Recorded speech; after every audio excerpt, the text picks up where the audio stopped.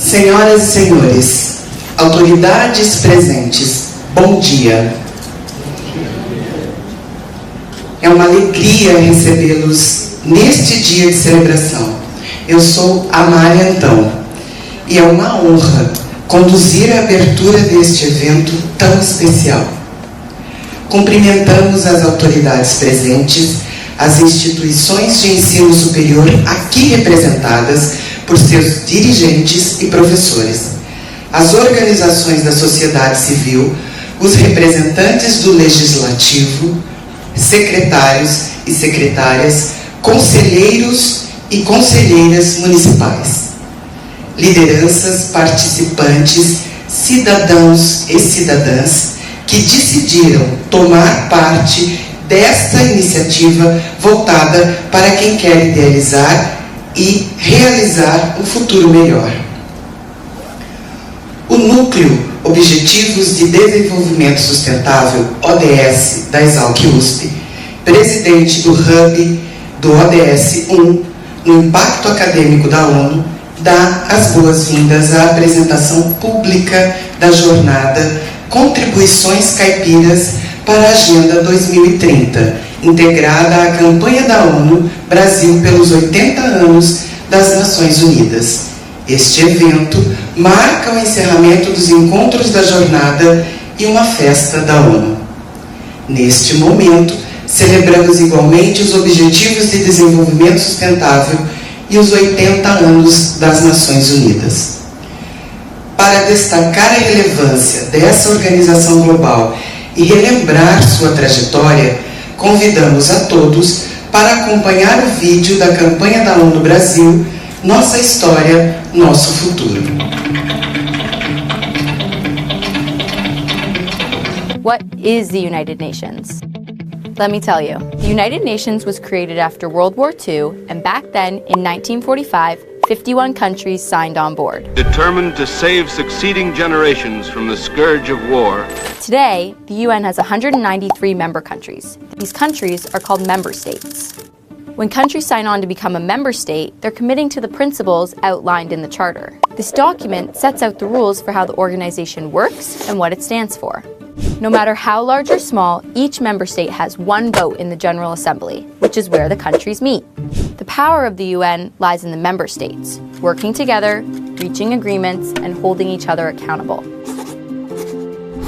Since the beginning, the UN has shaped and maintained global peace through actions that no country or organization could ever embark upon alone. Have you ever stopped to think about what the UN really does and how it makes a difference worldwide? Well, the UN creates agreements on global issues that impact us all and ensure countries follow them.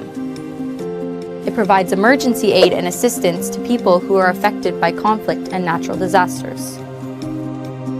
The UN sends peacekeepers to conflict areas to stabilize and support peace efforts. The UN promotes and protects the rights and freedoms of all people. And it reduces poverty and inequality, protects the planet, and ensures everyone has access to health, justice, and prosperity.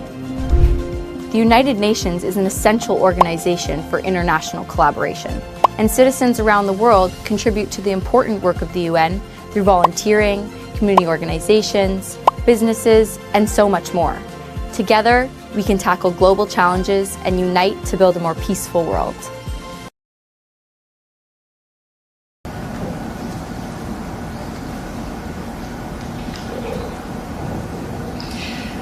Lançada em junho de 2025, a jornada busca envolver pessoas e instituições na construção de propostas regionais para a atualização dos 20 Objetivos de Desenvolvimento Sustentável, tendo o ODS 1,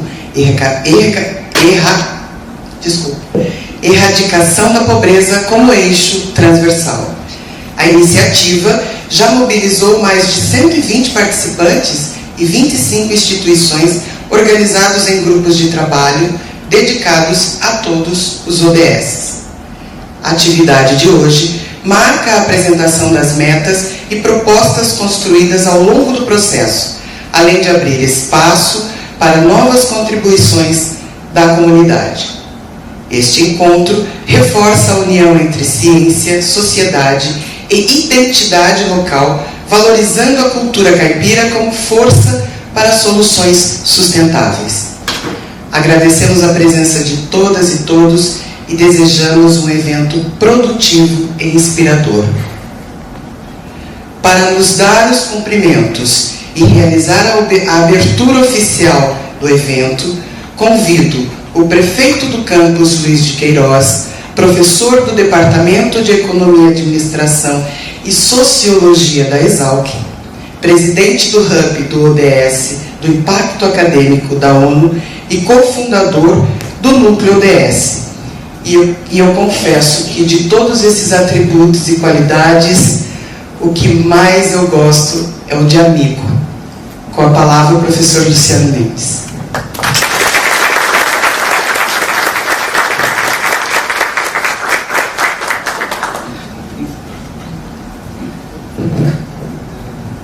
Pessoal, eu vou ser breve aqui, tá? Bom dia a todos e todas. Fico muito feliz aí de a gente estar com todas as lideranças aqui, os participantes dessa jornada. É uma realização talvez de um sonho, né? A gente era pequeno, eu e a Janaína, em 2022, e agora a gente, né, somos mais de 120 pessoas reunidas aqui, né? A Janaína faz esse papel de cola mesmo, né? Vai juntando e depois ninguém quer soltar mais, então foi exatamente isso que aconteceu. Então estou super feliz, estou super realizado, assim, para mim ficar sentado ali e ver esse movimento todo acontecer é uma realização de um sonho mesmo, sabe? E de aproximar a universidade da comunidade piracicabana, assim, para mim está sendo uma realização muito grande. A gente é muito distante, ou a comunidade local nos vê de uma forma muito distante, né? E ter essa aproximação aqui, né? Vocês poderem estar dentro do campus, estar dentro dessa jornada, para a gente tem sido muito rico esse processo todo, justamente pela integração, né, com a comunidade local. Então, agradeço aí de coração a todos vocês pela dedicação, pelo tempo despendido. Sei que muitas vezes não é fácil o processo todo, mas o que eu mais vi, assim, de todas as lideranças, de todos os participantes, é uma vontade de mudar a realidade local, né, de tornar a realidade local diferente da como está hoje, né? Eu lembro muito da Jaires falando da questão, né, do pensar global e agir caipira, né? Que é justamente isso que a gente está fazendo, né? É esse agir local nosso e a tentativa que nós temos aí de mudar a nossa realidade. Então, agradeço de coração aí a todos que estão aqui. Sei que é um tempo que vocês dedicam grande da vida de vocês, mas para um objetivo que eu acho que é um objetivo comum e coletivo entre todos nós, tá? Muito obrigado aí pela presença de todos, tá? E de coração aqui, sabe, brilhantou esse evento. Fui chamar a Mayra 2 dias antes de vir aqui, mudou toda a agenda dela para poder fazer esse cerimonial. Agradeço de coração, viu, Mayra? É uma honra você estar aqui. Fico muito feliz, assim, tô ali mais delirando ainda. Colocou a cereja no nosso bolo aqui, né, Janaína? Obrigado, viu, pessoal? Tem um excelente evento, viu?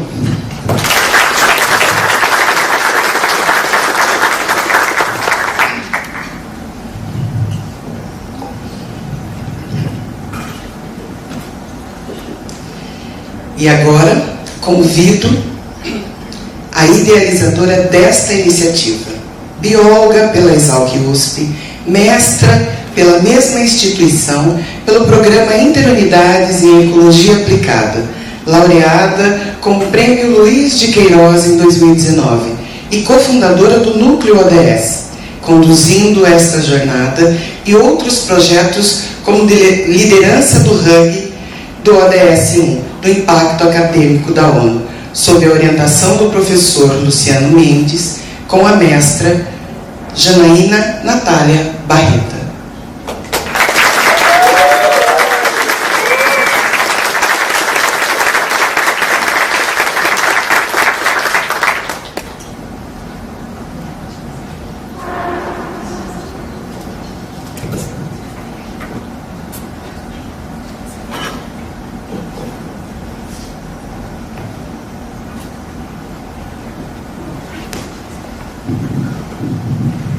Muita gente pequena, em lugares pequenos, fazendo coisas pequenas, pode mudar o mundo.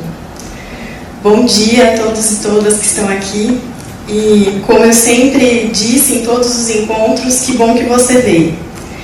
Eu decidi escrever o que eu queria falar para não correr o risco de esquecer alguma coisa ou de fazer alguma piadinha na frente da Amália, porque ela é a pessoa mais elegante que eu já conheci na vida e isso seria muito constrangedor para mim.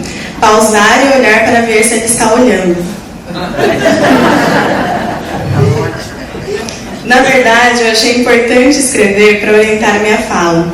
Logo no início dos encontros, em momento de dificuldade, uma pessoa me perguntou: mas quem pensou na jornada? Eu respondi: eu, e levei para o professor, mas acho que ela saiu de mim e depois ganhou forma.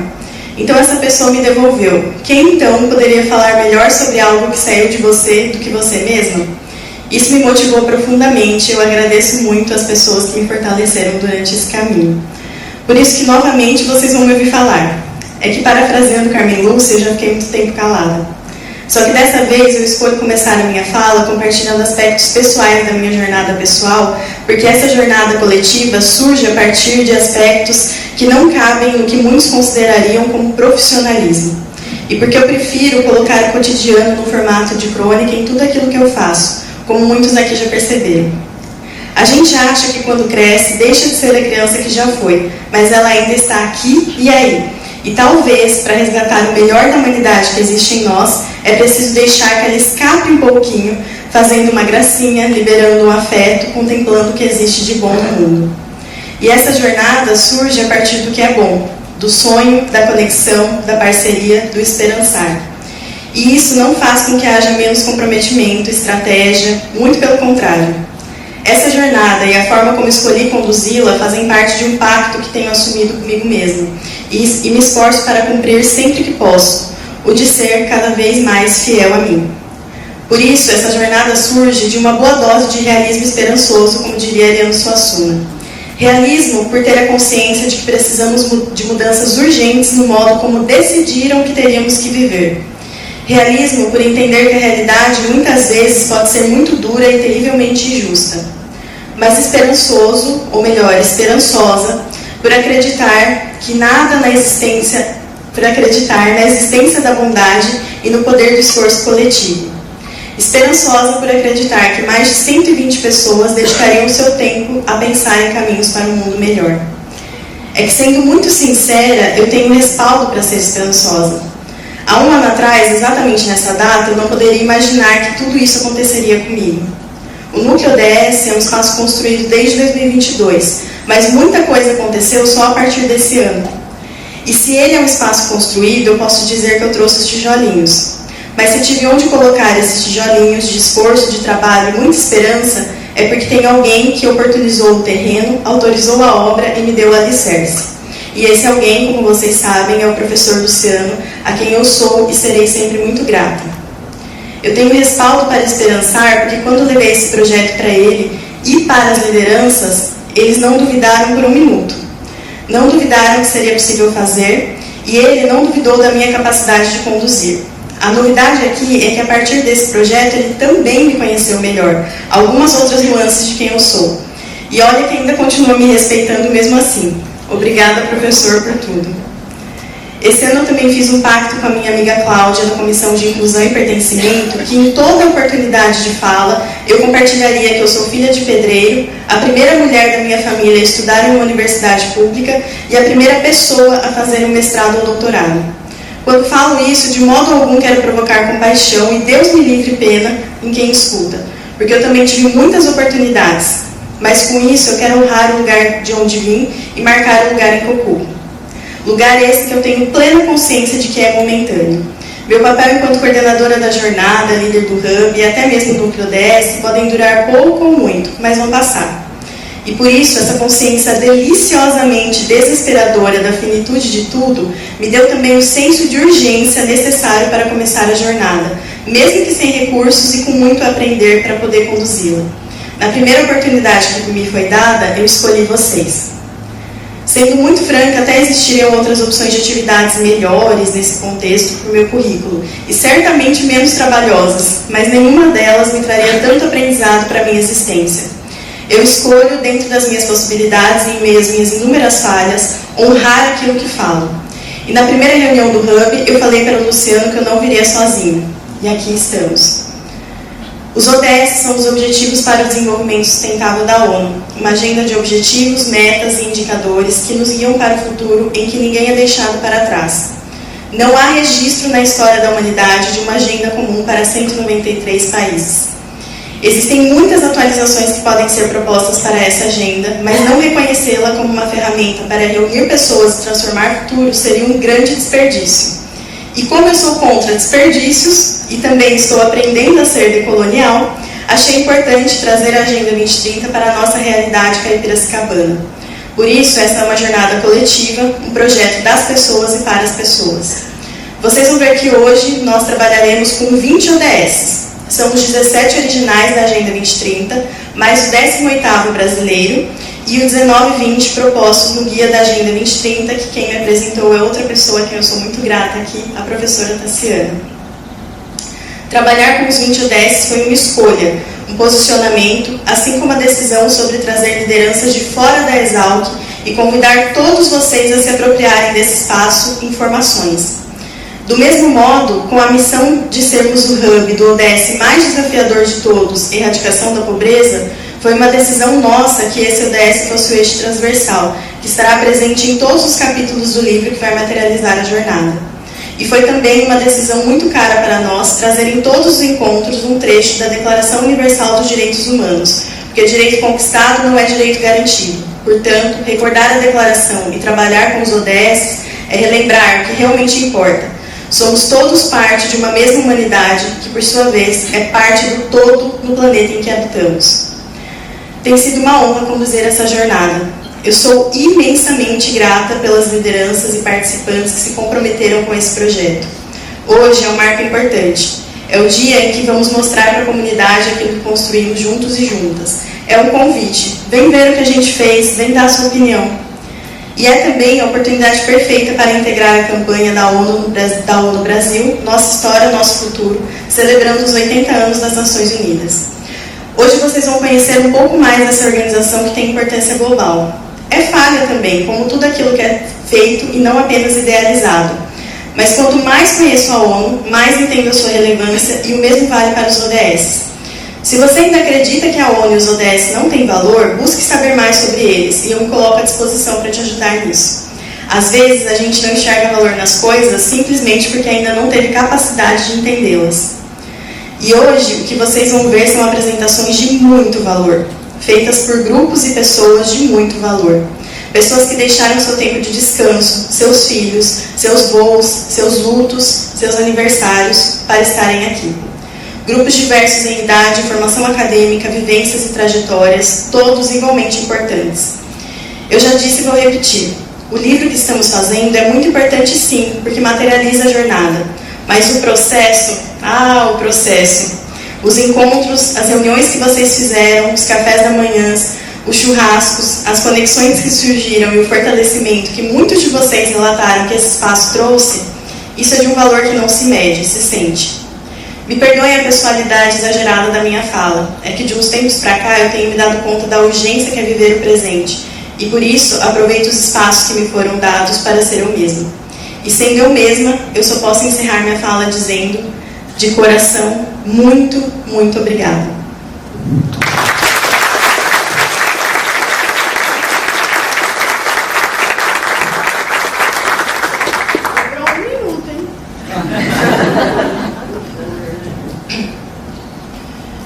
Janaína, que jornada linda. E não nos causa pena, muito pelo contrário. Nos motiva para o mais. Muito obrigada.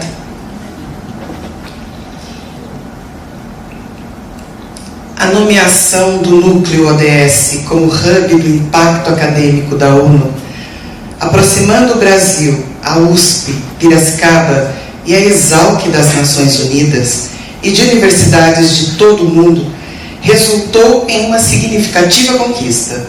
O primeiro lugar no Prêmio USP Impacto Social, na categoria referente ao ODS 1. A honraria foi entregue em cerimônia realizada no último dia 4 de dezembro. para destacar a relevância do trabalho desenvolvido e reconhecer a contribuição de cada participante desta jornada, convidamos a todos para acompanhar uma mensagem especial inspiradora da Jayashri Yat, Chef Education Outreach Section, Outreach Division, Department of Global Communications das Nações Unidas.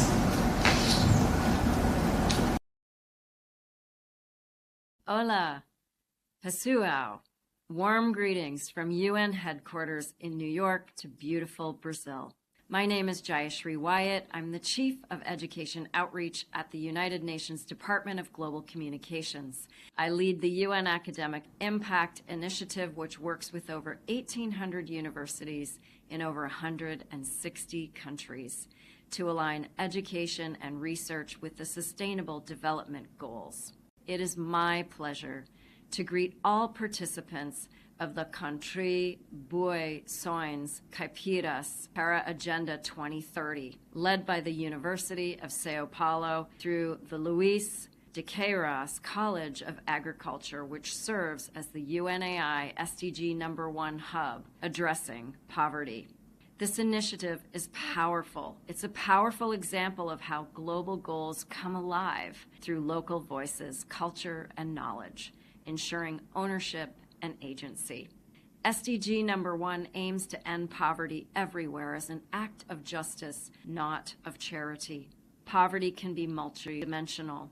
It is shaped by land, culture, inequity, identity, and sometimes opportunity. Your work expands this vision by introducing a so-called SDG 18 on racial and ethnic equality, a Brazilian contribution reminding us that global goals are stronger when shaped by local realities. The Caipiras identity, rooted in land, culture, and solidarity, offers a lens to reinterpret the SDGs. By bringing together more than 20 institutions, social movements, grassroots organizations, you show that sustainable development succeeds only when built collectively and holistically. I would also like to recognize the leadership of the University of Sao Paulo as the UNAI SDG #1 Hub Chair, especially Ms. Janaína Barreta and Professor Luciano Mendes. Your leadership and reflections are transformative, and they help to ensure that no one is left behind. To every participant, you are proving that the SDGs are not distant targets. They are living commitments shaped in communities like yours. Your voices, culture, and resilience help the world to reimagine sustainable development. Stay engaged and speak out. Together we can create a future where everyone thrives in peace, dignity, and equality on a healthy planet. From all of us at the United Nations Academic Impact Initiative, obrigada.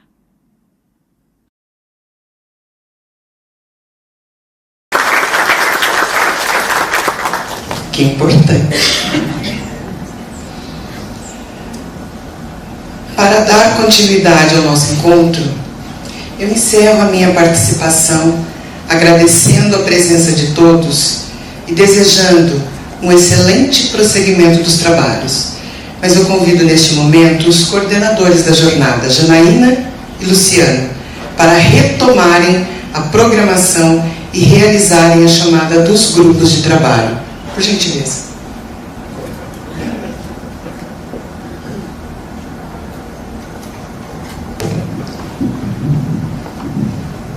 Mas antes de sair, eu quero agradecer a vocês dois pela oportunidade, pelo convite de eu estar aqui e pelas palavras, pelo carinho e tudo que vocês disseram sobre mim. E eu digo com segurança que o que vocês veem em mim há muito e de sobra em vocês. Muito, muito obrigada. Bom trabalho. Obrigada, gente.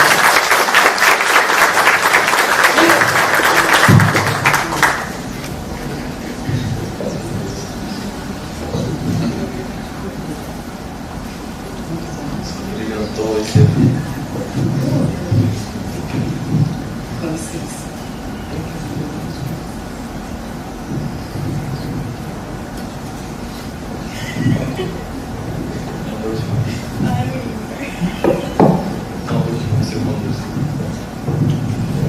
Bom, gente, agora eu dou meus pesares a vocês, porque quem vai dar continuidade sou eu. Então a gente está perdendo um pouco da elegância, porque vocês sabem o meu jeito, esse blazer aqui não quer dizer nada. Mas eu quero agradecer muito, acho que foi muito importante, de muito valor, agradecer de novo a Amália, porque acho que esse momento de abertura ele precisava ter esse cerimonial que só poderia ter sido feito por ela. Então vocês viram aí o recado que a gente recebeu da Jayashu. E vamos começar então as apresentações. Estou muito contente que a gente está dentro do cronograma. E eu não sei se todos os grupos de trabalho estão aqui, mas eu vou pedir para que vocês, as lideranças ou as pessoas que vão se apresentar, já se ajeitem, só para confirmar, a apresentação já está aqui a postos. A Emily, dá oi para o pessoal. A Emily será a nossa senhora do tempo hoje. Emily, senta aqui para frente, por favor. E ela tá com algumas plaquinhas, porque como vocês sabem, vou falar novamente, a gente tem 16 grupos de trabalho para apresentar. Então, eu vou esclarecer alguns pontos e eu vou acabar, como a gente, talvez cheguem mais pessoas, eu vou acabar me repetindo nesse sentido algumas vezes. Então, hoje, qual que é a ideia? Que vocês tenham uma visão geral daquilo que os grupos de trabalho fizeram.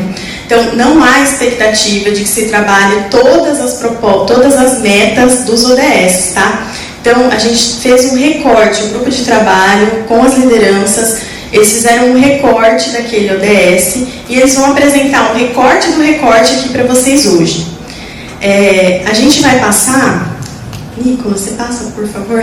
A gente vai passar os papeizinhos que... Então, lá no lugar do cofre, tem papeizinhos para vocês darem as suas contribuições, escreverem. Por isso que eu pedi lá no grupo para que vocês trouxessem caneta, para que se tiver alguma ideia sobre o assunto, vocês já escrevam.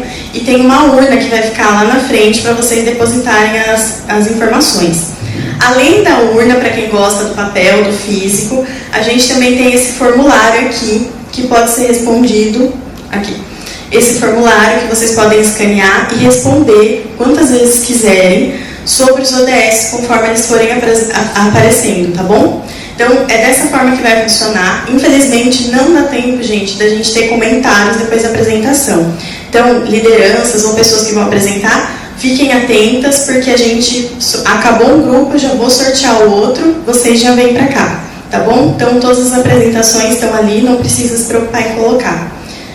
Acho que é isso. E como a gente começou com o bingo, a gente vai terminar com o bingo. Então, quem estava aqui desde o primeiro encontro deve se recordar que a gente começou aprendendo sobre os 17 ODS, depois os 18, 19 e 20, com a dinâmica do bingo, para não ficar muito monótono, a gente sorteava, explicava do que se tratava, apresentava a liderança. Então, para honrar esse processo, a gente começou com o ODS, começou com o bingo dos ODS e a gente vai terminar. Então, a ordem das apresentações vai ser por sorteio. Então, vamos lá ver quem que vai ser o primeiro grupo. E boas apresentações a todos os GTs.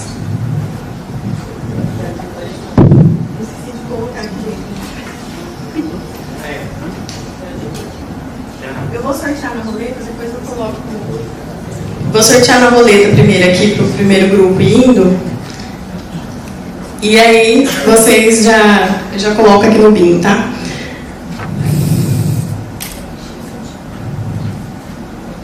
Ficou mais pra cá, no verdinho. Deixa eu ver qual que é. Saúde e bem-estar. Então, é do cinegrafista.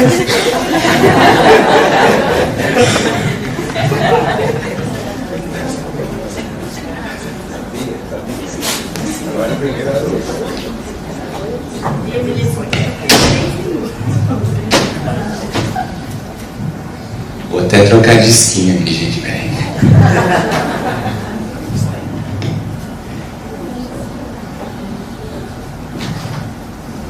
Eu acho que o tom de verde não é o trailer, mas vamos lá.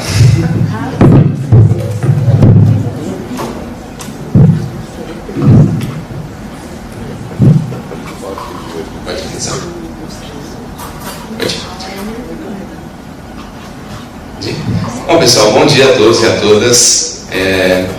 Eu Eu sou o Gabriel, alguns já me conhecem, outros não. Me apresentando brevemente, atualmente eu estou como gerente de epidemiologia do Instituto Butantan. Trabalho com vacinas, então não posso deixar de falar aqui para vocês. A gente tem um marco, né, de saúde pública nos últimos dias, que é a introdução da vacina da dengue. Então, saiu vacina, gente, de Piracicaba, vamos lá, corram no posto, vacinem-se, porque só assim a gente derrota essa doença que traz muitos prejuízos para a gente, né? Então, vacinem-se, tá? E levem seus filhos, levem seus pais, vacinem-se, porque a vacina é segura e salva vidas, tá bom? Então, iniciando a nossa apresentação do GT3, olha só, agora eu vi, nosso ODS ficou 31, mas bom, eu queria apresentar, né, atualmente eu estou como liderança também do ODS3 e falo em nome do nosso grupo, composto também pela professora Adriana Martinelli, Ariadne de Campos, Carolina Furian, Carolina Rossi, professora Marlise Furlan e o Vitor Gomes também da FOP, professora tá ali. Não sei se o pessoal veio ainda, não chegou ainda, mas estou vendo a professora ali. Bom, eu estou aqui só para dar voz a esse grupo de pessoas incríveis que colaborou muito nesse período, então estou somente como representante, né, de algo que foi muito maior do que a gente vai discutir aqui hoje, tá? Trazendo um pouco da discussão das nossas metas, né, antes da gente iniciar efetivamente na discussão, eu queria trazer um recorte que a gente foi dado. Dentro da saúde a gente tem algumas possibilidades de fazer alguns agrupamentos geográficos, né? Aqui no estado de São Paulo a gente divide os municípios entre redes regionais de atenção à saúde. A gente tem dentro, né, dessas redes alguns outros subgrupos. A gente pegou um desses subgrupos para fazer o recorte da nossa jornada, que é composto pela região de saúde de Piracicaba, que é essa figurinha aqui em azul, tá? Então a gente está falando do município de Santa Maria da Serra, São Pedro, Charqueada, Águas de São Pedro e Piracicaba, Saltinho das Pedras, Momboca, Capivari, Rafá e Elias Fausto. Eu vou passar bem brevemente, tá, pessoal? Não vou entrar muito detalhe nas metas em si, porque senão a gente não consegue cumprir todas. Mas a nossa proposta foi revisar, né, essas metas e entender o que faz sentido ou não para a região de saúde de Piracicaba como um todo, tá? Então, o nosso recorte não é exclusivamente em Piracicaba. Então, a primeira meta, até 2030, reduzir a razão de mortalidade materna para no máximo 30 mortes. A gente entendeu, né, que nenhuma morte materna, né, por razão materna, da pessoa ser mãe, ter concebido um filho, deve ser aceitada. Então, a gente não quis estabelecer um limiar, né, de 30 mortes. Até 30 mortes a gente aceita. Não. Então, a gente colocou uma pequena alteração, né, reduzir substancialmente a razão de mortalidade. A gente indicou também 3 indicadores: proporção de gestantes com 6 ou 8 consultas pré-natal, início de pré-natal até a 12ª semana e proporção de partos cesáreos por município e serviço, tá? Então, além de uma pequena ajuste na meta, a gente sugeriu novos indicadores para acompanhamento também. Meta 3.2, até 2030, enfrentar as mortes evitáveis de recém-nascido. Então, o 3.1 fala um pouco da mãe em si, né? O 3.2 das crianças. A gente basicamente só quis trazer um complemento à meta, focando, né, dialogando bastante com o DS1, nessa ênfase de redução das desigualdades entre municípios e territórios vulneráveis.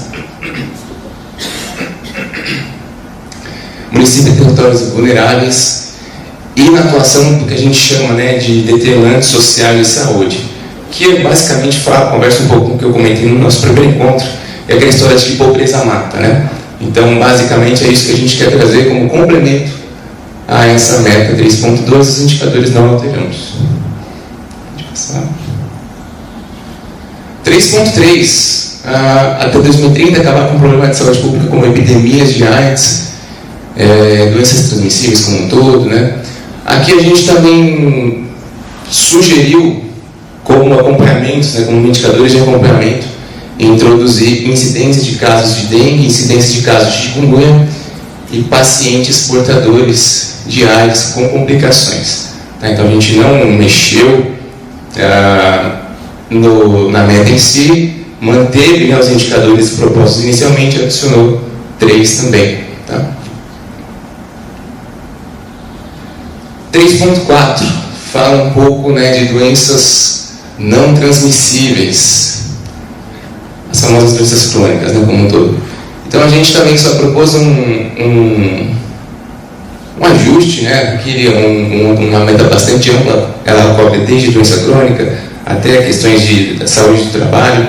Então a gente manteve, né, os indicadores principais, adicionou um indicador de acidentes com animais peçonhentos e a gente mexeu bastante na meta em si, né? Pode passar, por gentileza? Então, trazendo uma perspectiva de atenção à saúde do trabalhador, prevenção ao suicídio, porque a gente identificou, né, com base nesse projeto, que a região de Piracicaba ela tem uma taxa de suicídio maior do que o estado, do que a região sudeste e do que a região do Brasil, do que o Brasil como um todo. Então isso é claramente um problema de saúde pública aqui na nossa região. A gente quis destacar isso também. Foi nada? Opa. Imagina. 1 minuto a mais, hein? Foi? Tá. 3.8, né? A gente fala um pouco do SUS especificamente. Assegurar, né, por meio do SUS, a cobertura universal de saúde, o acesso aos serviços essenciais. Nossa, está complicado. O acesso a serviços essenciais de saúde de qualidade em todos os níveis de atenção. A gente quis, né, também manter a meta e manter os indicadores, adicionando a cobertura das equipes de agentes comunitários de saúde. Quem aqui já recebeu uma visita de um agente comunitário de saúde em casa? Poucas pessoas, né? Então, isso é interessante, porque quando a gente olha os indicadores, eles estão ótimos, né? Mas poucas pessoas, de fato, recebem ali o agente comunitário da saúde em casa, e isso tem um potencial muito grande de salvar vidas mesmo, tá, gente? Então, muita coisa é identificada na visita do agente comunitário nas casas. 5 minutos. Obrigado, viu? É quente aqui. Opa, ixi. Pode ser. Acho que de longe.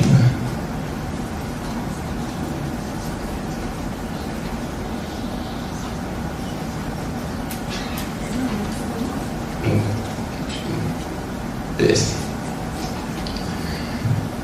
3.9, até 2030, reduzir substancialmente o número de mortes e doenças por produtos químicos perigosos.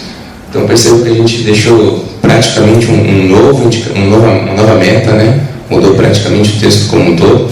Isso é uma proposta, né? Então, acho que a gente não está aqui falando o que estava é ruim, não. A gente está tentando realmente trazer uma perspectiva mais local, como foi a proposta do projeto, tá? Então, a gente traz reduzir significativamente as mortes, adoecimentos e incapacidades relacionadas à exposição de produtos químicos perigosos e à poluição do ar, da água e do solo, com atenção especial aos efeitos da agroindústria, do uso intensivo de agrotóxicos, das queimadas, das enchentes recorrentes, das condições precárias, saneamento em territórios vulneráveis. Tá? Então, quando a gente fala Piracicaba, sobretudo, né, a gente vê indicadores, por exemplo, de saneamento ótimos, né? Mas a gente sabe que na prática a coisa não é assim. Então, a gente também quis trazer essa concepção no nossa meta para não deixar passar. Tá? Como indicadores, a gente trouxe algumas propostas: cobertura de abastecimento de água tratada, coleta e tratamento de esgoto, internações por doenças respiratórias, incidências de doenças transmitidas pela água e o uso de EPI em trabalhos com substâncias nocivas à saúde. 3. Lá da Cabana. Fortalecer a implementação da Convenção Quadro para Controle de Tabaco no Brasil. Basicamente, a nossa proposta, né, nesse objetivo é introduzir também as questões relacionadas ao cigarro eletrônico, tá? Então, principalmente aí na saúde dos jovens. Pode passar.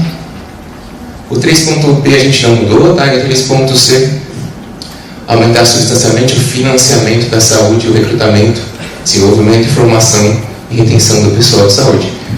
Aqui, basicamente, a gente quis trazer também uma nova proposta de indicador, focada no número de agentes comunitários por habitante e na estrutura, né, na equipe expandida da atenção primária, que é composta por nutricionista, pediatra, assistente social. É uma proposta, né, atenção primária através da concepção descentralizada do médico. Então, isso é um modelo de saúde nacional, né, baseado na estratégia da saúde da família, que a gente vê mais ou menos aqui na região. Tá? Funciona bastante em alguns lugares do Nordeste. Aqui em Piracicaba, acho que como também tem bastante saúde suplementar, né, os convênios privados, a gente vê, mas tem muito potencial de melhoria também. 3.D a gente decidiu não mudar, passar. E aqui as propostas, né? A gente está falando de saúde coletiva, saúde pública como um todo, e a gente não pode deixar de falar aqui do SUS, né? Uma perspectiva nacional, de gestão local. Então a gente trouxe essas propostas, obrigado, que na prática, né, a gente não está aqui para falar, olha, nada disso é feito. Porque a gente sabe que muito trabalho vem sendo feito, né, especialmente quem está na linha de frente, quem está dando a cara para bater, especialmente também no período de pandemia, que a gente viu como foi uma loucura. Então, é muito delicado, né, a gente vir aqui e falar, ó, vamos qualificar o pré-natal, porque o nosso pré-natal não é qualificado. Não, não é essa a proposta.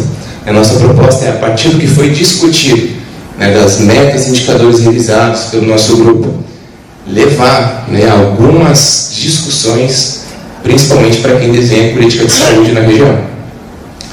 Então, olha, a gente identificou algumas questões, gostaria de propor, primeiro entender o que é feito, né, e a partir disso traçar alguns planos de ações com a própria gestão de saúde, com participação popular. Então a ideia é essa. A gente estruturou 5 eixos principais, 4, desculpa. Primeiro, baseado na linha materno-infantil, doenças transmissíveis. Depois nós identificamos também oportunidades, né, na questão de doenças crônicas, saúde mental, álcool e outras drogas, suicídio e trânsito. Pode passar.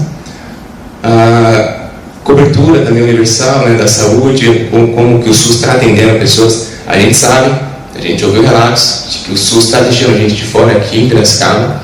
Tá? Então isso é muito importante, tem que ter estado voz.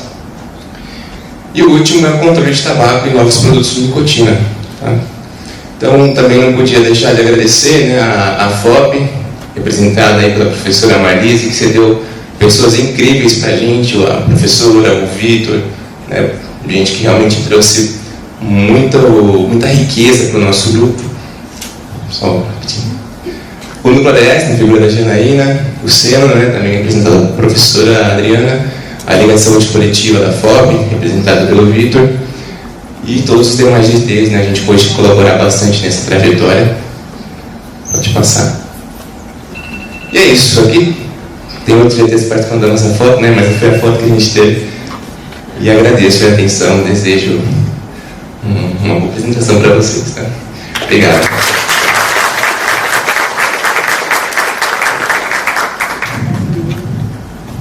Obrigada, Gabriel. Obrigada, GT3.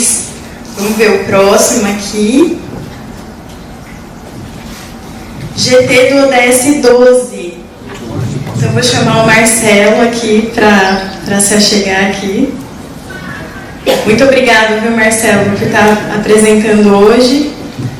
Enquanto eu coloco a apresentação, pessoal, vale esclarecer que a gente vai tentar disponibilizar esse vídeo e as apresentações no site do Núcleo ODS e o vídeo no YouTube, tá? Então, se ficar com uma qualidade desejável ali, a gente vai contar com o apoio do PSEG para fazer a legendagem por meio do Skylar. E aí a gente vai disponibilizar para vocês no YouTube. E essas apresentações a gente vai colocar as miniaturas ali no Canva para quem quiser entender melhor como é que foi feito, porque o tempo é curto mesmo, tá? A ideia é ter essa visão geral. Então, muito obrigada para o Marcelo. Maravilha.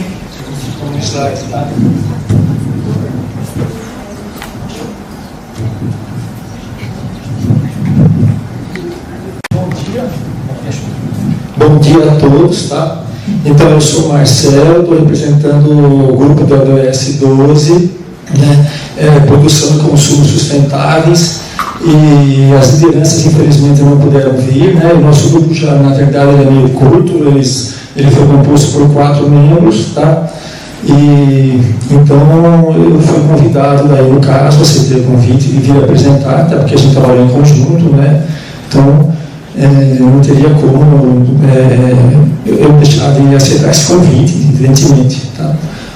Faço favor, então, Janaína. Só para apresentar os membros, posso apresentar os membros do grupo. Então, a Juliana Galante, liderança, Suzane Paz, também liderança, tá? A Tatiana Mesquita, que é uma aluna de mestrado aqui da Exalc, né? E eu, Marcelo Maístro, que sou da FOP, tá? E, de certa forma, sou envolvido com a questão de resíduos também, lá na faculdade, né? Lá na FOP, tá bom? Pode passar, Jana, por favor. Bom, então, eu começo falando que, como metas, né? A gente escolheu todo o nosso, ou seja, nossas propostas depois, nossas metas, tá? Elas foram baseadas nessas metas que a gente constata que foram as metas escolhidas, né, na abordagem das propostas, ou seja, então a gente escolheu falar muito sobre produção, consumo e gestão sustentável, que são as metas 2.1, 2.2, 3 e 4, né, da ODS 12. Falamos também bastante de educação ambiental, né, baseado na meta 2.8, e inovações tecnológicas na meta 12.1, tá bom? Pode passar, Janaína, por favor. Então, baseado nisso, né, a criação, então, como que, na verdade, foi norteado o nosso trabalho, tá? Baseado nessas propostas que vocês vão ver aqui, e das escolhas que a gente fez, a ideia central foi então que haveria uma criação de programas, incentivos, né, para que Piracicaba possa atingir padrões de produção e consumo responsáveis, tá, buscando a eficiência no uso de recursos, por exemplo, né, redução de desperdícios, gestão de resíduos e promoção de informações para escolhas conscientes, né, da população piracicabana, né, que é o nosso foco, com certeza. Pode passar. Então vem aí a primeira proposta, né? E na verdade toda a proposta ela veio de um desafio. A gente partiu de um desafio que seria a situação problema, né?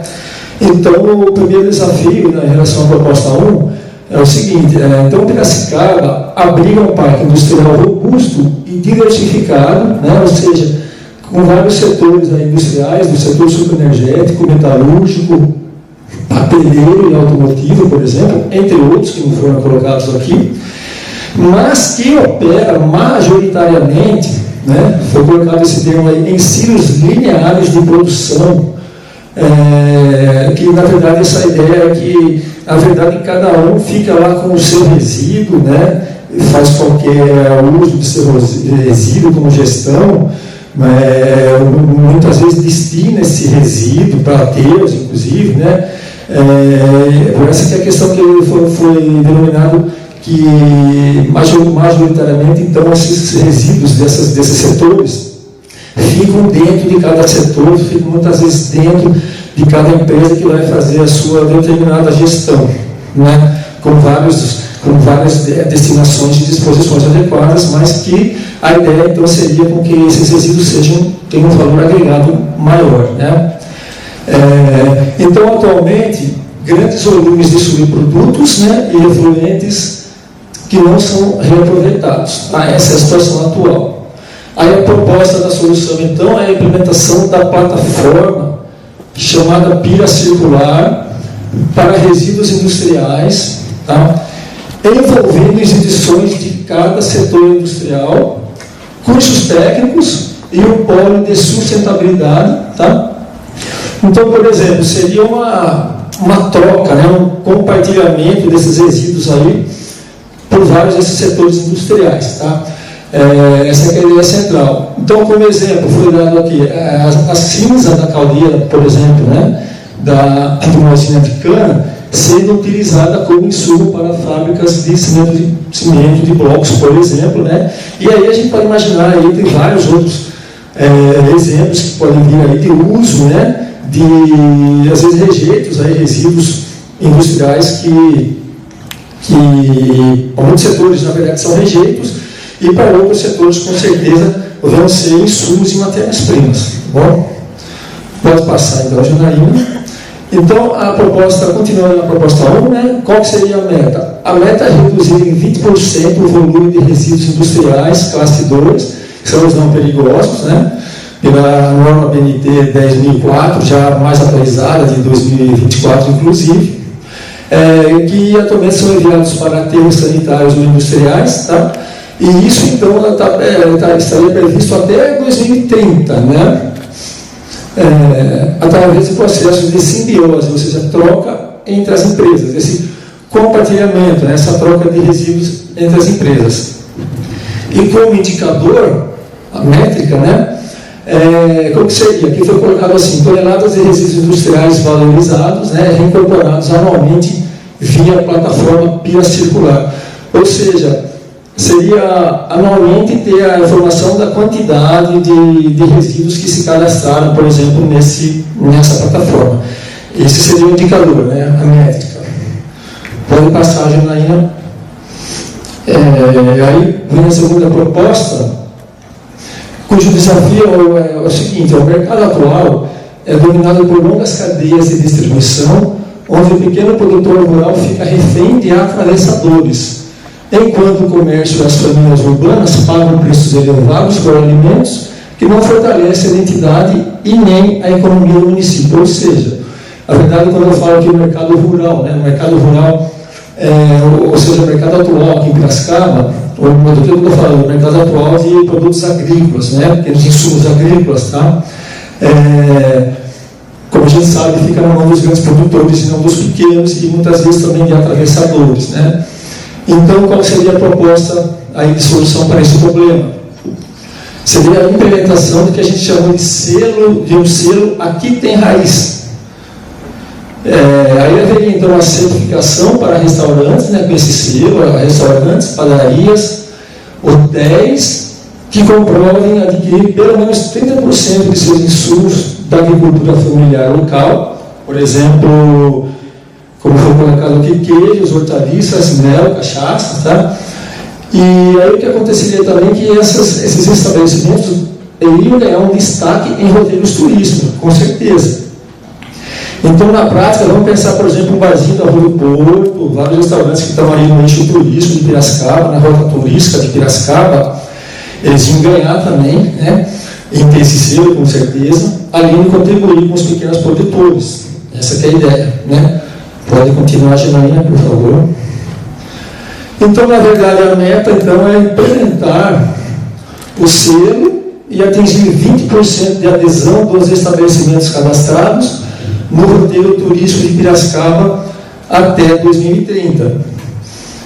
Como indicador, então, qual seria a métrica aí no caso, né? Número de estabelecimentos certificados pelo número total de estabelecimentos do roteiro turístico. Ou seja, de todos os estabelecimentos aí que já são cadastrados como, ou seja, estão presentes no roteiro turístico de Piracicaba, aí seria o número, então, dentro desse total, seria o número de estabelecimentos que vão sendo certificados. Seria essa métrica, então, é o número de estabelecimentos certificados pelo número total de estabelecimentos que já fazem parte aí do roteiro turístico da cidade. Pode passar, já. Aí viria a proposta 3, tá? Que são um total de 4. A proposta 3, o desafio é o seguinte: a Piracicaba enfrenta também outro cenário complicado aí, tá? Um cenário de consumo pouco consciente, baixo engajamento, né, da população com a separação de resíduos e desconhecimento sobre os impactos socioambientais da má gestão de resíduos. Apenas 42% dos resíduos, por exemplo, gente, né, como vocês estão vendo aí, que chegam nas cooperativas são efetivamente reciclados. Tá? Isso são dados dos indicadores do PMGIS de 2024. Né? O PMGIS é o Plano Municipal de Gestão Integrada de Resíduos Sólidos.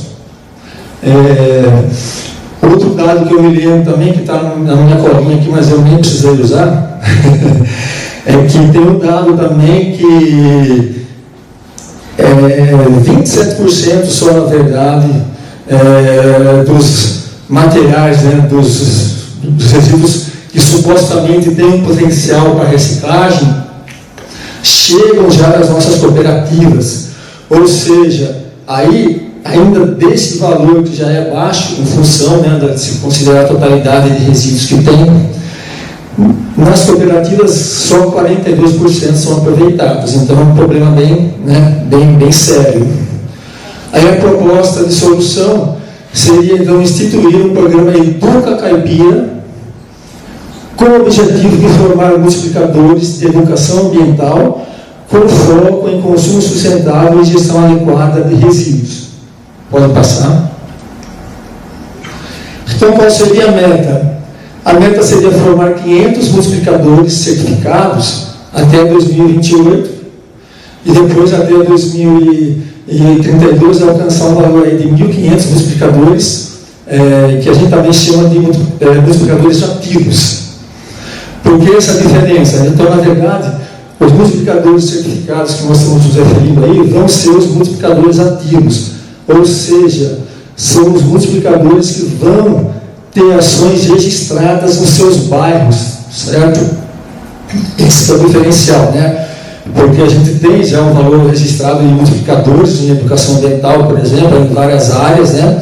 Mas a ideia vai ser que eles sejam ativos, seria uma comprovação de que eles estão fazendo de fato alguma coisa. Então a métrica seria o número anual de certificados emitidos pela Prefeitura, pelos parceiros e o número de relatórios de atividades comunitárias entregues pelos multiplicadores.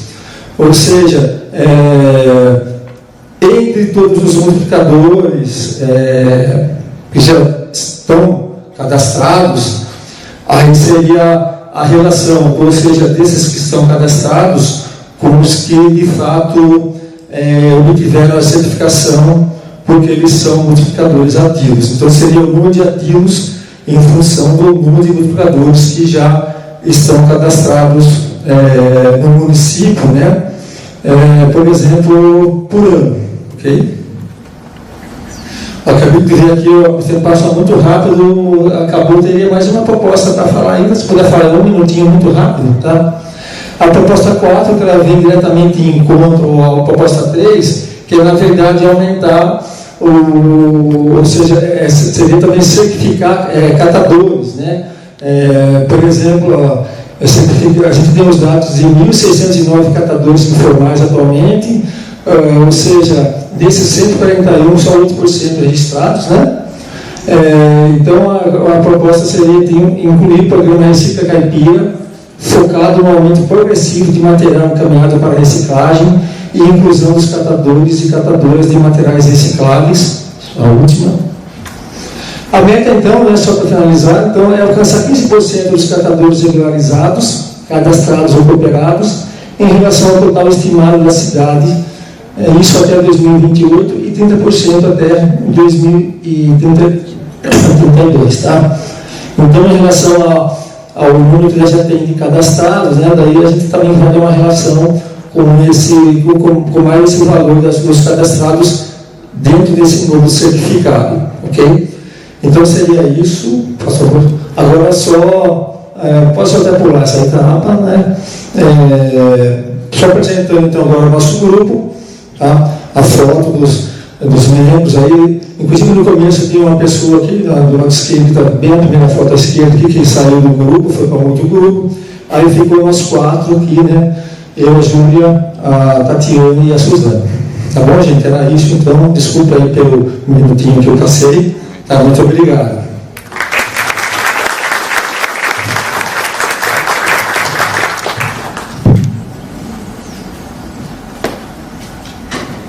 Arquiteto e urbanista e a liderança do ODS 11 e o meu grupo de trabalho, pode passar, por favor. Nós somos o Arthur, que é estudante de gestão ambiental aqui da Exalc, a Bartira Mendes, arquiteto e urbanista, o Gerlei Cunha, engenheiro florestal, e o Rinaldo Calheiros, que é engenheiro agrônomo especialista em recursos hídricos.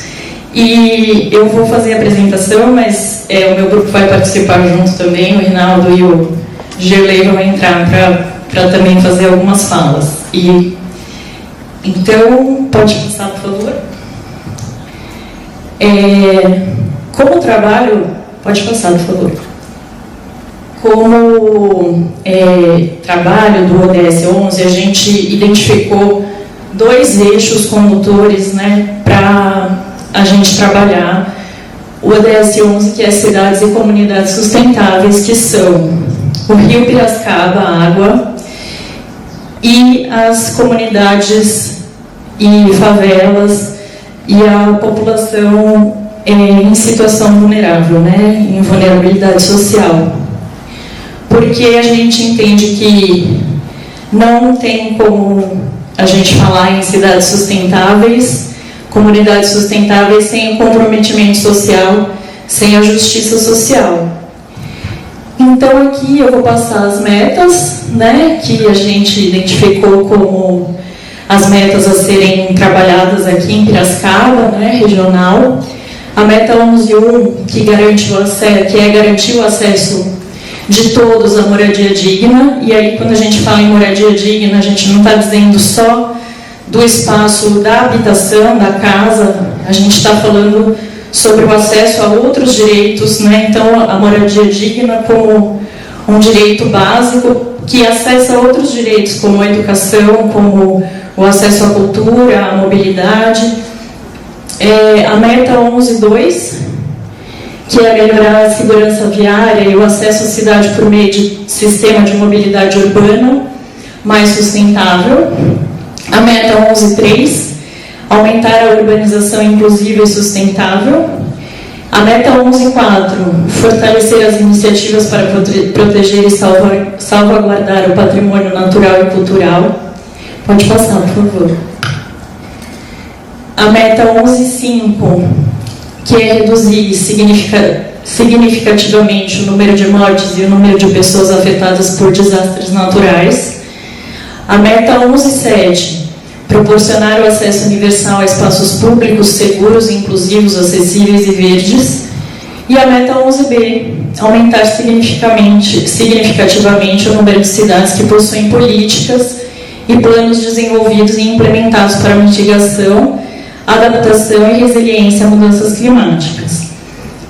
Quando a gente fala em cidade, é bem extenso, né, o que a gente tem para trabalhar por uma cidade sustentável. Então, pode passar, por favor. Aqui a gente trouxe o gráfico que mostra o Índice de Desenvolvimento Sustentável de Piracicaba. Então, para a gente ver que a gente está ali numa média, né, nesse ponto amarelo, e aí os indicadores ali trazendo percentuais com desafios e grandes desafios a serem superados, né, para a gente chegar nos objetivos da Agenda 2030. Pode passar, por favor, esse é o geral. E aí a gente faz aqui com o eixo transversal, que é a erradicação da pobreza. A gente traz o radar dos ODS, né, com o ODS 1 com 54,31, também ali numa média, e o ODS 11, Cidades e Comunidades Sustentáveis, com 53,19. E aí eu trago dados aqui do Observatório do Cadastro Único do Governo Federal, que traz que em Piracicaba, 20% da população, 88.612 pessoas, estão em situação de vulnerabilidade social. É um número muito considerável. Quando a gente traz o eixo transversal da erradicação da pobreza, então a gente tem 788 pessoas em situação de rua em Piracicaba. Pode passar, por favor.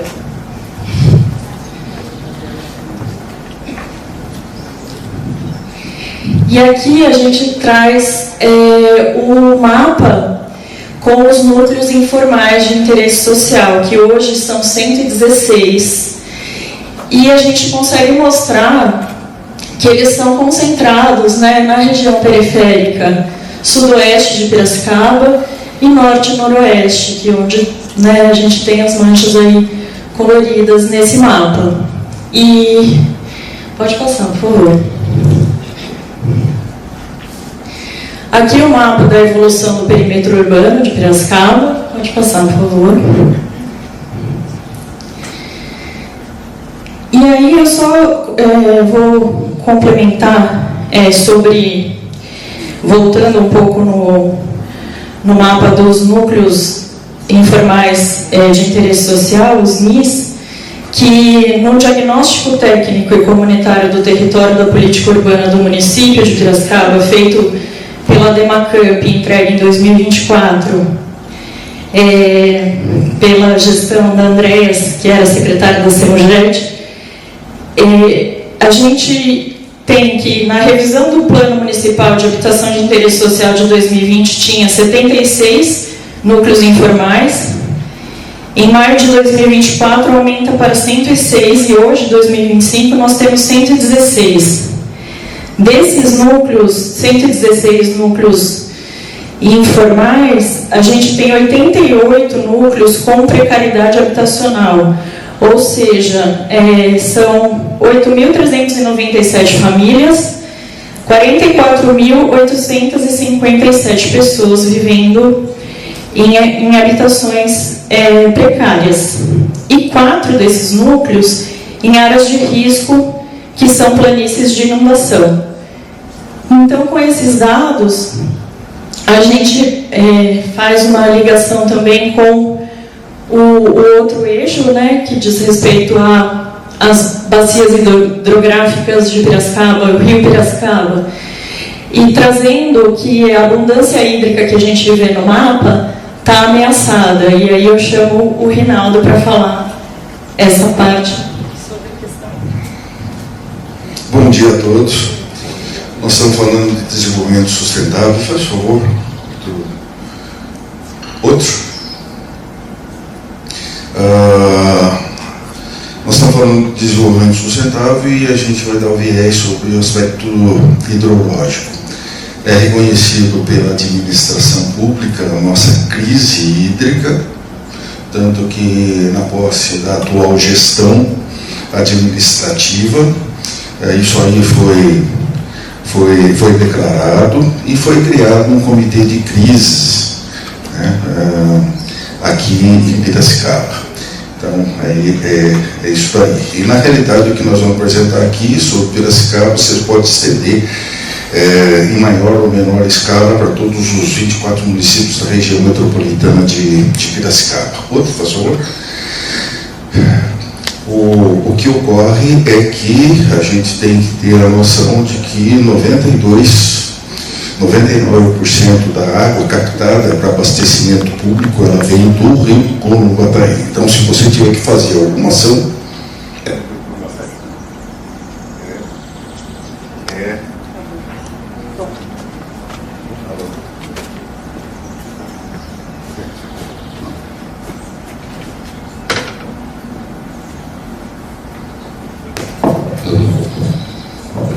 eu peço para o presidente me repor esse minuto.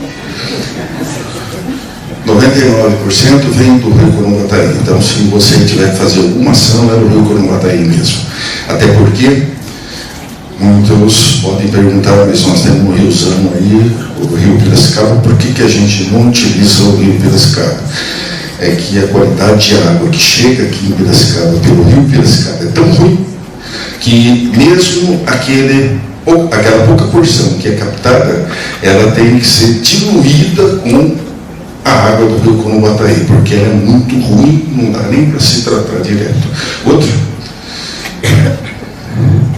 Só que, em um estudo encomendado pelo comitê do PCJ, né, que eles estavam preocupados sobre a fragilidade do manancial do rio Corumbataí, a Ingercop, ela diagnosticou que a disponibilidade hídrica do Corumbataí, em termos de captação de água para Piracicaba, a partir de 2030, ela já ultrapassa, né, o que você retira do Corumbataí, a demanda que nós precisamos, ultrapassa 5% daquilo que é permitido você retirar do rio Corumbataí, do que é disponível do rio Corumbataí. Nós estamos falando em 2030. Né? Então, isso aqui significa que 5% da população de Piracicaba fica sem água. E quando a gente fala 2030, a gente tem que ter a noção que é daqui 4 anos. Só que o problema ainda não para por aí, porque na realidade esses dados utilizados pelo Misercop para verificar essa fragilidade foi considerado a precipitação média que acontece em Piracicaba. Só que nós não estamos mais vivendo a precipitação média, nós estamos com mudanças climáticas, então está chovendo menos do que a precipitação média. Então esses 4 anos, pode ser 3 anos, pode ser 2 anos. Então nós estamos com uma fragilidade extremamente grande. E a partir de 2040, seriam 41% da população piracicabana que ficaria sem água dentro daquilo que é permitido ser tirado como Bataí. Haja caminhão-pipa. Outro. É isso aí. E aí a gente apresenta a solução, porque na realidade não se trata de você solucionar o problema da escassez hídrica de Piracicaba. O grande problema é mais embaixo. É você solucionar o problema da escassez hídrica de Piracicaba em 4 anos, que pode ser 3 anos, que pode ser 2 anos. Então, a única ação hidrológica que você pode realizar, e quando eu falo hidrológica, eu estou aqui englobando a parte estrutural, de captação e distribuição de água e disponibilidade hídrica, é você fazendo a recuperação físico-hídrica das surgências. Quando eu falo surgências, são os olhos d'água e os trechos de córregos e rios que estão assoreados e que estão com impedimento que a água venha para a superfície do solo. E aí, dentro da nossa proposta, seria a recuperação físico-hídrica do Ribeirão Claro, porque Rio Claro está com a mesma situação crítica que nós temos, até maior em relação a esse manancial aí, que é o Ribeirão Claro, e a recuperação físico-hídrica desse trecho, a partir do momento em que o Corobataí entra no município, e a captação do capim fino. Então, é isso que nós estamos preconizando, indicando, para que você, pelo menos, minimize esse problema de escassez hídrica daqui 2, 3, 4 anos. Muito obrigado. Posso só passar as propostas? Não? Então, vai ficar, as propostas vão ficar... As propostas a gente coloca, trabalhar projetos e documentos que a gente já tem aqui na cidade, como o documento da Carta da Cidade que Queremos, o projeto do Corredor Caipira, das hortas comunitárias e quintais abundantes, a gente trabalhar a REURB-S com a ATIS, implementando a lei municipal que a gente já tem de assistência técnica para habitação de interesse social. Então vai ficar aí para vocês verem depois, porque meu tempo acabou. Pode passar, por favor. Esse é um organograma de metodologia que o coletivo Painguás trabalha, na luta junto com a comunidade, com a participação da comunidade, por habitação e moradia digna. Pode passar, por favor. Aqui são fotos das comunidades daqui de Piracicaba, então aquele índice da precariedade habitacional é o que a gente vê aqui nessas fotos. Pode passar. E aí aqui é a gente fazer a atualização e implementação do projeto Beira Rio em sua integralidade. E eu vou terminar lendo. A gente tem um documento no qual o projeto Beira Rio foi desenvolvido, que é um diagnóstico antropológico de Piracicaba. Então aqui eu faço um convite para a gente, no projeto Beira Rio, a gente pode identificar todos os ODSs. Então eu faço um convite para a gente ter um grupo de estudo e de atualização e trazer os ODSs, identificar os ODSs que existem no projeto Beira Rio já, que foi feito lá em 2001, para que a gente possa implementar na integralidade. É uma das propostas principais que a gente tem no ODS 11. Então é isso, agradeço.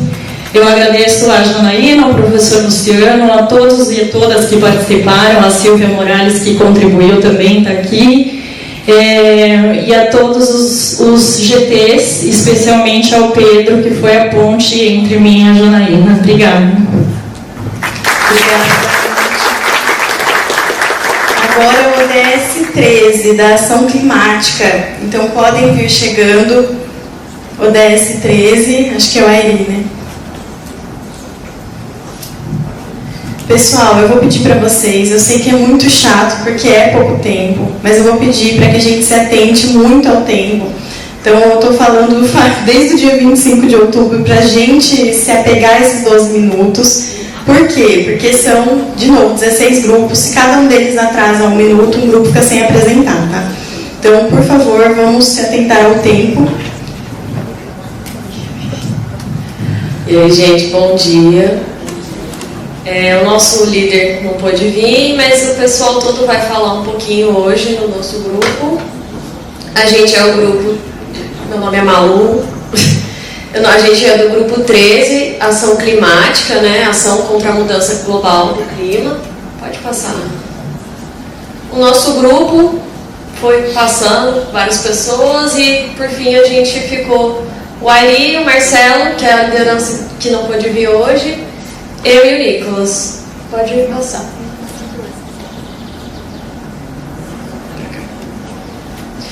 Eu vou tentar ser breve, né? Então vai ser mais uma leitura das metas e acho que vou deixar mais para o final, para o Airi ter mais tempo para falar, para a gente focar no que a gente propõe, né?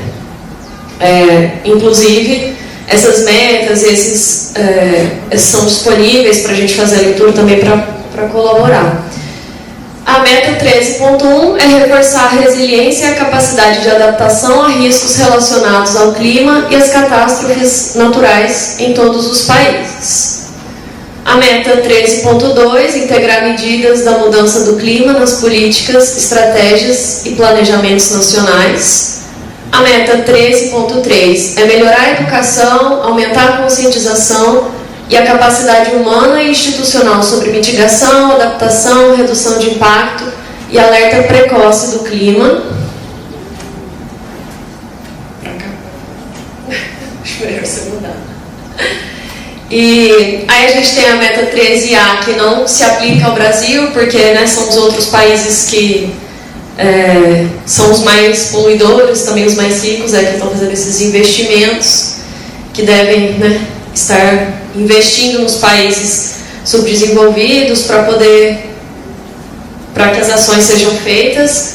E 13.B, promover mecanismos para a criação de capacidade para o planejamento relacionado à mudança do clima e a gestão eficaz nos países menos desenvolvidos. E aí, em resumo, eu acho que é importante ressaltar que os caminhos, eu acho que a gente já sabe os caminhos, né, para que essa mudança aconteça em relação à mudança climática, né, para que a gente esteja preparado para se adaptar, para enfrentar, porque a mudança está aí, né? A gente está vendo, a gente vê as enchentes, a gente vê que todo ano, né, a temperatura está subindo, está todo mundo, a gente está sentindo na pele, né? A gente está vendo que o calor está acontecendo.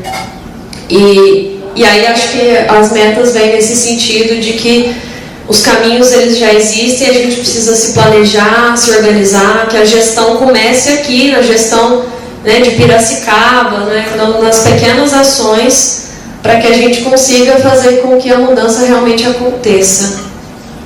E aí eu vou passar para o Nico.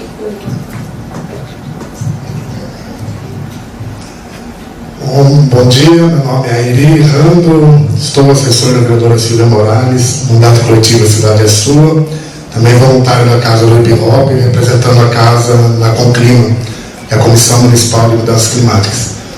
Bom, só ali a gente não apresentou os indicadores, mas os indicadores são os mesmos da ONU, né, traduzidos pelo IPEA para o Brasil, com adequações ao contexto, à realidade e ao território piracicabano. Nas propostas, a gente dividiu ali em 4 grupos. Então, educação cidadã e climática, talvez a gente possa integrar a participação social aí. Gestão pública resiliente, ações de adaptação e ações de mitigação, também para conversar com a minuta da política municipal de mudanças climáticas. Pode passar, por favor. Bom, nossas propostas: a educação cidadã e climática. Assembleias cidadãs, já acontece experiências, inclusive vão ter uma vivência agora dia 18, que é com protagonismo juvenil, engajamento da juventude, para discutir e deliberar propostas para ações climáticas. Observatório Pilha Mais Resiliente, hoje temos uma plataforma, uma iniciativa do Pedro Chamuchumbi junto comigo, mas essa plataforma reúne dados estratégicos, ela precisa ser melhorada para que um dia se torne um Observatório Pilha Mais Resiliente.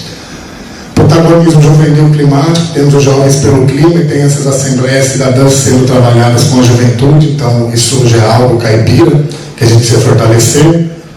Ciclo anual de eventos, a Conclima já organiza e realiza. Programa Escolas pelo Clima, a Prefeitura, acho que 2 anos está experimentando, então isso precisa ser institucionalizado, virar realmente um programa, uma política pública.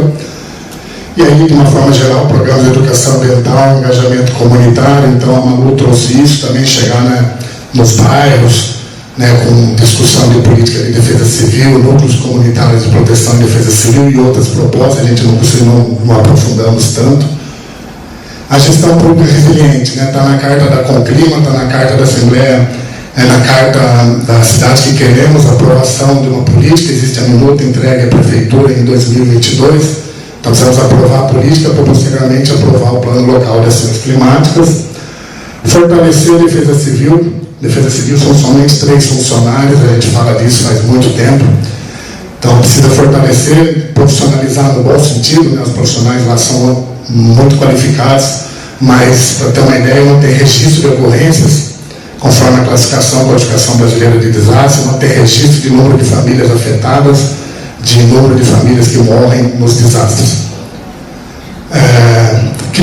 Precisa ter gente dentro da Prefeitura pensando em política climática. Juntou a Secretaria de Agricultura com Meio Ambiente, você não tem pessoas, não tem um departamento que pense em política climática na Prefeitura.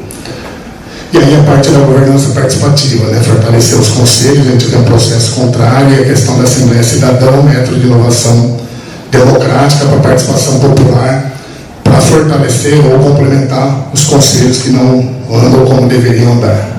Pode passar, por favor. Adaptação, basicamente, aumentar o índice de arborização no município, por exemplo, uma estratégia de formação de corredores ecológicos, pessoal do corredor caipira, mas como? A partir do reflorestamento de APPs e nas bacias consideradas prioritárias para a produção de água. Implementar o plano municipal de arborização urbana, então aumentar os índices de arborização urbana, plantio em praças, áreas verdes, parques, quintais, calçadas, canteiros.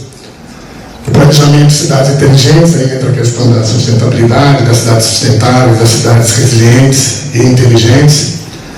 Redução dos índices de perda de água, então macromedição, micromedição, obras de engenharia para troca das populações antigas e setorização.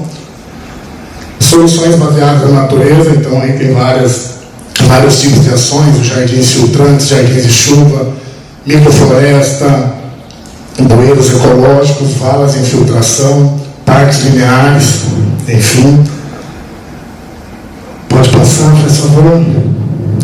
E voltando também para falar, ali falando da redução da exposição a eventos climáticos extremos, E falar de redução de vulnerabilidade, a gente se relaciona direto, precisa ter um programa de habitação e interesse social, mas cujo público beneficiário seja as pessoas que moram em área de risco, então retirar essas pessoas de área de risco para um programa de habitação de interesse social, fortalecer o sistema municipal de proteção e defesa civil, que deve gerenciar o sistema, fortalecer o SUS, porque é lá que são as ações de prevenção e resposta às epidemias, às infestações ou pragas, fortalecer o sistema municipal, o SUAS, o Sistema Único de Assistência Social, porque é ali que tem os espaços para acolher as populações mais vulneráveis às mudanças climáticas, também para a gente ter abrigo para acolher essas populações em caso de ocorrências e desastres. Mitigação, na parte do setor de energia. Regulamentar, existe uma lei aprovada de energia solar no município, mas precisa de regulamentação, são só diretrizes. Do saneamento, fortalecer o Triturapira, então não vou entrar em detalhe por causa do tempo, aproveitamento energético do biogás gerado no aterro, mas também, se a gente implementar agora, foi apresentado ontem o Plano Municipal de Saneamento Rural, depende da técnica do sistema de saneamento, a gente pode ter aproveitamento energético também do biogás por biodigestores ou, se é fossa séptica, biodigestora. Na agropecuária, fortalecer e incentivar a produção agroecológica, por exemplo, do CELAP, né, as ações que já estão em implementação pelo Programa Municipal de Agricultura Urbana, por ações das comunidades, Casa do Hip Hop, o movimento está aqui, Corredor Caipira, que são as hortas comunitárias agroecológicas urbanas.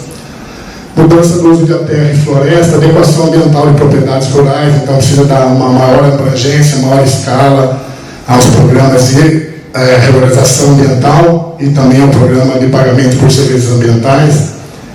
E trazer também tecnologias para a inovação social de base comunitária, então entra a cultura, nossa relação com o rio, nossa relação com a terra.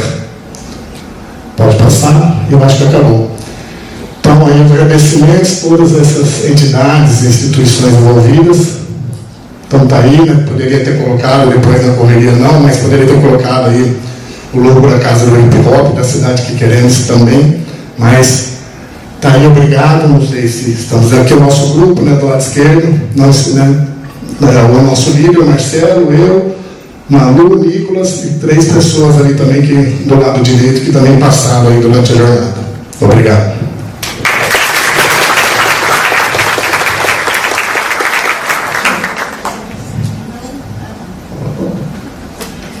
Obrigada, gente. Vamos ver o próximo aqui. A musiquinha do peão. Número 4, ODS 4, podem chegar para cá, por favor.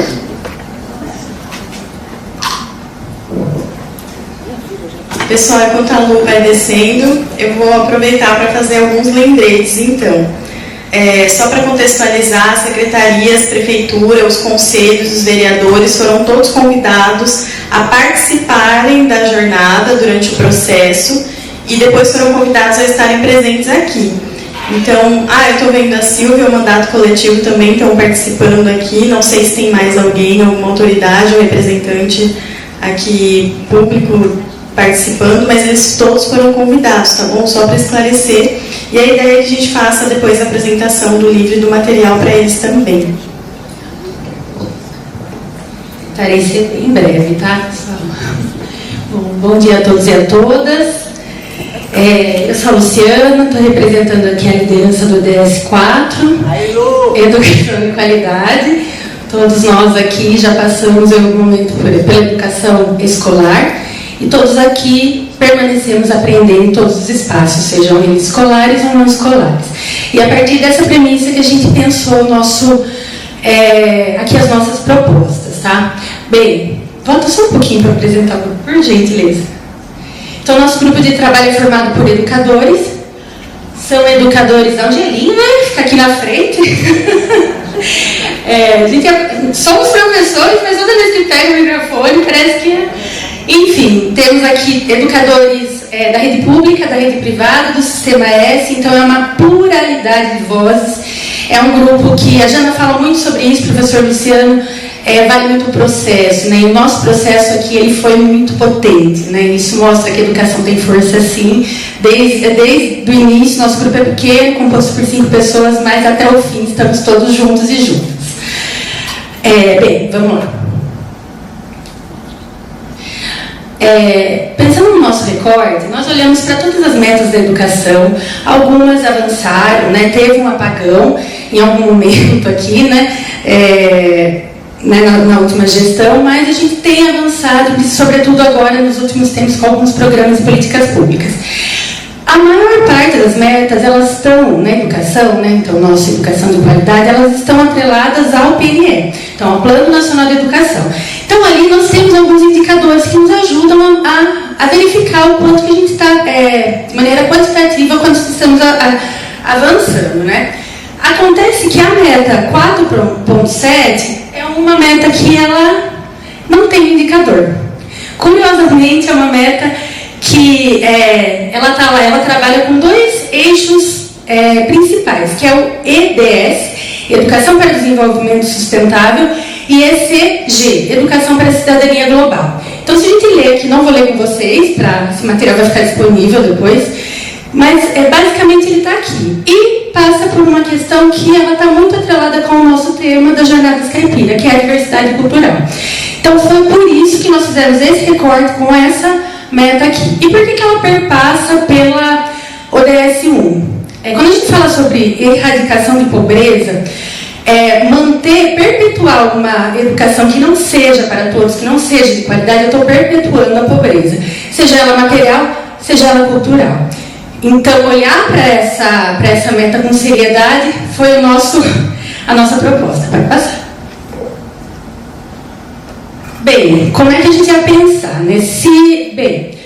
Olhando ali, a gente foi fazer algumas pesquisas para entender como é que em que documento no Brasil ela estaria contemplada. E algumas pesquisas foram nos indicando aí que seria na BNCC, inclusive o próprio relatório Luz está lá, né? Na BNCC, que para quem não é da educação é o nosso currículo oficial, ela está contemplada, esses dois eixos que eu falei, o EDS e o ECG, em apenas 0,8% do texto, de um texto aí de 600 páginas. Então aí a gente também já consegue perceber o quanto essa meta está, né, aqui.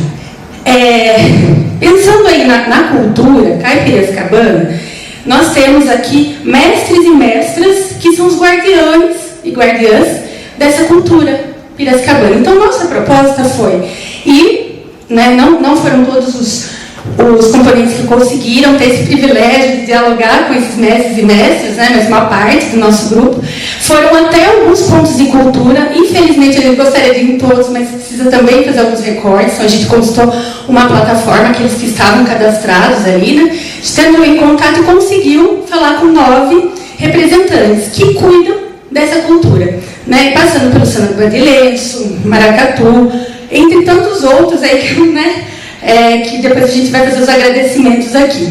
E nesse diálogo, a gente foi levantando algumas propostas, que já estão em semente algumas, né, esse diálogo entre a educação não escolar e a educação escolar. Então, a gente está partindo do pressuposto aqui de uma concepção de educação como cultura. Então, isso que tem que ficar claro. Mas o que eles estão falando de educação? Não, educação não é só dentro da escola, gente. Né? Inclusive, a gente precisa desses mestres e mestras para nos ensinar quem está na educação escolar. Bem, então, basicamente, não vou fazer a leitura de todos para não ficar cansativo, tá? Mas, basicamente, a gente está trabalhando com um diálogo em 2 eixos, formação de docentes e currículo. Temos previsto no currículo, certo? Ainda que seja 0,8%, está lá. Então, a gente só precisa fazer que esse currículo aconteça. E como que ele pode acontecer? Parceria com a universidade, a gente tem lá os projetos de extensão que precisam ser feitos. A universidade ela pode fazer esse diálogo, essa articulação. Formação de professores, via Secretaria Municipal da Educação, diálogo entre Secretaria da Cultura e Municipal, parcerias aí com o SEBRAE, com o SENAI, algumas que já acontecem, mas a gente precisa, de repente, levar isso para a discussão agora, né, no próximo Plano Municipal de Educação. Como é que ele aparece ali? Né? Então, aqui a gente sistematizou 11 ações, com os objetivos, com os responsáveis, com os indicadores, para que a gente possa apresentar. Então, aliás, a gente já se coloca aqui, o GT não pretende finalizar aqui. Nossa proposta é que a gente possa dialogar com esses conselhos, com a secretaria e apresentar e se colocar à disposição.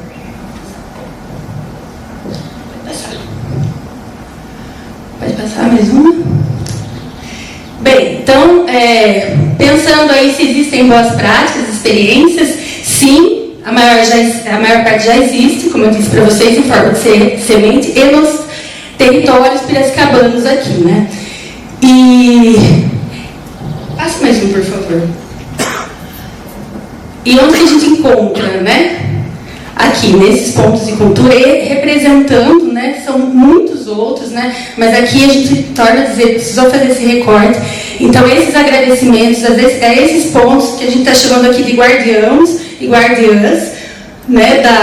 Da nossa cultura piracicabana, caipiracicabana, aqui eu acho que eu só estou dando indiana, mas obrigada a todos que estão, né? Que nos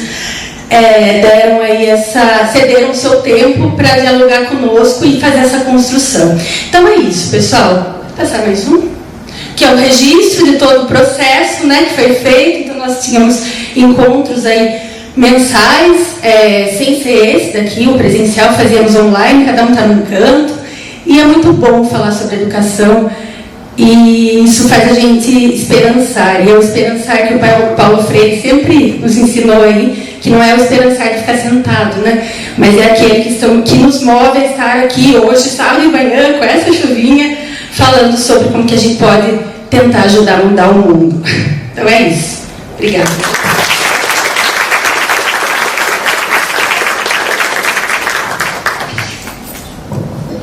Muito obrigada, GT. Vamos lá, então, ver o próximo. Ah, já foi, não teve nem emoção, esse já estava. ODS 16 e 18.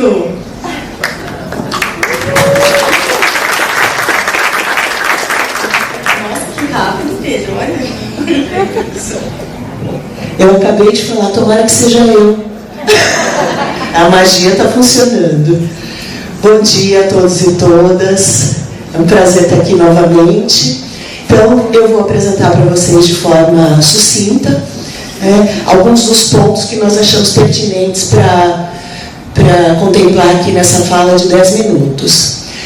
O primeiro aspecto que eu gostaria de esclarecer com vocês é que o trabalho foi realizado coletivamente, a partir de uma metodologia participativa. Passe o próximo, por favor. E nós, do grupo de trabalho, participamos de vários outros grupos e trouxemos, a partir do nosso lugar de fala, a partir do nosso entendimento de mundo, trouxemos a nossa contribuição. Então eu agradeço a cada um que participou. Existem outras pessoas que surgiram, depois foram, mas o núcleo central, Adnei, Aldelise, Elô, Júlio, Luana, Manuela, Malu, eu e a Nath Pesato. Então eu agradeço a cada um de vocês e a todos os demais que contribuíram também. Volta, por favor, para esse trabalho. Agradeço ao Núcleo ODS, ao Afropira, Instituto Afropira, Diálogos para a Equidade, o Fórum de Lideranças Negras, de Piracicaba e Região, Rotas Afro e a Sociedade Beneficente 13 de Maio. Quanto às nossas metas, é importante dizer que nós lançamos um olhar sobre duas temáticas, o ODS 16, Justiça, Paz e Instituições Eficazes, e o ODS 18, Igualdade e Equidade Étnico-Racial, a partir de alguns referenciais.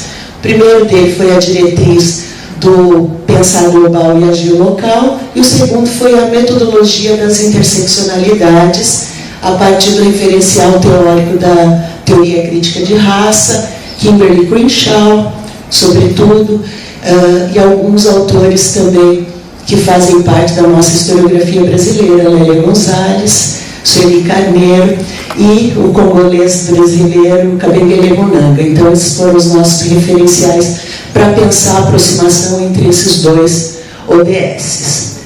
Dentre as metas, então, a gente pensou primeiro no ODS 16, que é promover uma cultura de paz com sociedades pacíficas em que todas as pessoas possam ter acesso à justiça de forma igualitária e que as instituições, sobretudo as instituições públicas, sejam eficazes, responsáveis, comprometidas e que assumam o seu papel de criar políticas públicas que favoreçam a sociedade de uma forma igualitária e de uma forma permanente. Aqui nós selecionamos, a partir das metas, dois eixos principais. O primeiro deles é do ODS 16, a redução da violência e a promoção de políticas não discriminatórias e afirmativas. E o segundo eixo é transparência pública e controle, participação e representatividade social. Então nós selecionamos alguns dos itens que contemplam esses eixos que nós localizamos. Quando nós pensamos especificamente no ODS 16, existem vários indicadores, sobretudo dos índices de de criminalidade e também do grau de transparência das instituições. Mas, no mapa, né, que tem os níveis dos indicadores do desenvolvimento sustentável, o ODS 16 para Piracicaba apresenta homicídio juvenil masculino, desempenho do município muito baixo, taxa de homicídio, desempenho do município muito baixo no enfrentamento. Tá? Os índices são altos, então o desempenho é baixo. Mortes por arma de fogo, desempenho muito baixo. Grau de estruturação da política de controle interno e combate à corrupção, grau baixo de desempenho. Grau de estruturação de políticas públicas de participação e promoção de direitos humanos aparece como alto, porque o município tem todos os conselhos paritários de todas as áreas previstas dentro da legislação nacional. E é por isso, então, que aparece como desempenho alto. Questionaremos isso, sim, mas não é o momento aqui, né? No artigo a gente faz esse questionamento. Em relação ao grau de estruturação das políticas de transparência, aparece como nível médio, porque os dados estão disponibilizados, mas eles não são imediatos e não são publicizados na medida em que é considerado adequado. Quanto à paz, justiça e instituições eficazes, então a síntese é de 40 a 49 é grau baixo, nós somos 43. Tá? Então há ainda muito o que avançar. Considerando todos os objetivos de desenvolvimento sustentável, nós estamos em Piracicaba com a pontuação geral de 100, de 56,9, portanto, nós estamos no nível médio de desenvolvimento sustentável, o que significa que, de uma trajetória, nós caminhamos até a metade do caminho. Então, tem mais outra metade para trabalhar. Por favor. Em relação ao ODS 18, que é a iniciativa brasileira, o objetivo central é eliminar todas as formas de racismo e discriminação étnico-racial contra os povos afrodescendentes, indígenas, ciganos, imigrantes e todos os outros grupos populacionais considerados como vulneráveis ou mais expostos à violação de direitos. Aqui nós também localizamos dois eixos principais a partir das metas. O primeiro deles é a eliminação da violência, do racismo, intolerâncias correlatas e acesso à justiça. E o segundo deles é acesso à moradia, equipamentos e serviços públicos e atenção à saúde como pontos principais. Aqui eu trouxe uma parte, né, desse recorte, que é um print do Observatório Social de Piracicaba, que está disponível no sítio eletrônico da Prefeitura Municipal, com alguns dados que são pertinentes e que nos ajudaram a pensar nos pontos de conexão entre os ODS 16 e 18. O primeiro deles é que é importante dizer que esses dados são de julho de 2025 e pode ser que eles tenham sido atualizados. Se tiverem sido atualizados, serão atualizados no artigo também, porém, com esse material que nós trabalhamos. Primeira coisa, que nós temos 37 mil famílias cadastradas no CAD único, o que significa que elas estão em situação de pobreza 1, pobreza 2 ou baixa renda. Né? E os valores de rendimento mensal médio por pessoa de unidade familiar são aqueles apontados ali. Pobreza 1, até R$ 109 por mês por pessoa. Pobreza 2, até R$ 218 por pessoa. E baixa renda, até meio salário mínimo por pessoa. O total de pessoas cadastradas no CAD único são 90.821 pessoas, numa população de 440 mil habitantes, o que dá algo em torno de 20% da população. Não é bem isso, mas fazendo um cálculo aqui, o que é muita coisa. Nas faixas de pobreza e baixa renda, nós temos 57 mil pessoas, né? Que também dá mais ou menos em torno de 15% da população, o que é um índice muito alto. Fazendo um recorte étnico, racial e de gênero, nós encontramos que 45.795 pessoas brancas, 44.631 pessoas negras, e aí eu estou incluindo pretos e pardos, porque, como eu comentei uma outra vez, dividir esses segmentos é diminuir a participação dos negros dentro da sociedade e minimizar os problemas que existem. Em relação à questão de gênero, autodeclarados homens 38 mil, autodeclarados mulheres 52 mil. Então, nós já percebemos ali aquelas questões que as interseccionalidades nos apontam, que nós temos que mulheres são mais vulneráveis socioeconomicamente do que homens, e essa é uma realidade do Brasil e é uma realidade de Piracicaba também. E eu queria chamar a atenção de vocês para um aspecto muito interessante, que vocês poderiam dizer assim: ah, mas tem mais pessoas brancas do que pessoas negras cadastradas. Então, vamos pensar proporcionalmente. Existe em Piracicaba 272 mil pessoas brancas e existe 140 mil pessoas negras. Então, quando nós observamos o número de pessoas brancas, significa que 16% das pessoas brancas estão em situação de vulnerabilidade. Quando nós fazemos comparativamente o número de pessoas negras, nós temos que 31% de pessoas negras estão em situação de vulnerabilidade. O que significa que a cada 3 pessoas negras, uma delas não tem condição de se alimentar e está em estado de pobreza. Então, isso é um dado para a gente refletir, porque às vezes a gente olha os dados de uma forma bruta, de uma forma muito objetiva, e acaba esquecendo de ver essas nuances e o quanto representa proporcionalmente para aquele segmento social. Próximo, por favor. Portanto, né, o ODS 16 e o ODS 18 têm os pontos de conexão com o nosso tema transversal, que é o ODS 1, Erradicação da Pobreza, para criar medidas eficazes para combater a pobreza extrema para as pessoas em situação de alta vulnerabilidade. Próximo, por favor.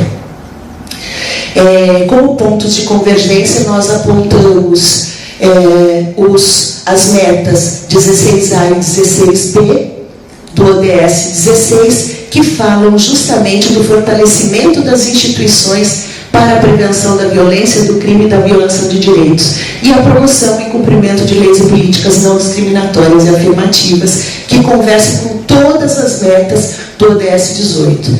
Para o ODS 18, nós não temos ainda os indicadores estruturados, isso está em processo a partir do Observatório 18, que está acompanhando o processo de implementação dessa ODS no Brasil. Então, existem os dados, mas eles estão dispersos, e aí a gente trabalha com dados IBGE, IPEA e outros indicadores que vão surgindo. Como propostas, nós temos promover a construção de sociedade justa sem racismo, discriminação ou exclusão, e proteger os afrodescendentes, povos originários e todos os outros demais segmentos vulneráveis. Próximo. Como propostas concretas, isso no ponto de vista ideal. Como propostas concretas, nós propomos a criação de mecanismos e de práticas sociais para a consolidação das ações afirmativas, né? Considerando as interseccionalidades, a transversalidade e a intersetorialidade tão necessária.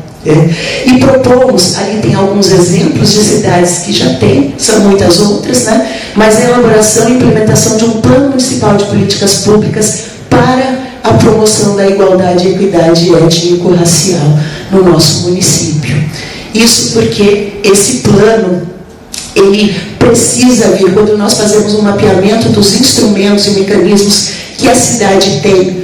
Mais um minuto, por favor, só para concluir. Que a cidade tem, nós percebemos que Piracicaba não aderiu ao programa Cidades Antirracistas, né? Não assinou a Carta de São Paulo e, como mecanismos, tem apenas a adesão ao SINAPI e o Conselho Municipal de Promoção de Igualdade Racial.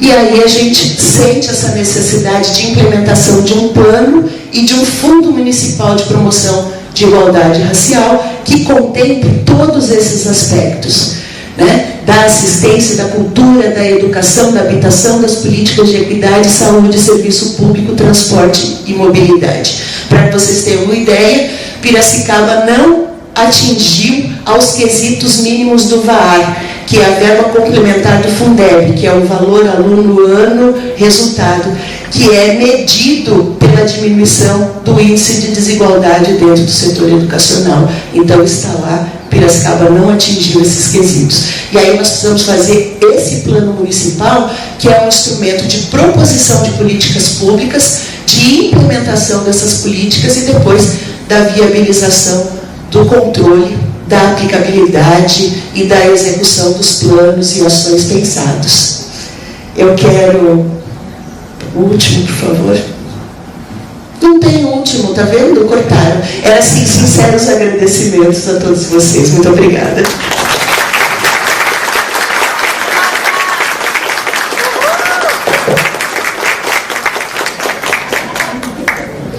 Chegou tarde, não chegou. Muito obrigada, GT. Vamos para o próximo. ODS 10. Cadê o Lucas? Gente, vocês estão diante da pessoa com o maior banco de horas da Universidade de São Paulo. Bom dia. Vou falar então do ODS 10, que é o ODS referente à redução das desigualdades. O nosso GT começou com uma discussão sobre o que abrangeria essas desigualdades, porque é muito transversal, né? Mas, olhando as metas, que é o que eu vou ler com vocês algumas, né, vou passar brevemente, a gente tentou entender qual seria o foco específico, né? Apesar do tema das desigualdades, inclusive no plural, né, se referia a todas as formas de desigualdades, a gente tentou encontrar ali um eixo que seria o central desse ODS, né? Então o grupo é um grupo pequeno, composto por mim, pela Fabiana Junqueira e pelo Vitor Esteves. Eu vou apresentar então as metas, né? E começando lendo, né, o título do ODS, Redução das Desigualdades, reduzir a desigualdade dentro dos países e entre eles. Então, nós entendemos que o próprio ODS já apresentava ali dois eixos, né? Então, assim, nesse nosso esforço de tentar entender como que nós organizaríamos essas metas. Então, há um foco, né, isso que eu estava comentando a respeito do que seria específico ao ODS 10, nós entendemos que há um foco maior na questão da renda. Não exclusivo, porém é algo que esse ODS trata de modo mais particular, né? Então, logo no primeiro, né, objetivo ali, 10.1, aparece a questão da aumento progressivo, né, da renda dos 40% da população mais pobre a uma taxa maior que a média nacional. Então já é colocado de início a questão da renda. Porém, o objetivo ali, o segundo, 10.2, coloca promover a inclusão social, econômica e política de todos, né, abrangendo um pouco mais. Então tem sempre essa questão, tem esse foco na renda, questão da igualdade das oportunidades, redução da desigualdade de resultados, inclusive por meio da eliminação de leis, políticas e práticas discriminatórias e da promoção de legislação, políticas e ações adequadas a esse respeito. Aí tem uma questão que nós percebemos assim, apesar de ser impossível separar esse local do mais geral ou global, existem alguns objetivos, como a adoção de políticas especialmente fiscal, salarial e de proteção social, regulamentação e monitoramento dos mercados e instituições financeiras globais, que são metas, né? Por exemplo, o 10.6 também fala de uma maior representação aos países em desenvolvimento, o 10.7 a respeito da política migratória, que nós entendemos que da perspectiva caipira, por mais que seja importante, é algo que no primeiro momento parece um pouco mais distante, né? Claro que o nosso esforço vai ser de mostrar, através das nossas propostas, que é importante termos consciência crítica de como esses grandes temas, né, anunciados por esses objetivos, influem na vida dos trabalhadores, né, das populações da região de Piracicaba. Bom, aqui mais uns exemplos, né? Fluxo financeiro, né? Desenvolvimento, princípio de tratamento especial diferenciado, a questão dos países em desenvolvimento, do custo das transações de remessas, né, a importância de redução, que vai um pouco nisso que eu estava falando. E aí, então, entendendo um pouco esse conjunto de objetivos, nós também fizemos uma discussão sobre o que para pensar, né, as nossas propostas, o que está, vamos dizer assim, o próprio conceito de desenvolvimento sustentável traz. Nós fomos buscar no site da ONU, né, tem uma descrição, né, vamos dizer assim, uma descrição do conceito de sustentabilidade, né, que eles dizem que o desenvolvimento sustentável foi definido como aquele que satisfaz as necessidades do presente sem comprometer a capacidade das gerações futuras de satisfazerem as suas próprias necessidades. O que a gente achou interessante nessa descrição do conceito de desenvolvimento sustentável? Que é algo que muitas vezes nós não víamos presente em muitas análises sobre a desigualdade e a pobreza, que é esse caráter intergeracional. Então a gente começou a pensar, até pela contribuição do pensamento social, do pensamento histórico, né? A Fabiana esteve aqui, falou um pouco sobre a história, né, do conceito de caipira, vamos dizer assim.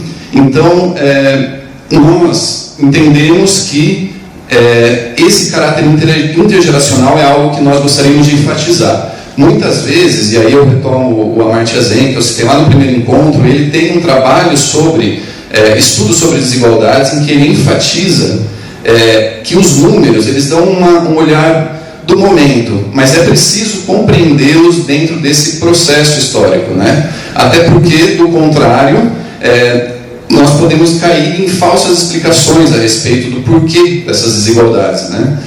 Pode ir. Ali eu estava falando a questão dos conjuntos das metas, a importância da história social. Eu vou ler especificamente essas das metas 10.4 e 10.7, que são, à primeira vista, mais distantes da perspectiva caipira, né? Contudo, as decisões na política fiscal e migratória influem diretamente na vida dos trabalhadores. Assim como nas metas anteriores, que as metas anteriores se referiam àquelas que nós entendemos que, da perspectiva caipira, se conectariam de modo mais direto e explícito àquela luta histórica dos trabalhadores por melhores condições de vida, né, e de renda. Né? Por mais que um tema muito interessante que a gente teve no grupo foi de que talvez seja mais interessante pensar em melhores condições de vida do que de renda, porque muitas melhorias na qualidade de vida não passam necessariamente por aquele valor que está sendo quantificado como renda, né? Então, por exemplo, muitos dos ODS aqui vão lidar com temas que, se melhorados na vida das pessoas, trazem um incremento muito positivo na qualidade de vida, sem necessariamente aparecer nos números, né, da desigualdade de renda. Então, assim como nessas metas anteriores, né, enfatizamos a importância da consolidação de uma história social de Piracicaba, que enfatize menos personalidades individuais e mais a história das camadas trabalhadoras. Essa perspectiva pode valer-se de dados estatísticos, mas esses não são o ponto de chegada. Então, eles fazem parte de uma análise, de uma história das razões das desigualdades, né? E nós defendemos, como grupo, que talvez esse seja o ponto fundamental a ser implementado como proposta do ODS 10, né? Um fortalecimento e um envolvimento cada vez maior de organizações e instituições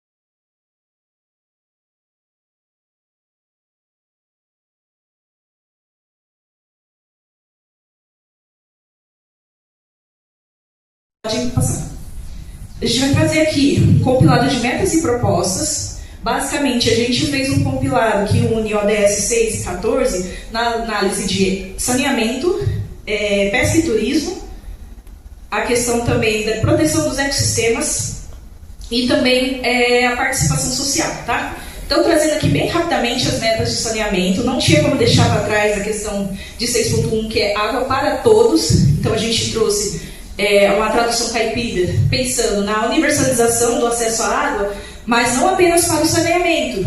Muitas pessoas trouxeram um índice, né, de desenvolvimento sustentável das cidades, e para alguns estavam baixos, mas no caso do ODS 6 e do 14 ele tinha índices altos ali, por volta, muito altos, na verdade, acima de 80%, e a gente entende, principalmente tendo visitado a comunidade, que isso não se traduz para as áreas que são periféricas, rurais e isoladas. Então a gente foi atrás nesse sentido de água para todos mesmo. Pode passar. Aqui, em relação ao 6.2 também, que conversa muito, é a questão de saneamento para todos. Então, a nossa tradução caipira seria a questão da universalização, com redução de perdas, melhoria do atendimento nas áreas periféricas, alcance das áreas rurais e isoladas, com atenção para as pessoas em situação de vulnerabilidade. Não vai dar para ler todos, mas pode seguir.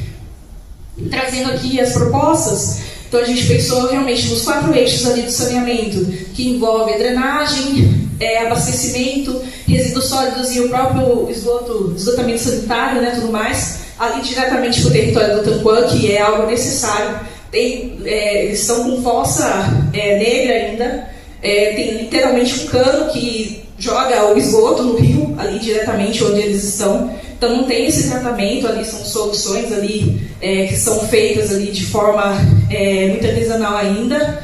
Então pensamos em estabelecimento de diretrizes de licenciamento ambiental, né, através de condicionantes que possam ajudar nessa questão para o desenvolvimento, né, como uma contrapartida da região.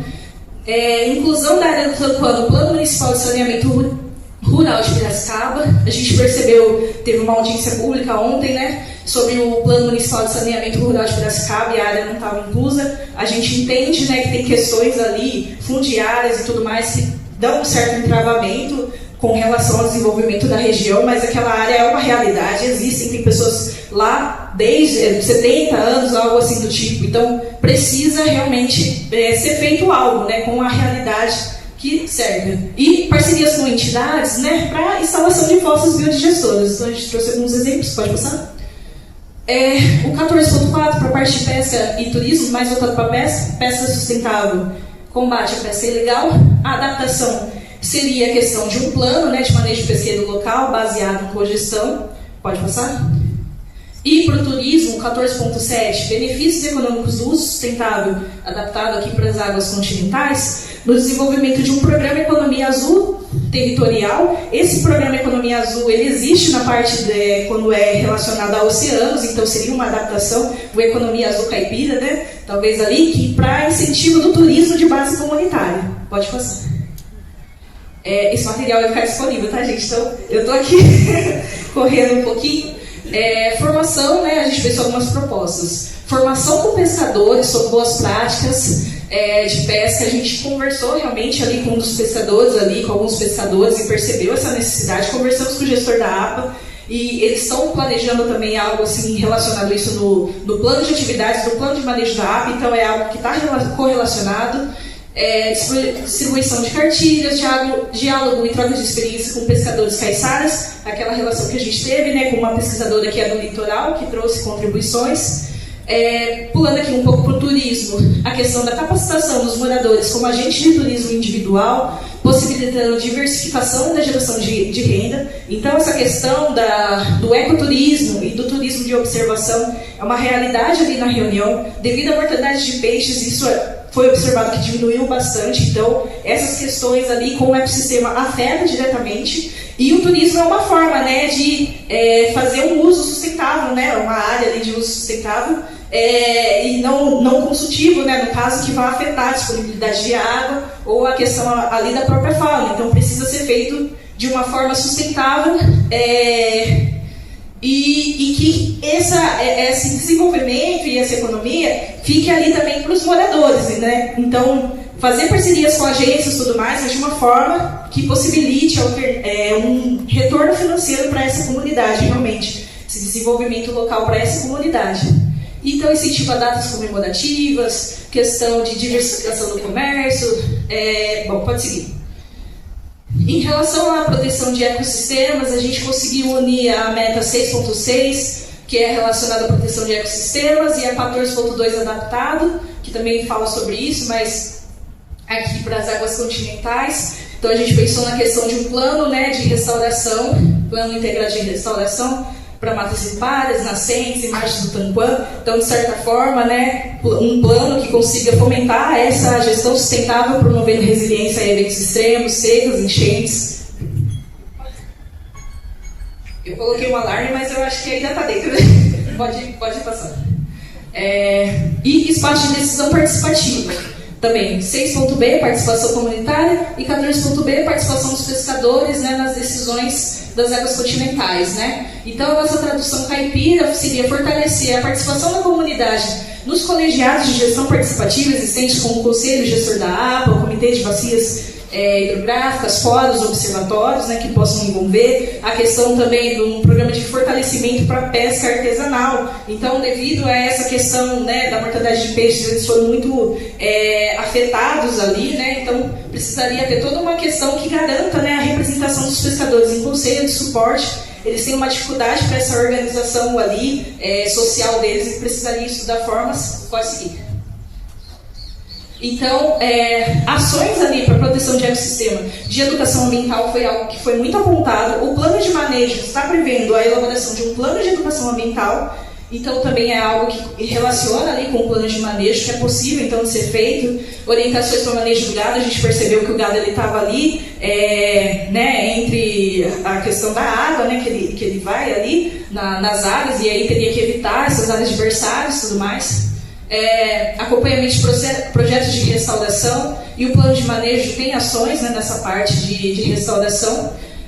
Da parte de decisão participativa, ampliação da divulgação das ações e participação sobre discussão no Conselho Gestor da APA. Então, existe o Conselho Gestor, eles disponibilizaram as atas das reuniões para a gente, só que isso não está ainda publicamente disposto, não tem pessoas lá da comunidade participando desse conselho. Então, ampliar essa participação, estudar formas de organização social dos moradores, enfim, pode passar.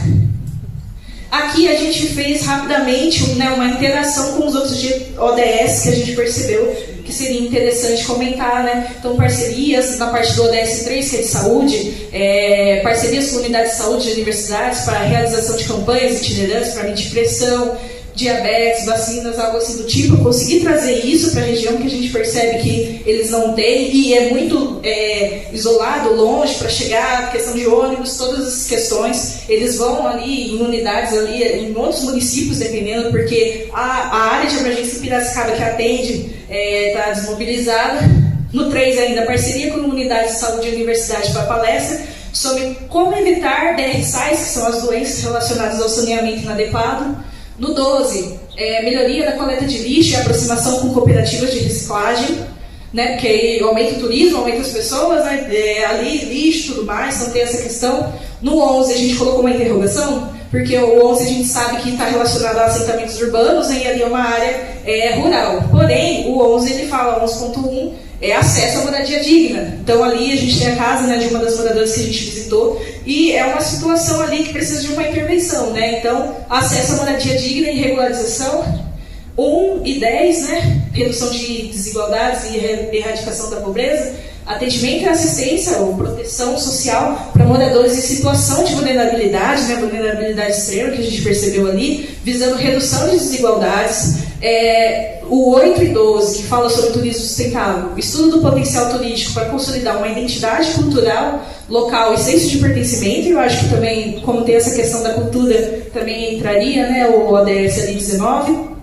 ODS 5 e 18 tem questões de interseccionalidade de gênero e raça. Então, por exemplo, essa casa que a gente visitou não é uma situação comum para todos os moradores. A gente percebeu que realmente é uma moradia ali que ela está mais vulnerabilizada, e que é de uma chefe de família, uma mulher pescadora, que tem 80 anos de idade, negra e tudo mais. Então, existem todas essas questões de interseccionalidade de raça, gênero e desigualdade que se entrelaçam. Então, também foi interessante observar isso. E o ODS 15, combate à caça e pesca ilegal e proteção de espécies em extinção. Então, a gente viu o caso, por exemplo, de caça de, por exemplo, tuiuiu, algo assim do tipo, né, que não poderia acontecer. Pode passar.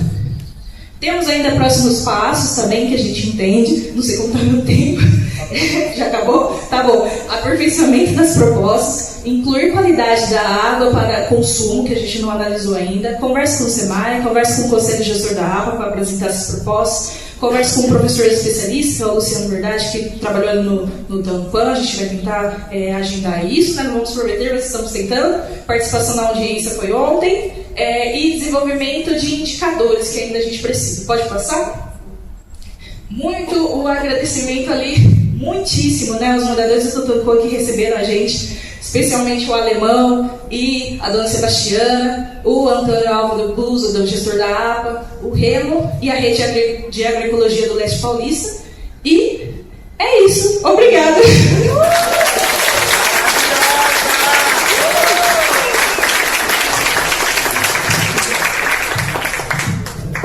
Obrigada, GT. Núcleo ODS. Nossa, é obrigação. Obrigada, gente. É nosso dever estar aqui com vocês. Agora eu chamo o ODS 5. Então, a Paty. O ODS 5 aqui, enquanto elas vão chegando, eu gostaria de compartilhar com vocês que eu tive a oportunidade de ir em uma das entrevistas no TAMPAN e eu nunca mais esqueci esse dia na minha vida. Então, é um espaço muito especial mesmo.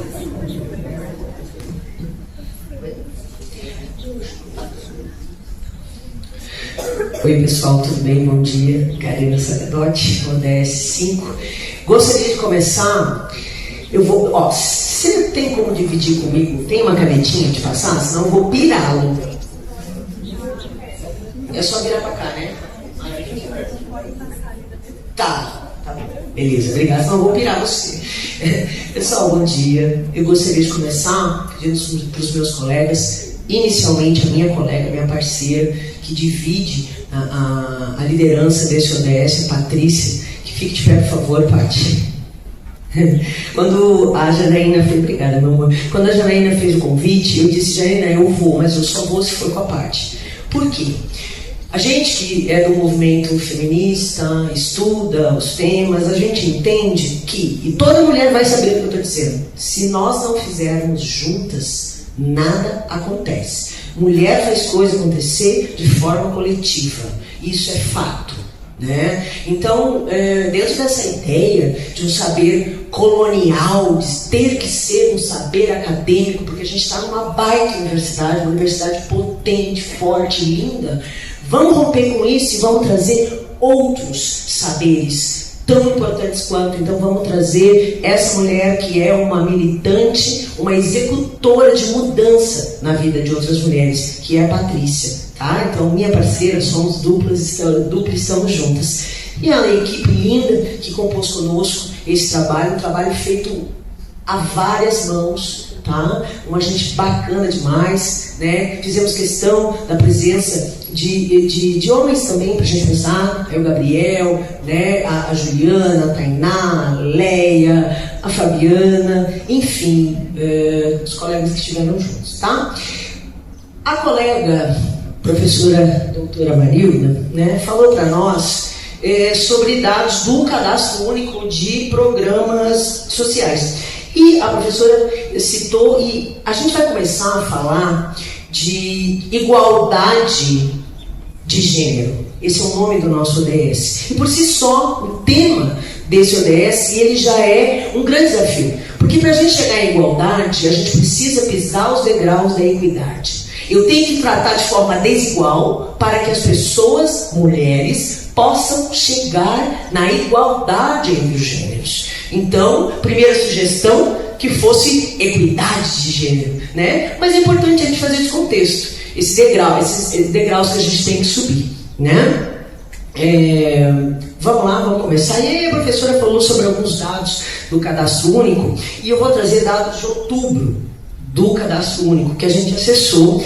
Então veja só, em Piracicaba, em outubro de 2025, cadastrados no Cadastro Único de Programas Sociais do Governo Federal, 88.612 indivíduos, dos quais 79 mil são mulheres. Quando eu falo de Cadastro Único, Eu falo de vulnerabilidade socioeconômica, naquele conceito do Amartya, né? Dessa pobreza que não se mede só por dinheiro, mas que se mede por impedimentos de se viver uma vida melhor, né? E aí, olha só, dessas 79 mil mulheres, 21.563 são mães solo. Então, começando a ideia da igualdade de gênero, que é o foco do nosso ODS, eu começo falando, nossa cidade tem um número gigantesco de mulheres em situação de pobreza e vulnerabilidade. Começamos por aí a meta... A meta 5.1. Aqui o nosso grupo de trabalho, que eu acabo de apresentar. E aí a meta 5.1, né, que fala sobre alcançar a igualdade de gênero, esse é o nome do nosso ODS, mas acabar com todas as formas de discriminação contra todas as mulheres e meninas em toda parte. Então, se eu começo falando que mulheres em Piracicaba compõem o maior número de pessoas em situação de pobreza e vulnerabilidade, eu começo com a discriminação de natureza, quando eu falo de pobreza e fome, eu começo assinalando. Temos muitas mulheres, a grande maioria, quase 90% das pessoas que estão cadastradas no CadÚnico são mulheres. E dessas, mais de 21 mil mulheres que chefiam, arrimam suas famílias. Eu tenho, em relação a isso, falar de interseccionalidade e que essas mulheres são, sobretudo, mulheres que não são brancas. São mulheres negras, mulheres indígenas, mas que saem desse critério de autodeterminação de pessoa branca. Então, olha aí a intersecção de vulnerabilidades. O indicador global que essa meta nos aponta é a existência ou não de arcabouço legal em vigor para promover, reforçar e monitorar igualdade e não discriminação com base no sexo. Quem faz as leis e quem propõe as leis são as pessoas nas quais votamos. Ano que vem é ano de eleição. E quando a gente diz que nós temos de votar em mulheres, e que de preferência votemos em mulheres e mulheres não brancas, é porque esse dado que eu trago de pobreza e vulnerabilidade, ele nos mostra quem são as pessoas mais vulneráveis. Então, considerando que o indicador existência de leis que diminuam a discriminação é um indicador para a gente poder medir isso aqui, tenhamos consciência quando formos votar. Tá? Ano que vem é ano de eleição e na hora de propor leis são as pessoas que votamos que vão interferir diretamente, objetivamente nessa realidade. Certo? Uma contribuição que a gente faz seria a inserção aí de um indicador da existência ou não de uma política de letramento das relações de gênero. Veja, até bem pouco tempo atrás nós tínhamos a mordaça de não poder falar de gênero nas escolas, inclusive na nossa cidade. Enquanto continuarmos amordaçando temas fundamentais para que a gente tenha um desenvolvimento sustentável, a gente vai repetir essa realidade e impedir que se fale de gênero. E mais do que isso, impedir que se ensine e dialogue com as crianças e adolescentes sobre equidade de gênero faz com que esse cenário perpetue. Então nós inserimos a ideia de que nós tenhamos política de letramento nas relações de gênero. Meninos e meninas se desenvolvendo no sentido da equidade entre os gêneros. Bom? A segunda meta é eliminar todas as formas de violência contra todas as mulheres e meninas na esfera pública e privada, incluindo o tráfico e exploração sexual de mulheres.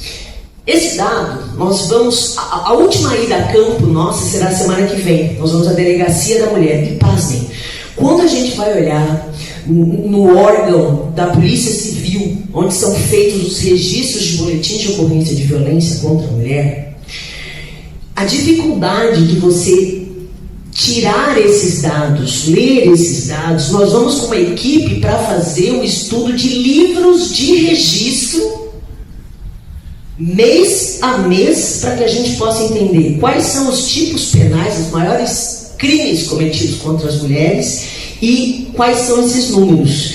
Vocês já imaginaram o que é pegar, nós queríamos pegar 3 anos, fazer esse recorte de tempo? Nós não vamos conseguir, porque nós levaríamos talvez 3 anos para coletar e olhar 3 anos de livros com registros de ocorrência contra a mulher. Então veja, primeira indicação da nossa cidade. A nossa cidade, cada órgão que trabalha com mulheres tem lá suas informações. Essas informações, em linhas gerais, elas não são, esses dados não são trabalhados, esses dados não são disponibilizados. E se a gente não enxerga a realidade, como é que nós planejaremos transformações e mudanças coerentes com a necessidade? Se eu não conheço a necessidade, se eu invisibilizo isso, tá? Então, essa é uma questão importante para que eu possa falar e pensar como eu vou eliminar a violência contra a mulher em Piracicaba. Eu preciso, em primeiro lugar, entender que violência é essa, que números são esses, quais os territórios onde as mulheres são mais violadas, né? E preciso entender também que, ainda que eu tenha boletins de ocorrência, existirá uma porcentagem gigantesca de crimes que não serão referidos às polícias.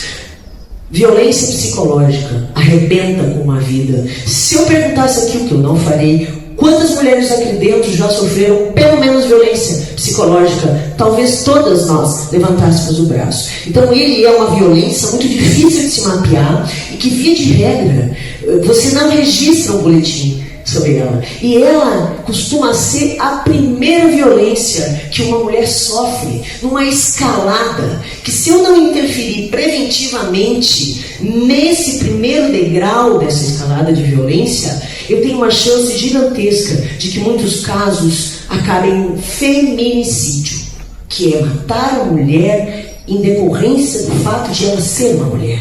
Não existe uma epidemia de feminicídio, ela sempre existiu. O que a gente precisa pensar é que talvez ela esteja sendo mais visível e registrada, até porque, do ponto de vista jurídico, nós tipificamos, né, o feminicídio como um crime, inclusive com uma pena maior. Então, a partir do momento que você cria um tipo penal, olha a importância da lei lá no primeiro. Você cria instrumento para poder responsabilizar, e não só responsabilizar, mas também prevenir o agravamento de algumas questões. Pode passar, meu colega? Olha lá. Eliminar todas as práticas nocivas, como casamentos prematuros forçados de crianças e mutilações genitais. O indicador global, ele fala do casamento e da mutilação genital, tá? Esses são indicadores globais, mundiais. Na nossa terra, nós não temos Nossa Senhora! Nós não temos a cultura da extirpação de clitóris que nós temos em alguns países. Então, nós focamos no casamento infantil. Fomos aos cartórios de registro para ver casamentos registrados, pessoas com menos de 18 anos, e também monitoramos o número de partos de pessoas menores de 18 anos. Nós, no texto escrito, né, nós vamos mexer e acrescentar coisas aqui, nós vamos colocar mudança nesse indicador, tá bom? Medir número de partos, nascimentos, né?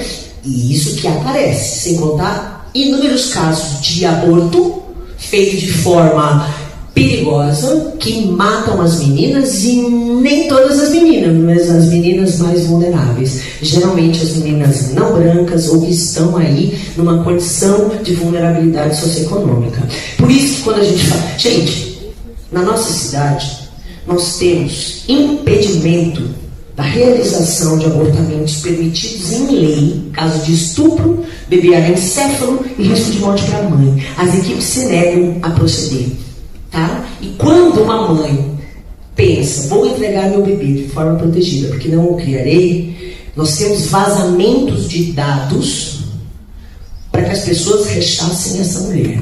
Então, tem só acho que 1 minuto. O que eu gostaria de dizer? Esse material vai estar completinho lá para acesso de todos.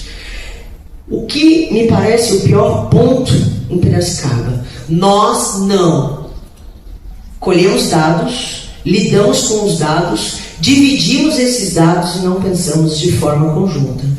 Nós precisamos de um observatório da mulher que vai concentrar esses dados para que tenha dados rápidos, fáceis de se acessar, para produzir a política municipal da mulher.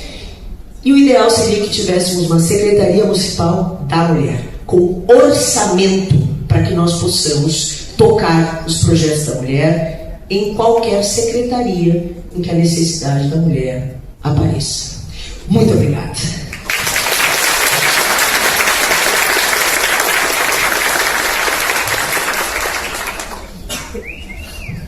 Pronto, gente. Muito obrigada, GT. Eu gostaria de fazer uma menção aqui, que eu citei a Cláudia, da Comissão de Inclusão e Pertencimento da Exalc, que estava aqui na apresentação da Karina e do GT, vibrando com a apresentação, porque ela é uma das pessoas que fazem a transformação no sentido da igualdade de gênero e de todas as questões envolvidas nisso aqui dentro da Exalc. Então, ela que foi citada lá no começo e agora ela está aqui materializada.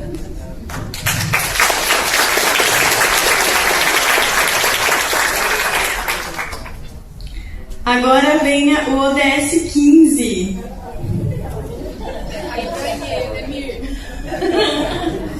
Calma, gente, todo mundo vai apresentar e todo mundo tem os mesmos 12 minutos, tá? Então, fiquem em paz, tá igual para todo mundo. A ideia era 10, lembra que eu coloquei lá no pessoal, pediram para eu apontar uma autoridade presente aqui. Então, eu vou fazer isso, que é o Miguel, de 6 anos, que está acompanhando aqui as nossas apresentações. O nosso futuro aqui. Bem-vindo, Miguel.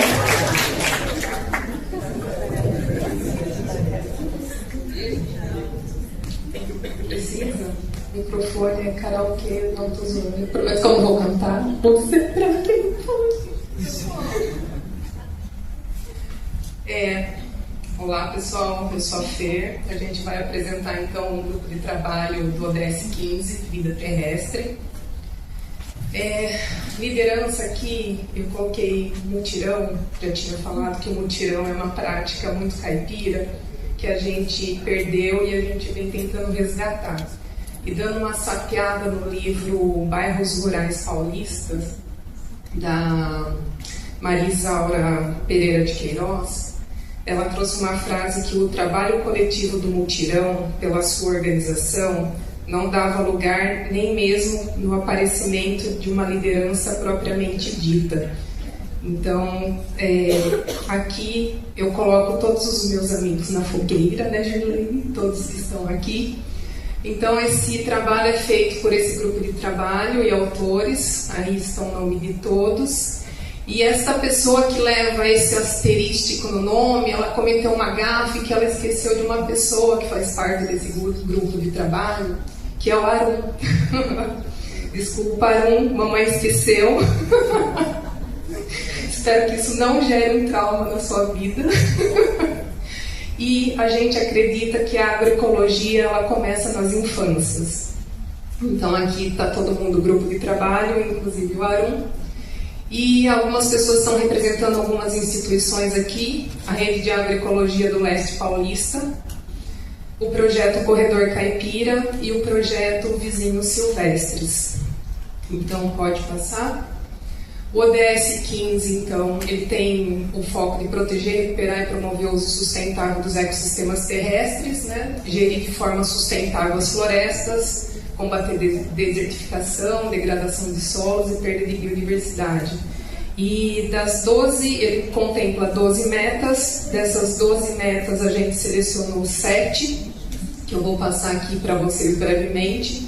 A gente selecionou a meta 15.1, que trata da conservação, recuperação e uso sustentável de ecossistemas terrestres e de água doce interiores e seus serviços.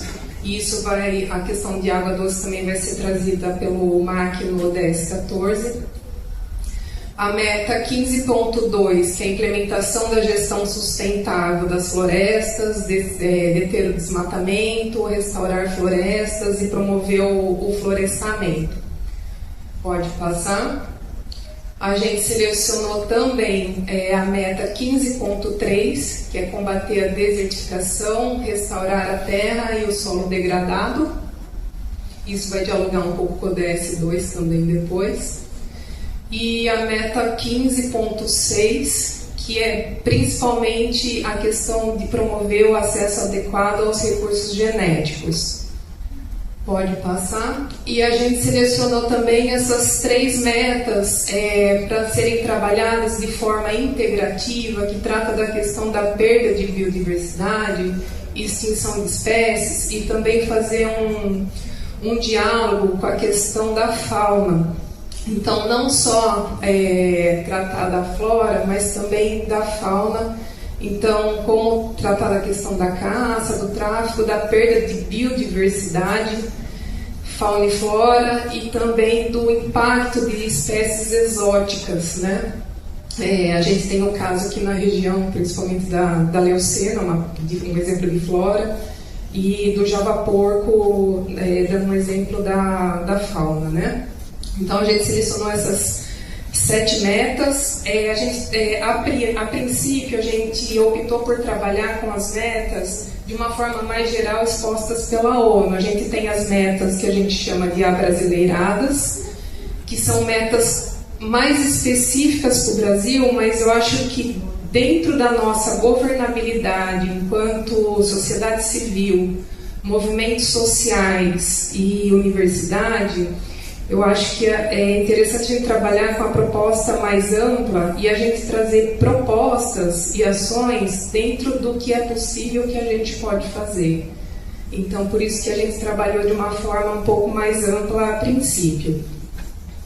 Pode passar?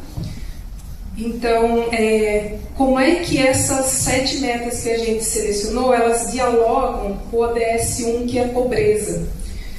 Então, a pobreza ela não é só monetária. A pobreza, a gente tem a pobreza cultural, a gente tem a questão de acesso aos recursos. Então, tudo isso faz parte da pobreza. Então, eu acho que quando a gente selecionou o ODS 15.1, a gente pensou principalmente na questão da água, o acesso a esse recurso. Se a gente não tem segurança hídrica, a gente não tem segurança alimentar. Então, a meta 15.1, a gente pensou nesse princípio e propondo estabelecer metas, né, de recuperação de APPs e reservas legais para o território municipal e para bacias hidrográficas. Fomentar junto a proprietários a manutenção da faixa de vegetação em áreas de recarga, que isso às vezes se torna, a gente fala muito de APP, a gente acaba esquecendo das áreas de recarga, que é muito importante, seja de nascentes, seja de aquíferos confinados. E aqui uma sugestão de criação de parque linear, aqui a gente colocou ao longo do rio Piracicaba, acho que dialoga com o projeto Beira Rio, e também é uma forma da gente fomentar o uso das APPs em áreas urbanas, não só para Piracicaba. E existe uma questão de pertencimento. Eu acho que enquanto as pessoas elas estão naquela área, elas conseguem visualizar melhor a importância de uma APP, elas estão vivenciando aquilo.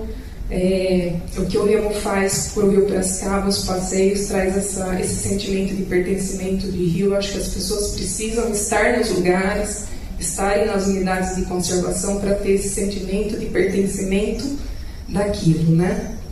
Então, mas fazendo um diálogo com a questão da pobreza, a gente traz essa questão do acesso, né? Então, o acesso ao recurso água aqui. E a gente fala que a gente precisa de 4 As para sobreviver, que é a água, o ar, o alimento e amor, né? A gente tem, então, a meta 15.2, quando a gente fala da questão das florestas. Então, a gente trouxe aqui como proposta fomentar programas de incentivo para a implantação de sistemas agroflorestais para melhoria da renda familiar, segurança e soberania alimentar e resiliência climática. Isso, da renda familiar. Implantação de diretrizes e ações para a prevenção de combate a incêndios, em consonância com o Plano Municipal de Desenvolvimento Rural Sustentável. A gente tem bons instrumentos, às vezes a gente não precisa inventar a roda, ela já existe, a gente precisa pôr a roda para rodar, né? E Piracicaba tem um instrumento maravilhoso, que é o Plano Municipal de Desenvolvimento Rural Sustentável, outros municípios também têm. Então eu acho que a gente precisa assim, como implementá-las a nível de Estado. Eu trabalho no Estado e eu tenho um pouco de dificuldade, às vezes, de focar em território específico, porque eu entendo como geral, assim. E o Estado tem boas leis que precisam ser implementadas e os municípios também têm. Então, para esse ODS Vida Terrestre, o Plano Municipal, por mais que seja desenvolvimento rural sustentável, a gente está falando de uma forma integrada, ele é um instrumento maravilhoso que, se implementado, né, não sei... a gente consegue muitas coisas. E implementação, só voltando um pouquinho, a gente tratou um pouco do incentivo por pagamentos por serviços ambientais, e aí a gente traz uma renda monetária, né, para aqueles que estão protegendo essas áreas. A gente tem a proposta para a meta 15.3, que traz essa questão da degradação de solos, né, que é muito importante para manter a segurança hídrica e para manter a segurança alimentar. A gente propõe, então, fomentar a transição agroecológica e soluções baseadas na natureza. Já existe um protocolo no Estado, o Protocolo de Transição Agroecológica, e com o apoio das prefeituras municipais para essa implementação, para o desenvolvimento e fomento junto aos agricultores, né? Promover capacitações sobre boas práticas de conservação de solos junto aos proprietários, o emprego da patrulha agrícola, que foi fortalecida na gestão da Nancy, eu tenho que ressaltar isso, e priorizando aqui no município de Piracicaba e outros municípios também têm sua patrulha agrícola, priorizando produtores que não possuem equipamentos. Então, fazer o uso disso para fazer ações de conservação de solos. E volto a reforçar a implementação do Plano Municipal de Desenvolvimento Rural Sustentável. Aqui, a degradação de solos, fazendo um link com a questão da pobreza.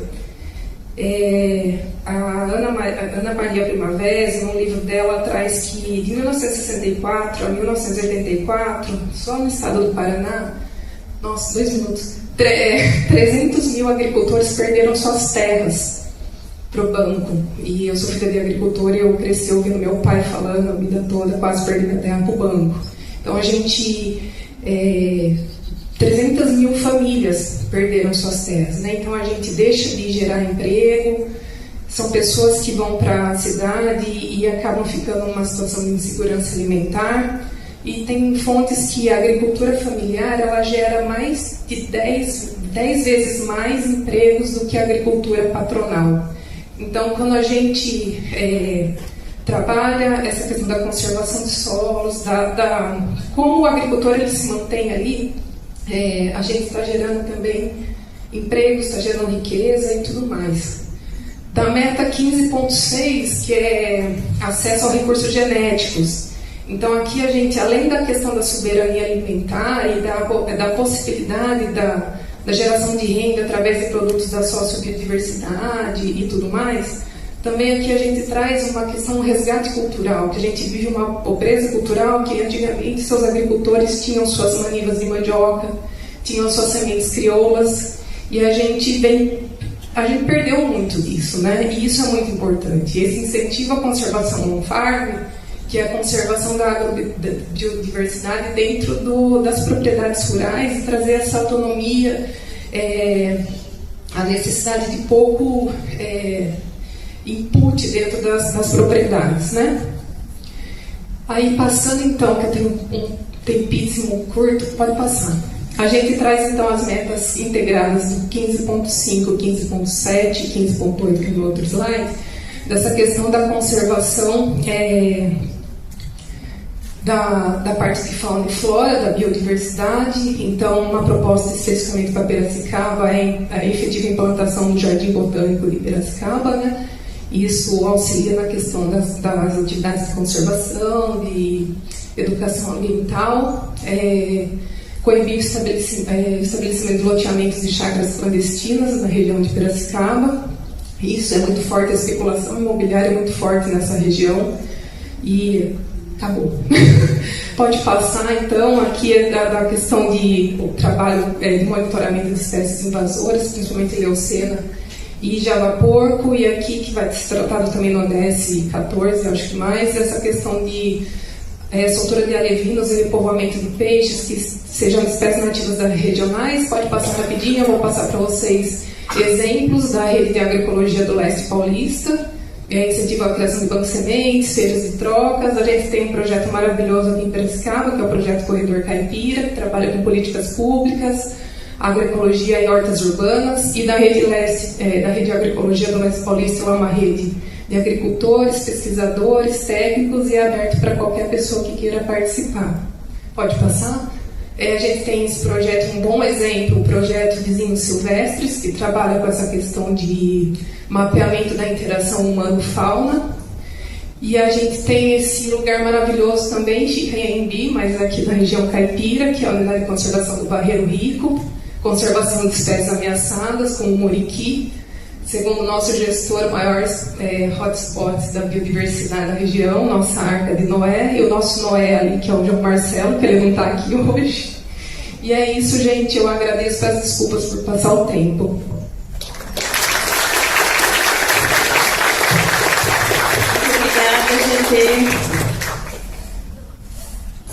Vou falar o próximo aqui. ODS 8, vocês estão super pertinho. Pessoal, enquanto a Débora vai chegando desse longo caminho, eu gostaria só de fazer um agradecimento especial aqui à Fernanda, porque ela quem me apresentou ao MAC, o José Valdir, que está no ODS 614. Se não fosse por conta dela e da conexão com o MAC, o ODS 14 ficaria dentro do ODS 6 e do ODS 15, não seria independente. Então, graças a eles, a gente conseguiu fazer com que ele ficasse de parzinho ali, igualmente com o 6. Então, obrigada por isso e por todas as conexões que foram criadas aqui. Bom dia, gente. Tudo bem com vocês? Eu sou a Débora, sou especialista em empreendedorismo feminino, economia criativa e inclusão produtiva. Estou aqui acompanhando e apoiando esse trabalho maravilhoso da Jana e do professor Luciano no grupo de trabalho número 8, que é Trabalho Decente e Crescimento Econômico, e gostaria desde já de agradecer por estar aqui com vocês nesse momento.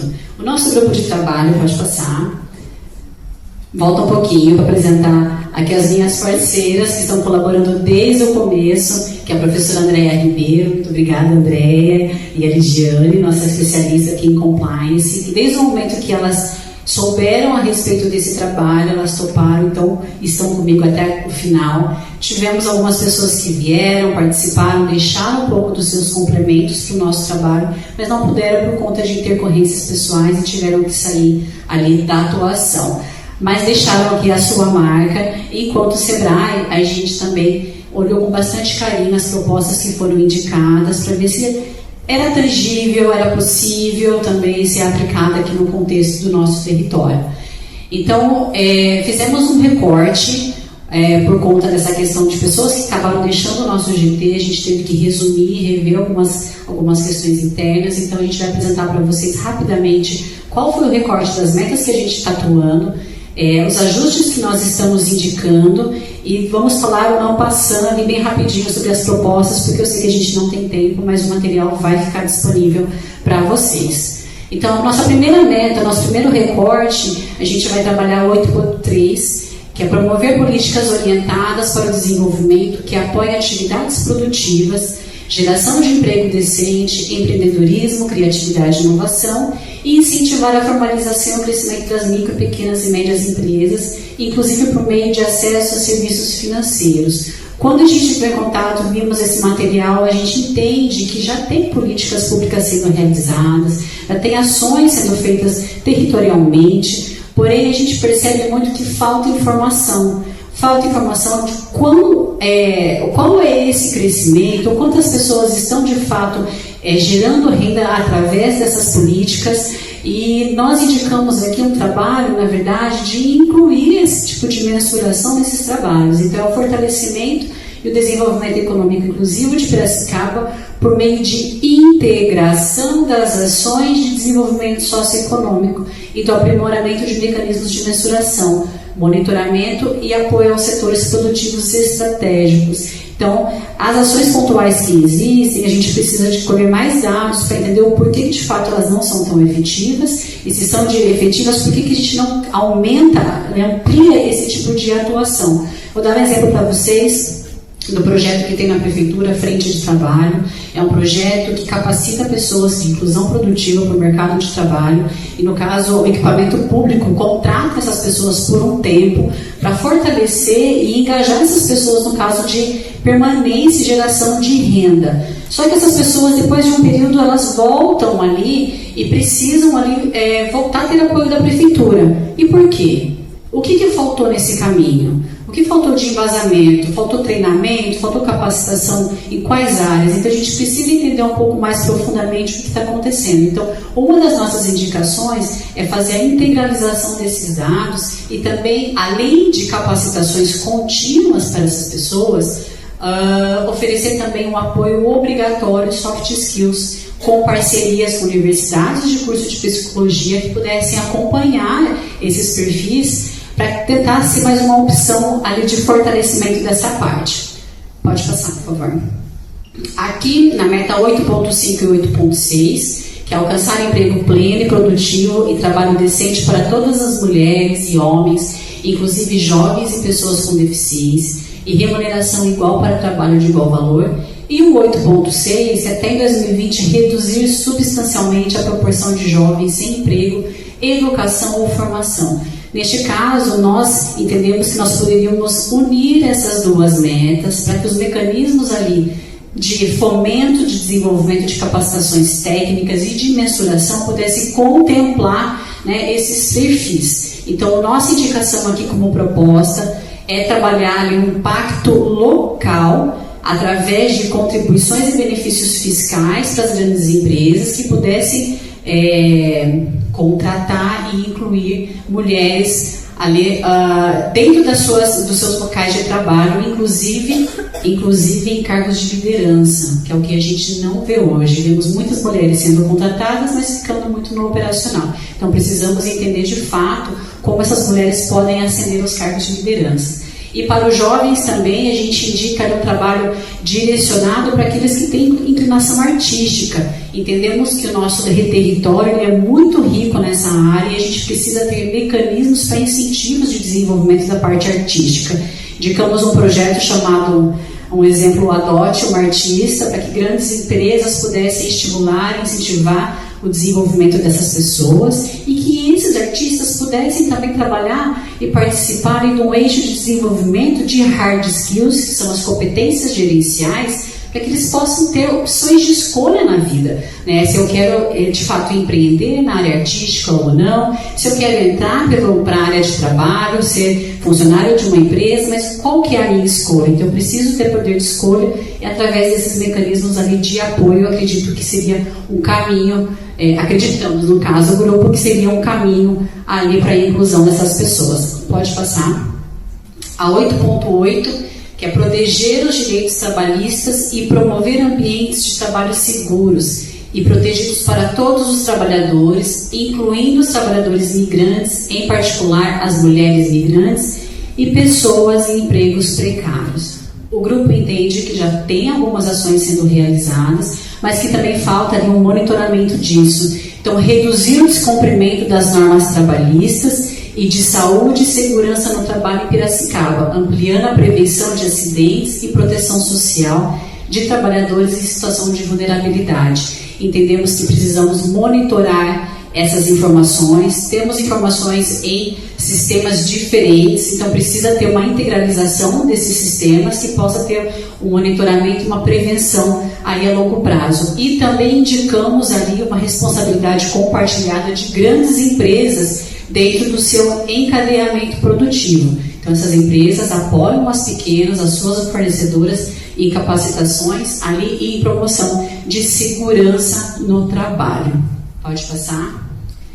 E por fim, optamos também por trabalhar a 8.9, que está relacionado ao turismo sustentável. Então, elaborar e implementar políticas para promover o turismo sustentável que crie empregos e promova a cultura e os produtos locais. Aqui a adaptação que a gente indica, porque entendemos que de fato o turismo é um vetor estratégico para Piracicaba, uma vez que tem essa identidade local aqui e pode ser um segmento de grande inclusão produtiva e geração de renda. Então, transformar o turismo regional em um vetor estratégico de desenvolvimento sustentável, priorizando rotas de turismo rural, gastronômico e de base comunitária e cultura caipira, com metas de geração de renda para comunidades locais, inclusão de mulheres e jovens e preservação do patrimônio natural e histórico. Então, aqui trabalhar continuamente também a capacitação junto a todos esses segmentos debaixo do guarda-chuva do turismo sustentável para promover a profissionalização desses segmentos,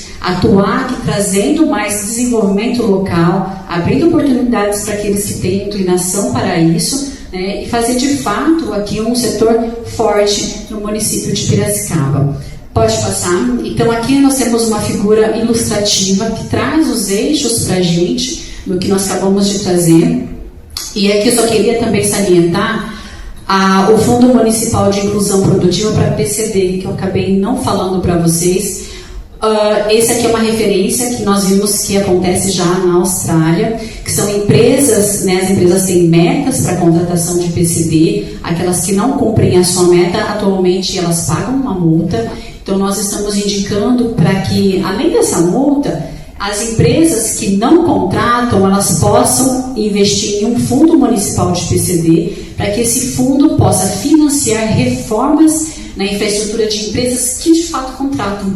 Então, reformar, trazer sistemas, trazer uma melhoria na infraestrutura, para cada vez mais encorajar as empresas, né, a adaptar PCDs com suas diferentes necessidades, né? Porque hoje as grandes empresas, elas contratam, mas elas têm assim, o tipo do PCD que elas querem contratar. Então isso é muito comum dentro dos negócios, infelizmente. Então aqui, para vocês terem uma ideia de como foi a nossa linha de raciocínio, trabalhando fortemente 3 grandes pilares, que é o fomento ao empreendedorismo e as pequenas e médias empresas, emprego inclusivo e qualificado, e trabalho seguro e turismo sustentável também. Também esqueci de falar, mas nós estamos indicando também a capacitação e gestão de resíduos para todas as pessoas que passem pela trilha de capacitação.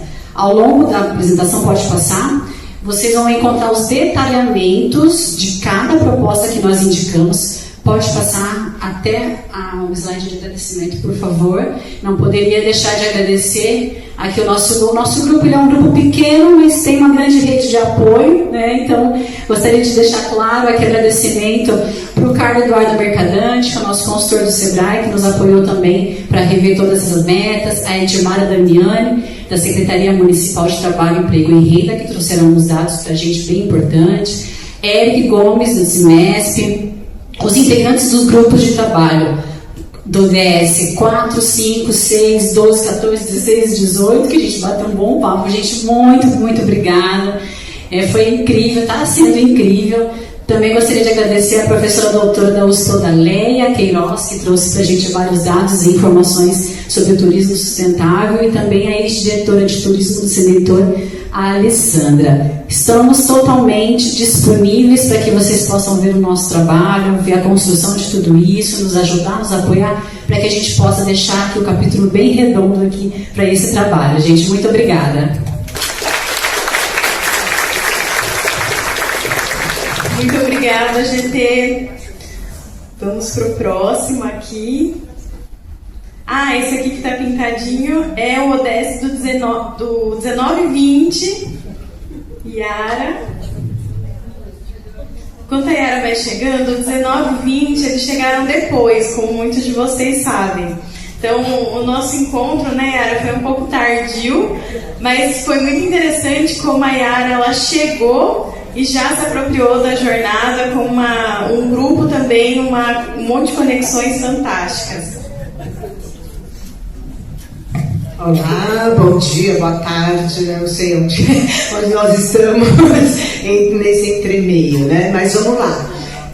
Agradeço a Janaína pelo convite, né? Foi realmente desafiador, está sendo ainda, porque São assuntos temas muito complexos aí, né? Arte, cultura, comunicação, e aí dos direitos dos povos originários, nossa, haja fôlego. Mas, pode passar.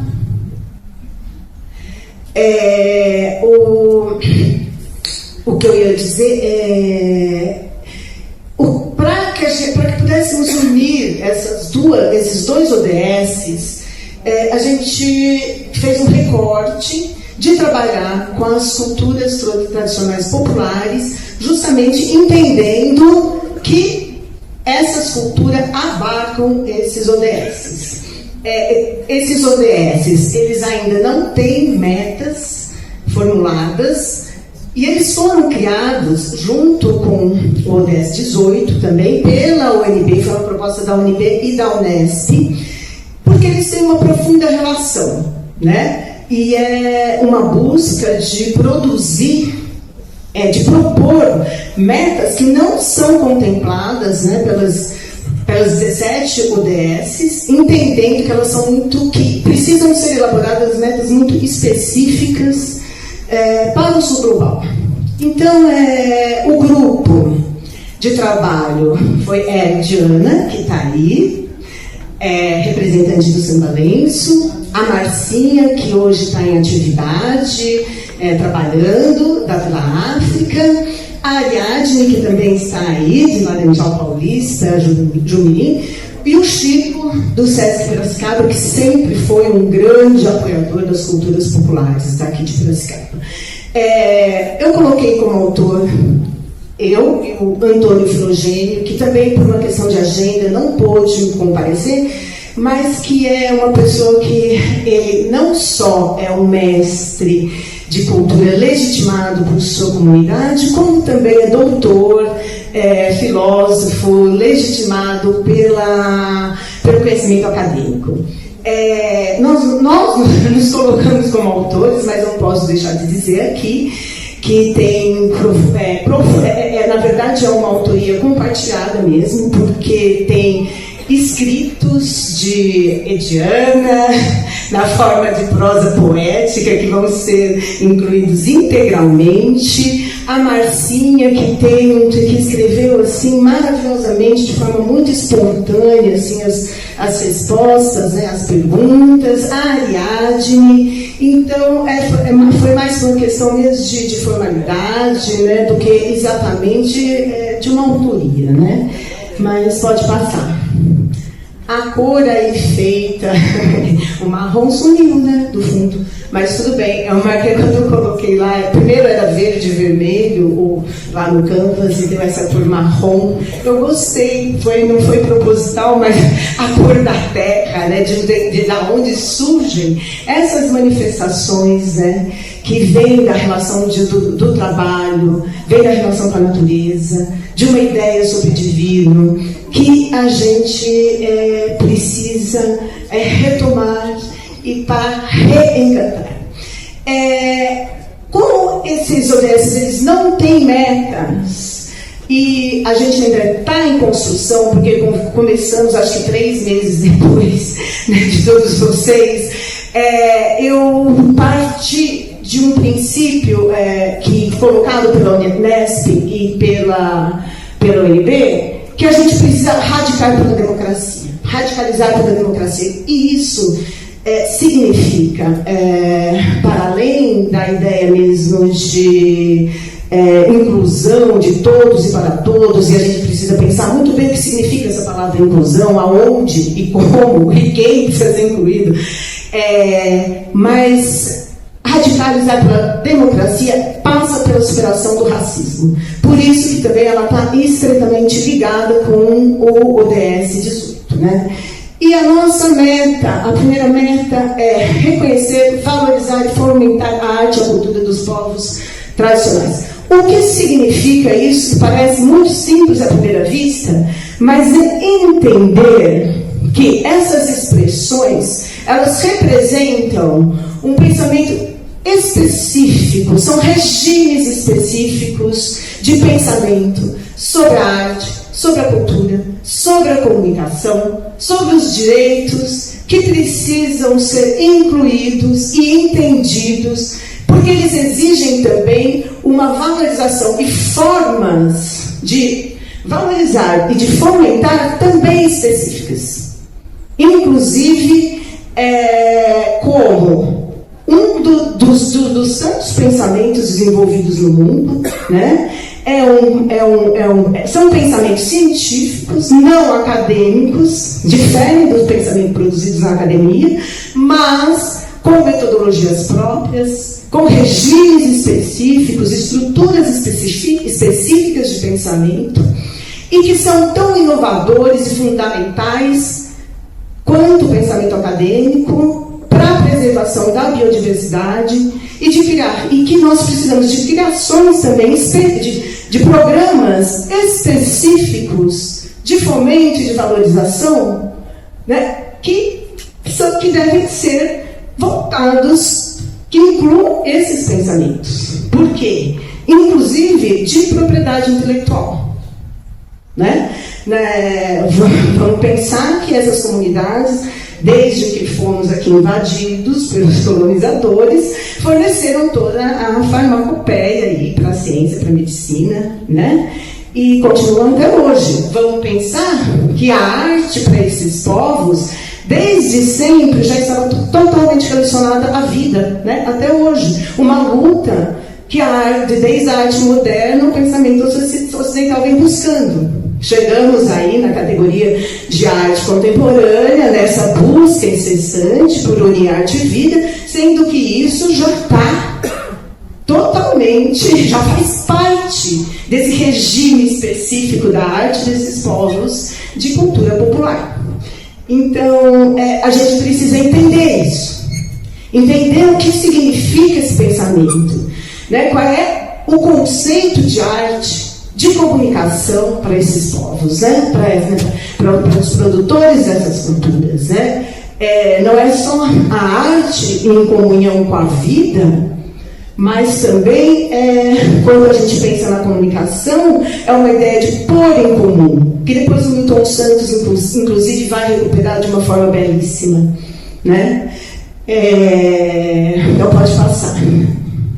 Então, como proposta para esse entendimento, pode passar também, por favor. Como proposta, a gente, primeiro, precisa descolonizar os imaginários sobre o que é arte, o que é cultura. O que significa aquilo que eu estava falando, que é de reconhecer esses conhecimentos como conhecimentos que possuem regimes específicos, né, que se estruturam de uma forma ou outra. E para isso, só dessa forma a gente vai poder criar outros sentidos comuns. O que significa esses sentidos comuns? Bom, desde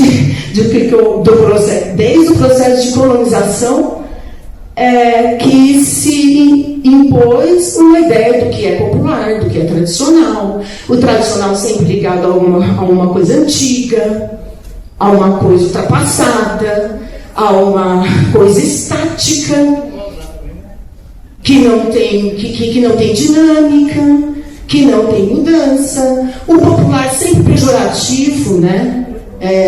Como souvenir de aeroporto, né? Ou como também uma certa ideia de folclorização, né? E quando na verdade essas culturas são extremamente dinâmicas e também mudam, né? E a outra coisa que a gente precisa pensar é a questão do conceito de patrimônio material, que ao mesmo tempo às vezes ele substitui essa ideia de popular, né? Então é preciso entender que essa arte que se produz ali também ela é pautada, fundamentada em outros regimes específicos de pensamento. Esses sentidos comuns, esses outros sentidos comuns, eu acho que eles só são possíveis na medida que todas as instituições começarem a trabalhar com a ideia de diversidade de pensamento. Não só apenas como uma narrativa que foi criada sobre o que é tempo, uma narrativa que foi criada sobre o que é espaço, uma narrativa que foi criada sobre o que é natureza, sobre o que é religião, né? Então, e que levou a essa profunda crise ambiental, que é, sobretudo, uma crise cultural já apontada desde a década de 70 por muitos sociólogos, que a gente tem que olhar para os saberes populares. Teotônio Vilela, um grande sociólogo, bateu já nessa tecla na década de 70. Então, quando eu penso na educação, eu penso na educação em termos amplos, mas eu também penso na educação formal, sim, que tem que incluir esses saberes. Não é só incluir, dar acesso às pessoas marginalizadas, que a maioria das pessoas que estão ligadas às culturas populares são, sim, marginalizadas e sofrem todos os marcadores sociais de racismo e violência, mas, apesar de tudo, são as pessoas que criam, que recriam, porque elas se perguntam o que nós vamos fazer hoje, o que nós vamos fazer hoje para comer. Então elas criam e recriam e recriaram saberes seculares que estão aí e que podem nos fornecer muito conhecimento, outras formas de relacionar com a vida e com a natureza. Então, eu penso, a gente tem que pensar no discurso de inclusão, porque vai incluir aonde? Nesse sistema que já não deu certo? Então não é isso, é incluir esses saberes. Que forma? Vivenciar essas expressões, vivenciar o que elas nos oferecem. Quando você vivencia um batuque, um sambaneiro, um carnaval, o boi-bumbá, você é tomado de uma série de sensações, né? Porque é um conhecimento que é subjetivo, que faz você ter uma compreensão profunda de outras filosofias do mundo, né? Do Ubuntu. Eu sou porque nós somos, porque todas elas trazem essa configuração. Você conhece a história, de onde viemos, né? Você conhece os ideais de liberdade e justiça que elas trazem nas suas encenações, né? Então, eu acredito que isso já deveria estar sendo feito, porque desde o começo de 2000 já foi instituído como obrigatório o ensino de afro-brasileiro e indígena. Bom, e aí, sobre a política, e pensar políticas culturais específicas, permanentes, porque o que nós temos hoje de política cultural precisa ser questionado, porque são políticas culturais que estão na base neoliberal, que são construídas através de hierarquias, que mais atrapalham, às vezes, porque criam uma competição entre pares, cria uma ideia de cultura como mercado, e a simbologia, que é a coisa mais linda da cultura, se esvai. Então, e pensar políticas culturais permanentes, porque muitos estados já adotaram isso, como a Paraíba, o Ceará, o Piauí, o Rio de Janeiro agora. A gente sabe que muitos mestres estão aí à míngua. E tudo isso, acho que tem muita relação com a pobreza. E uma coisa que a gente não tem também aqui em Piracicaba, que a gente precisa ter, é um centro cultural das tradições populares. Então, eu termino aqui. Agradeço ao núcleo, ODS, ao convite, aos professores, ao pessoal das tradições populares que eu conheço desde o fórum e que sempre aprendo muito, ao SESC também, um grande apoiador, e a todos vocês.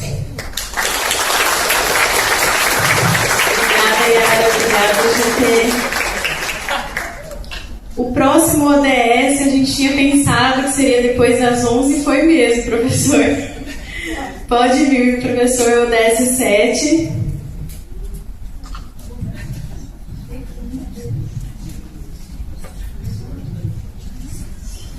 Olá pessoal, boa tarde. Bom, estou representando aqui o grupo de trabalho do ODS 7, né, que a gente trata sobre energia acessível e limpa. Se puder passar por gentileza. Os autores do capítulo, né, junto comigo está o Pablo Rodrigo de Souza, Marcos Alves Fontes e Ana Paula de Souza Silva. Bom, as metas aqui, né? Então nós temos um recorte do que está apresentado no capítulo. Então nós temos ali como meta 7.1, que ela é a mesma para Nações Unidas e para o Brasil também, que é até 2030 assegurar o acesso universal, confiável, moderno, a preços acessíveis a serviços de energia. A meta 7.2 nós temos uma modificação, né? Então com destaque aqui para a meta do Brasil, que até 2030 manter elevada a participação de energias renováveis na matriz energética nacional. E a 7.3 também diferencia um pouquinho das Nações Unidas. No Brasil, até 2030, aumentar a taxa de melhoria da eficiência energética da economia brasileira. Tá? Então aí vem uma pergunta, né? Por que das metas abrasileiradas? Então a gente trouxe aqui duas imagens para retratar a posição do Brasil. Ali na primeira imagem nós temos as três primeiras barrinhas ali, né? 2024, 23 e 22, de cima para baixo, mostrando a participação das energias renováveis na matriz brasileira, em comparação com o mundo e, por último ali, da OCDE. Então fica bem nítido que essa ODS 7, podemos dizer que o Brasil é referência, né? Ele já é uma referência no uso de energias renováveis. E um outro detalhe bem importante, segundo o relatório da empresa de pesquisa energética, é que nós estamos num momento agora de renovabilidade da matriz energética. Então está saindo um pouquinho a dependência da matriz hídrica, né, da fonte hídrica, que continua sendo a principal fonte. Nós temos ali a segunda barra. E só para resumir, nós tivemos um aumento de 5,5% da oferta total de energia no país e, ao mesmo tempo, uma queda de 1,7% da dependência hídrica. Então, isso mostra um caminho para a renovabilidade da matriz também. Tá? Trazendo aqui as propostas que nós discutimos, está com mais detalhes no capítulo. Bom, com relação ao acesso universal, que é 7.1, e a preço acessível, né? Então nós entendemos que o início de tudo, inclusive articulando com a DS1, nós precisamos democratizar alguns conceitos. A energia não é apenas um insumo técnico, mas um elemento essencial da dignidade humana. Por que isso? Famílias de baixa renda proporcionalmente vai pagar mais pela energia. E todos nós aqui sabemos que está cara. Né? Energia é cara. E que isso impacta, né? Pessoas proporcionalmente nessa eletricidade convivem com infraestrutura insegura e muitas vezes recorrem à informalidade que reforça ciclos de exclusão. A energia também ela deve ser tratada como política social e não apenas como infraestrutura, na nossa visão. Tá? Então tem que articular com saúde, educação, moradia e mobilidade também. Além disso, fortalecer políticas locais que incentivem essa democratização do acesso a tecnologias sustentáveis, né? Porque ela é cara, a tecnologia faz com que a energia fique mais barata. Mais um exemplo, quem que consegue instalar geração fotovoltaica na residência? Né? Pessoas historicamente excluídas ou marginalizadas não vai conseguir isso. Então, identificar áreas com maior risco de insegurança energética, implementar microredes fotovoltaicas com armazenamento em bateria, ampliando a resiliência em localidades periféricas e vulneráveis. Ainda com relação ao acesso universal, expandir a geração distribuída, né? Isso cai novamente na energia solar fotovoltaica. Aqui em Piracicaba existe um projeto B20, Piracicaba no caminho da sustentabilidade, né, mobilidade sustentável na frota de ônibus, lembrando que energia limpa não é só elétrica, né, temos outras fontes de energia. Temos que consolidar aqui políticas públicas, como exemplo, luz para todos e gás do povo, que também são fontes de energias essenciais. Com relação à meta 7.2, manter elevada a participação de energias renováveis, intensificar a renovabilidade das matrizes energética e elétrica, como já mencionado lá na imagem, né? Então, um exemplo aqui da região de Piracicaba, setor sucroenergético, produção de biogás e biometano, além do etanol e da energia elétrica através da biomassa. Temos também estabelecer uma infraestrutura de recarga para veículos elétricos. Aqui surge uma oportunidade, né, de articular universidades e concessionárias para isso. Mobilidade com baixa emissão de carbono. Ainda em manter elevada essa participação, existe um Programa Nacional de Energia Geotérmica, então é interessante ampliar isso, né, porque essa é uma fonte de energia limpa, contínua e perene, né, diferente da solar, que vai entrar aqui na sequência, né, eu já comento isso.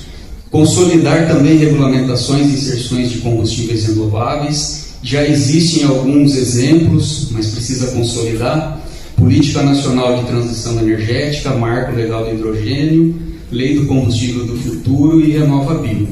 Investir no armazenamento de energia como elemento estratégico para a estabilidade do setor elétrico. Existe uma questão, quando intensifica muito a participação de fontes de energias intermitentes, que é um exemplo da solar, acho que é o mais clássico. O que vai acontecer? No final do dia, né, ao anoitecer, nós temos diminuição da oferta, porque deixa de ter a geração da energia fotovoltaica, e é exatamente o horário que entra, o horário que nós definimos como horário de ponta, né, e nós conhecemos como horário de pico de consumo. Então, ao mesmo tempo, está caindo a oferta e aumentando a demanda. Isso pode provocar instabilidade no sistema. Então, estabelecer políticas coordenadas entre geração, transmissão e armazenamento, que é o que falta, né, para consolidar no Brasil, como pilares essenciais de uma transição energética efetiva, sustentável e justa de fato. E para finalizar, o item 7.3, né, que seria ampliar a taxa de eficiência energética, importante incorporar conteúdos relacionados à energia renovável e eficiência energética em currículos escolares, realizar campanhas educativas dirigidas à população em geral, desenvolver programas de modernização em prédios públicos e residenciais. Públicos já poderiam ser feitos de forma mais imediata, isolamento térmico, iluminação natural, sistemas inteligentes de gestão de energia. Incluir requisitos de eficiência energética para a aprovação de novos empreendimentos, principalmente grandes empreendimentos, habitacionais e comerciais, e utilizar a energia de forma consciente no cotidiano, que acho que é a principal questão de campanha que deve ser feita, né? Então nós temos que ter consciência de eficiência no transporte, na iluminação e também no preparo de alimentos. Então a gente fecha aqui, né, representando o grupo, uma campanha da Petrobras. Por que produzir mais energia se podemos aproveitar melhor a energia que já existe? Então fica essa mensagem, e esse item 7.3 com certeza é a meta que nós podemos em loco atuar com mais efetividade. As anteriores dependem de investimentos, e aí acaba sendo uma questão mais nacional e política, tá? Então, finalizando aqui, agradecendo a Exalc, Núcleo ODS, pela possibilidade, né, de participar do evento, muito obrigado. Instituto Federal de São Paulo, no caso aqui representado por mim, pelo Pablo e pelo Marcos, e o IPT, Instituto de Pesquisa Tecnológicas, pela Ana Paula. Tá? Compartilho aqui também o agradecimento na próxima.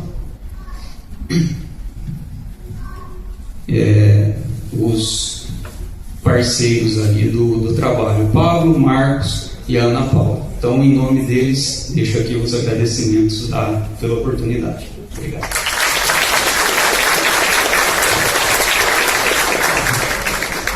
Muito obrigada, GT.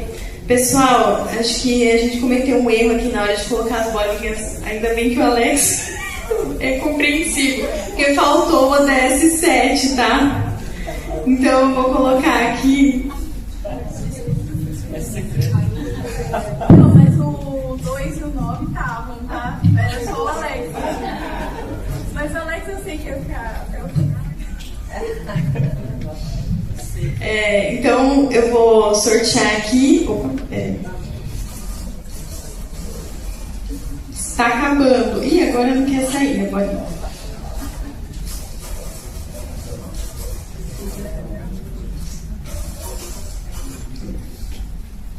Nada, deixa um ali dentro. Chegou, professora Demir. ODS 2.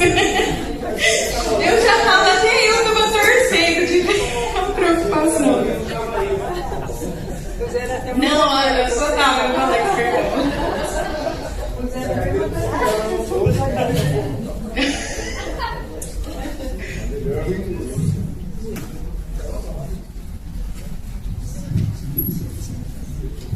Bom, pessoal, bom dia a todas, a todos vocês. Acho que é uma alegria ter um momento como esse. Desde cedo eu estou aprendendo muito aqui, né, Janaína? Então, o nosso grupo de trabalho ODS2, Fome Zero Agricultura Sustentável, e quando a gente fala em Fome Zero Agricultura Sustentável, segurança alimentar e nutricional, e a gente ouve muito que a pobreza e a fome e a pobreza se retroalimentam. Se retroalimenta, o DS1, que é transversal, está assim, estreitamente aí, está muito ligado, né? Pode ir. Gente, nosso grupo é enorme, né? Foi um grupo grande realmente. Todo esse pessoal, os amigos, amigas, são os que colaboraram com o texto em reuniões, muitas reuniões online, reuniões presenciais fora daqui. Alguns que só tiveram uma outra vez não estão aqui, mas é uma alegria de ter essa contribuição. Não vou ler o nome de todos, né, e todas, mas assim, eu tenho gratidão a todos que puderam e todos que puderam participar. Além de dar aqui um agradecimento também especial ao professor Luciano, Janaína e todo o núcleo ODS, pelo conteúdo, coragem e visão, né, desse projeto. Então, a próxima. Vocês já perceberam que eu esqueci de colocar? Não, está lá Exalc, pensei que tivesse esquecido. Então, tem várias instituições, representantes de instituições. O caso, por exemplo, do Corredor Caipira, o Girley nos forneceu gentilmente dados importantes também. Eu acho que nós vamos ainda retomar, que deve ter passado alguma coisa, mas foi muito rico essa colaboração. Podemos ir?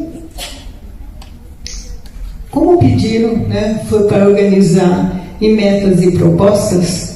Então, o trabalho, todo mundo que está aqui, a gente sabe o quanto que nós temos aprendido, feito, refeito, tendo novos olhares, cada leitura. É muito rico também os grupos, que cada um vem de um lugar. Né? A gente tem pessoal da academia, agricultores, alunos de mestrado, né, na Júlia. Então, é bem diverso, instituições privadas.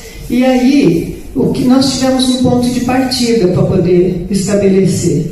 Porque não dá para nós analisarmos metas, começarmos a colocar propostas, sem ter uma visão. Esse diagnóstico nunca vai estar completo, né? A gente parece sempre que quer buscar mais. Como disse o professor Antônio, uma hora tem que parar, né? Para a gente trabalhar aquilo que a gente tem. E aí, nós fizemos lá na pergunta 1, um panorama global, trouxemos o cenário brasileiro, trouxemos a nossa terra, a realidade em Piracicaba, até, né, a gente ia afunilando saberes tradicionais e práticas locais. Então, o território escolhido foi o município de Piracicaba, mas em nenhum momento a gente achou essa linha tão rígida divisória. Né? Então, nós trouxemos também trabalhos regionais, então, tentando, já que a gente fala tanto para não nos restringir, né, naquilo que a gente pode criar, aquilo que a gente carrega ao longo de gerações, então também essa linha divisória não é tão rígida assim. Mas indo para frente, nós temos 5 metas, né, quando a gente fala na ODS 2. E nós escolhemos trabalhar com a 5, porque elas são tão intimamente ligadas que fica muito difícil. Nós consideramos que não olhar para alguma delas, as outras que poderiam ser olhadas também ficariam com menos riqueza. E a ODS 1, a ODS 2, ela traz a meta 1, acabar com a fome e garantir acesso a alimentos seguros e nutritivos. Como isso pode não estar ligado ao nosso e a todos os municípios, a todos os lugares desse planeta? E nós ali, então, é uma necessidade urgente, né? Então, tem os saberes caipiras, que sem dúvida nenhuma ele traz essa reaproximação da comida de verdade, e tem muita coisa aqui que a gente pode falar dessa ODS, que o tema é muito amplo, né? Para a gente, em 10 minutos, tentar aprofundar um pouquinho mais. A meta 2, ela trata da malnutrição em suas diferentes formas, né? E aí é importante o saber culinário tradicional, e quando a gente fala na malnutrição, é um tema bastante amplo, porque não é só a desnutrição. A gente tem casos de obesidade, a gente tem na nossa educação, e cada vez mais introduzido, alimentos ultraprocessados. Como sempre a Tati disse, a gente tem pântanos alimentares, né? Então, quanto mais você vai para a periferia, mais você acha ultraprocessado, menos você acha alimento com preço mais justo, mais saudável. Temos programas como dos varejões, precisaria fortalecer, que a ideia é essa, tem que ir para todo lugar, levar esse alimento direto, né? Mas é uma meta aqui que realmente, olha, tá também a questão do desperdício, está muito ligado, a gente não poderia excluí-la, e vem a 3, vou passar tudo meio rapidamente, né? Aqui vem com muita força a agricultura familiar, a gente pode falar também na agroecologia, na renda dos pequenos produtores, dos agricultores familiares. Isso, a cultura caipira, ela conversa com muita força com isso aí, né? Já foi muito forte. Então a gente tem uma resistência nisso. E a gente tem também as gerações envelhecendo e os jovens, por N motivos, e que a gente também, eu acho que acho que a maioria aqui vem, ou é o pai, ou a mãe, ou avô, avó, bisavô, vem na área rural, né? Então você vai estudar para sair do cabo de enxada, quando você crescer você vai para a cidade. Então tem muita coisa assim que hoje nós temos. Eu preciso pegar melhor esse dado, né? Quando estava na Secretaria da Agricultura, são mais de 1.600 propriedades, só que quando a gente faz grandes e pequenas propriedades, a área dos grandes aí começa a ter uma desproporcionalidade, mas é em torno de 350 famílias ainda que moram, nem todos os agricultores familiares. Aqui eu não sei se é uma luta aqui hoje, mas a gente assim, tem que aplaudir uma Copiord, que une mais de 100 famílias, a gente está quase 110, de agricultores familiares, e o cooperativismo aí muito ativo nisso, né? Mas está lá também que os jovens vão ver futuro, tem a questão da assistência técnica, acesso aos mercados locais, o estímulo, mas a agricultura familiar é um dos corações aqui, né? Podemos ir? Sistemas produtivos sustentáveis e resilientes às mudanças climáticas.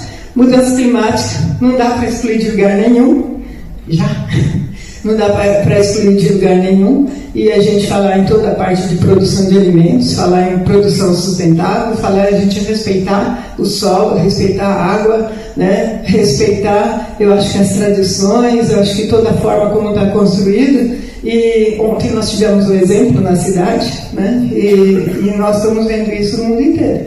Então, tem que ter um olhar. Eu aprendi bastante hoje aqui com o ODS, a gente já fotografou, anotou, nós vamos procurar, porque tem mais coisas aí para a gente colocar em relação a isso, né? Vamos lá, a próxima e última. A quinta, ela é bem subdividida, cada uma dessas metas, né? Daria, por exemplo, tem recorte de gênero, uma coisa que a gente tem que olhar o tempo todo. A gente tem que ver a questão racial, a gente tem que ver a questão dos idosos, e isso aparece nas metas. E nesse caso aqui, como que nós vamos falar da diversidade genética de sementes cultivares? Quem preserva isso de origem é justamente essa população que tem essa raiz forte ainda, esse vínculo tão forte com os saberes tradicionais. E nós tivemos um momento, né, Fernanda, aqui daquela feira de trocas emocionante, né? emocionante, ainda que se acha, eles têm a troca entre eles, mas as sementes aí crioulas, a semente é assim mesmo que é chamado, né? Então, está muito ligado, e acho que muitas vezes também, por não ter um programa tão assertivo e tão estimulado, nós estamos perdendo aí componente muito também de sementes, componente genética. Para frente. Só uma conclusão, alinhar esse ODS a saberes caipiras não é só um resgate cultural, né? Isso significa uma resposta concreta, viável de território, aos desafios da fome e a sustentabilidade no nosso município. Indo para frente. As propostas. Aqui tem um textinho um pouco longo, mas eu acho que é muito importante a gente falar que, para que a fome seja superada, também os sistemas alimentares se tornem mais sustentáveis e inclusivos. O que é fundamental? Fortalecer iniciativas já existentes, tem muita coisa existente, voltadas à valorização dos saberes locais, agricultura familiar, a produção próxima ao consumo, participação social, articulação entre os diferentes setores da sociedade, muita gente produzindo, mas essa aproximação ela se dá como efeito vagalume, né? Aqui e ali. Piracicaba apresenta características que tornam o território fértil para inovações, agricultura sustentável, segurança alimentar e nutricional, entre as quais podemos destacar a presença de instituições de ensino, pesquisa e inovação na área de ciências agrárias e áreas afins. Para quem já viveu fora daqui, em outros municípios, mesmo no estado de São Paulo, gente, essa riqueza de instituições que a gente tem aqui, ela não é comum por aí, tá? E é tão habitual que a gente normaliza, né? A gente acha que é normal. Eu não vou ali na Exalc conversar lá para tirar uma dúvida, eu vou à FATEC, eu vou à FUMEP, eu vou à Instituição Federal, vou lá para o SEG, eu vou lá, estou com essa dúvida, eu ligo lá para o colega e vou. Gente, isso não é. Eu já vi em outros municípios, os desertos alimentares, tem deserto também de instituições, não vou falar cultural não, mas de instituições, né? Então, para frente, e já indo para o fim, como que nós fizemos as propostas? Gente, esse texto andou de um lado e de outro, mas depois, quando nós começamos, né, a Adriana está até fazendo assim, tem hora que a gente fala, meu Deus, você tem que estruturar de outro jeito. Nós não conseguimos pegar cada meta e colocar propostas. Por quê? Elas acabam se misturando. E a hora que a gente começou a escrever, nós vimos que tudo isso se organizava em diretrizes, em 5 diretrizes, pode ser mais também, né, que são eixos. Então, por exemplo, o que a gente precisaria como proposta? Integração entre conhecimento, produção e população. Por isso, aqui é uma iniciativa, o Educar, como o professor falou agora há pouco, a FATEC tem aquela feira de alimentos, tem muitas iniciativas.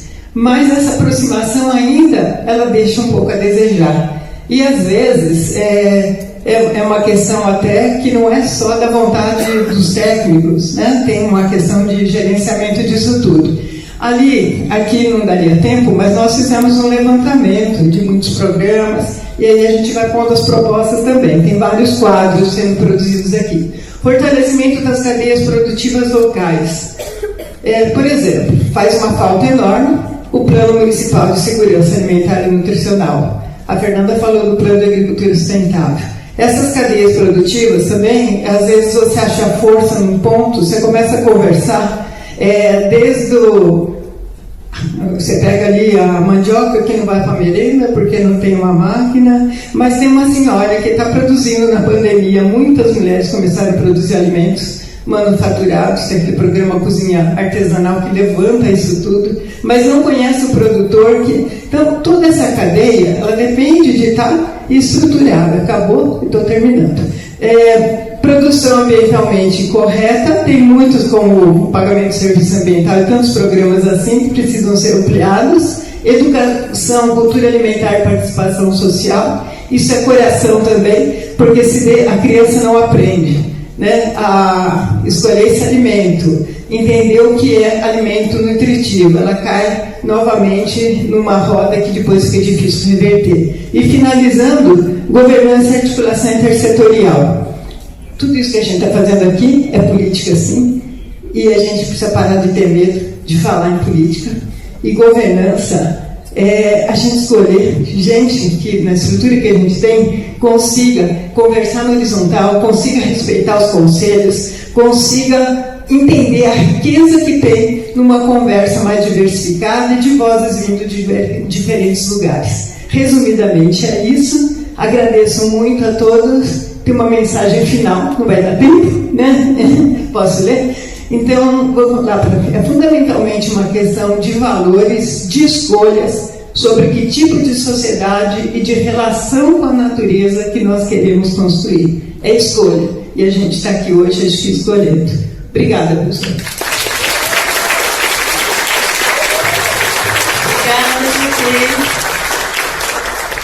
Agora eu vou chamar, o Pedro vai fechar com chave de ouro. Cadê o Pedro? Porque agora eu vou chamar o Alex primeiro aqui no sorteio, foi o 17, aí depois você vem, Pedro. Pode ficar pra cá já, por favor. Você coloca o 17, por favor. Tá chegando, gente. Cuidado que essa cadeira tá bem baixa, viu? Eu também. Enquanto o Alex vai se posicionando, pessoal, eu quero aproveitar um gancho que a Nancy me deu. É tão habitual que a gente se acostuma. Então, a gente está 15 minutinhos atrasado no cronograma, pensando que são 16 grupos de trabalho, tanta gente aqui envolvida, eu acho que tá bom, né? Então, eu vou pedir para vocês segurarem a barra aí. Como a gente disse, acho que o lanche ainda tá lá, quem precisar comer uma coisinha, volta para cá, para a gente concluir todas as apresentações e garantir que todo mundo tenha a mesma escuta de qualidade de todos que estão aqui presentes, tá bom? E aí depois a gente encerra e aí eu vou convidar o coral para se apresentar. Só que vou pedir a atenção de vocês para se darem conta, né, de que a gente está numa festa da ONU e que isso aqui é extraordinário. Então a Nancy me deu o gancho perfeito. É tão habitual que a gente se acostuma, mas que a gente não deixe o extraordinário passar batido, porque vocês estão presenciando uma iniciativa histórica e um momento histórico. Então acho que a gente consegue aguentar mais 15 minutinhos, mais um tempinho ali para contemplar todo mundo com qualidade.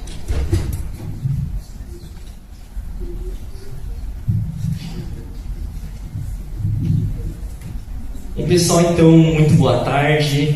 Prazer, eu sou o Alex. Eu vim aqui representar o GT17. Então, pode passar, por favor.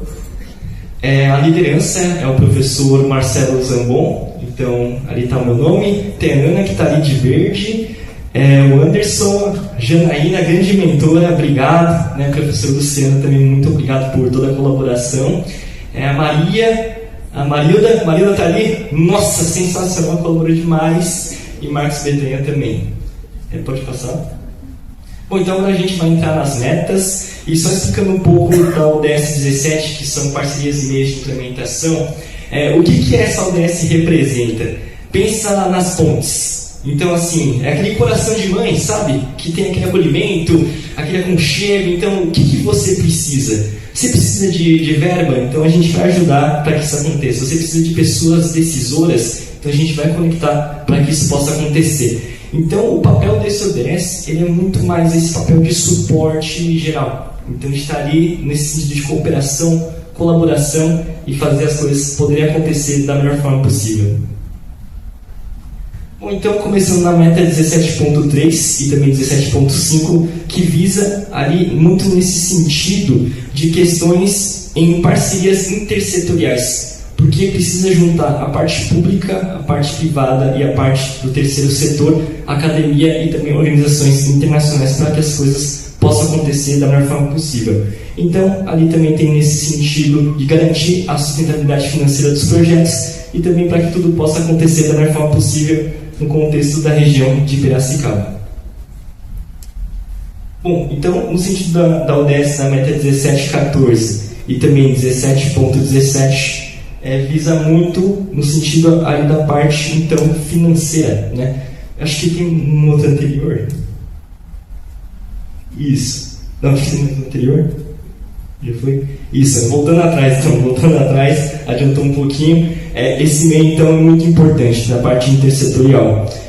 Por quê? Porque as parcerias, elas envolvem ali o meio de um eixo que precisa ter esse equilíbrio, né? Sem equilíbrio, as coisas não acontecem. Então, se cada um quer fazer ali as coisas acontecerem do seu jeito, da sua forma, de forma individualista, as coisas ficam muito separadas, né? Então, a tamanha importância dessa intersetorialidade Então pode passar mais 2, por favor. E aí, nesse quesito, são a parte das metas 14 e 17, juntos ali da ODS 17, que envolve questões sistêmicas, né? Então precisa ter um olhar sistêmico. O que é o olhar sistêmico? É muito voltado para a parte de política. Então, o quanto que a política realmente é importante, transforma, e a gente precisa dar a devida atenção a esse ponto, né? Então, o processo de governança participativa de todas as pessoas, organizações, né? De você se sentir uma pessoa protagonista, isso é algo fundamental.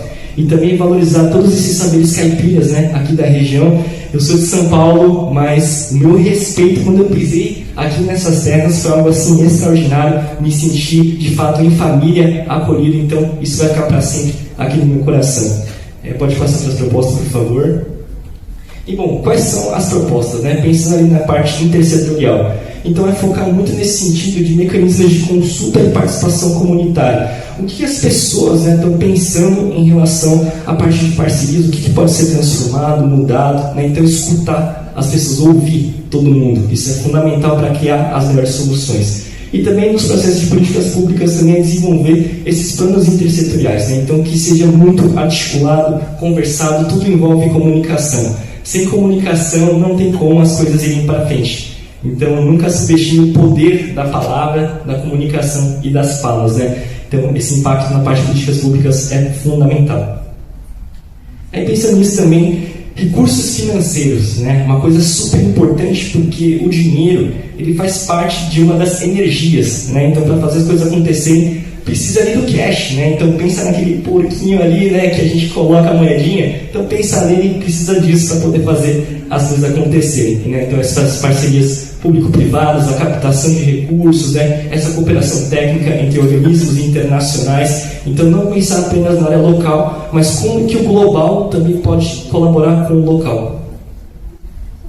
E nisso então, a última proposta, algo muito mais prático, é esse fortalecimento do efetivo de profissionais técnicos. Então, implementar programas na parte municipal, ali de formação, estabelecer parcerias locais, né? Então, ajuda ali na gestão do mercado de trabalho e criar esse fundo de apoio com bolsas de estudo e transporte para que permaneça os estudantes, né? Então, isso é muito mais técnico, muito mais uma proposta ali que o GT conversou sobre, mas isso agora é a minha visão, tá? Minha visão, o principal já está acontecendo, que é o quê? As parcerias já acontecem aqui no Núcleo ODS. Acho que o Núcleo ODS é assim, o maior exemplo, né, nesse sentido de parcerias e meio de implementação. Então, está acontecendo já aqui agora. Pode passar, por favor. E aqui é um pouco do GT, né? Então, nossa reunião ali, uma das últimas, o encontro 2, ali também, o quinto encontro. E deixar aqui a mensagem, né, principalmente de agradecimento, né? Obrigado de coração. Agora falando como pessoa mesmo, para mim foi uma experiência maravilhosa, fiz amizades aqui para a vida, se criou-se de fato uma família, né? E esses aprendizados, com toda certeza, serão levados daqui para frente para a vida como um todo e para grandes mudanças acontecerem. Então vamos juntos, em parceria, porque a gente conversando aqui, tomando um café junto, é o que faz as coisas mudarem e se transformarem, né? Então é isso, muito obrigado. Hoje é festa, 80 anos, imenso abraço e vamos almoçar de uma forma grandiosa depois e passo aqui bastante para o Pedro, né? Pedro, então, obrigado, hein?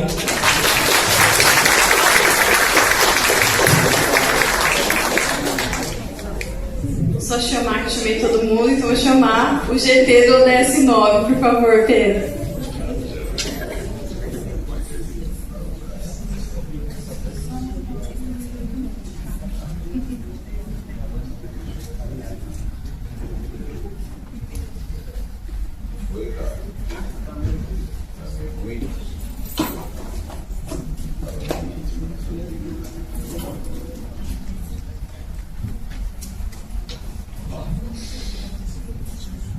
Que vai aqui. Pessoal, boa tarde já. Excelente, né? Estarmos juntos aqui. Ficou para mim a honra de fechar esse encontro. Então, prazer imenso estar aqui. Parabéns para todas as entregas, né? Aprendemos muito com todos vocês. E o principal, como o Alex reforçou aqui, é essa nossa integração. Esse legado que fica desse movimento do Núcleo ODS, que permite que a gente possa extrapolar os muros aqui da universidade, os limites, né, desses encontros, para continuar agindo na sociedade, que é o mais importante.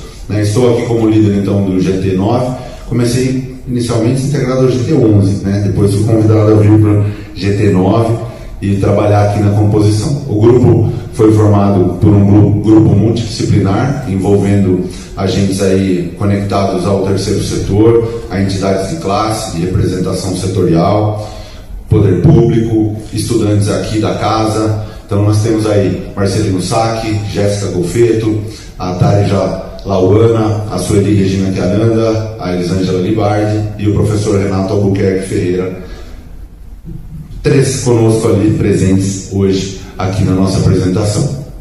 Vou pedir tua ajuda melhor, cara, por favor. Vamos para o próximo. Vamos lá.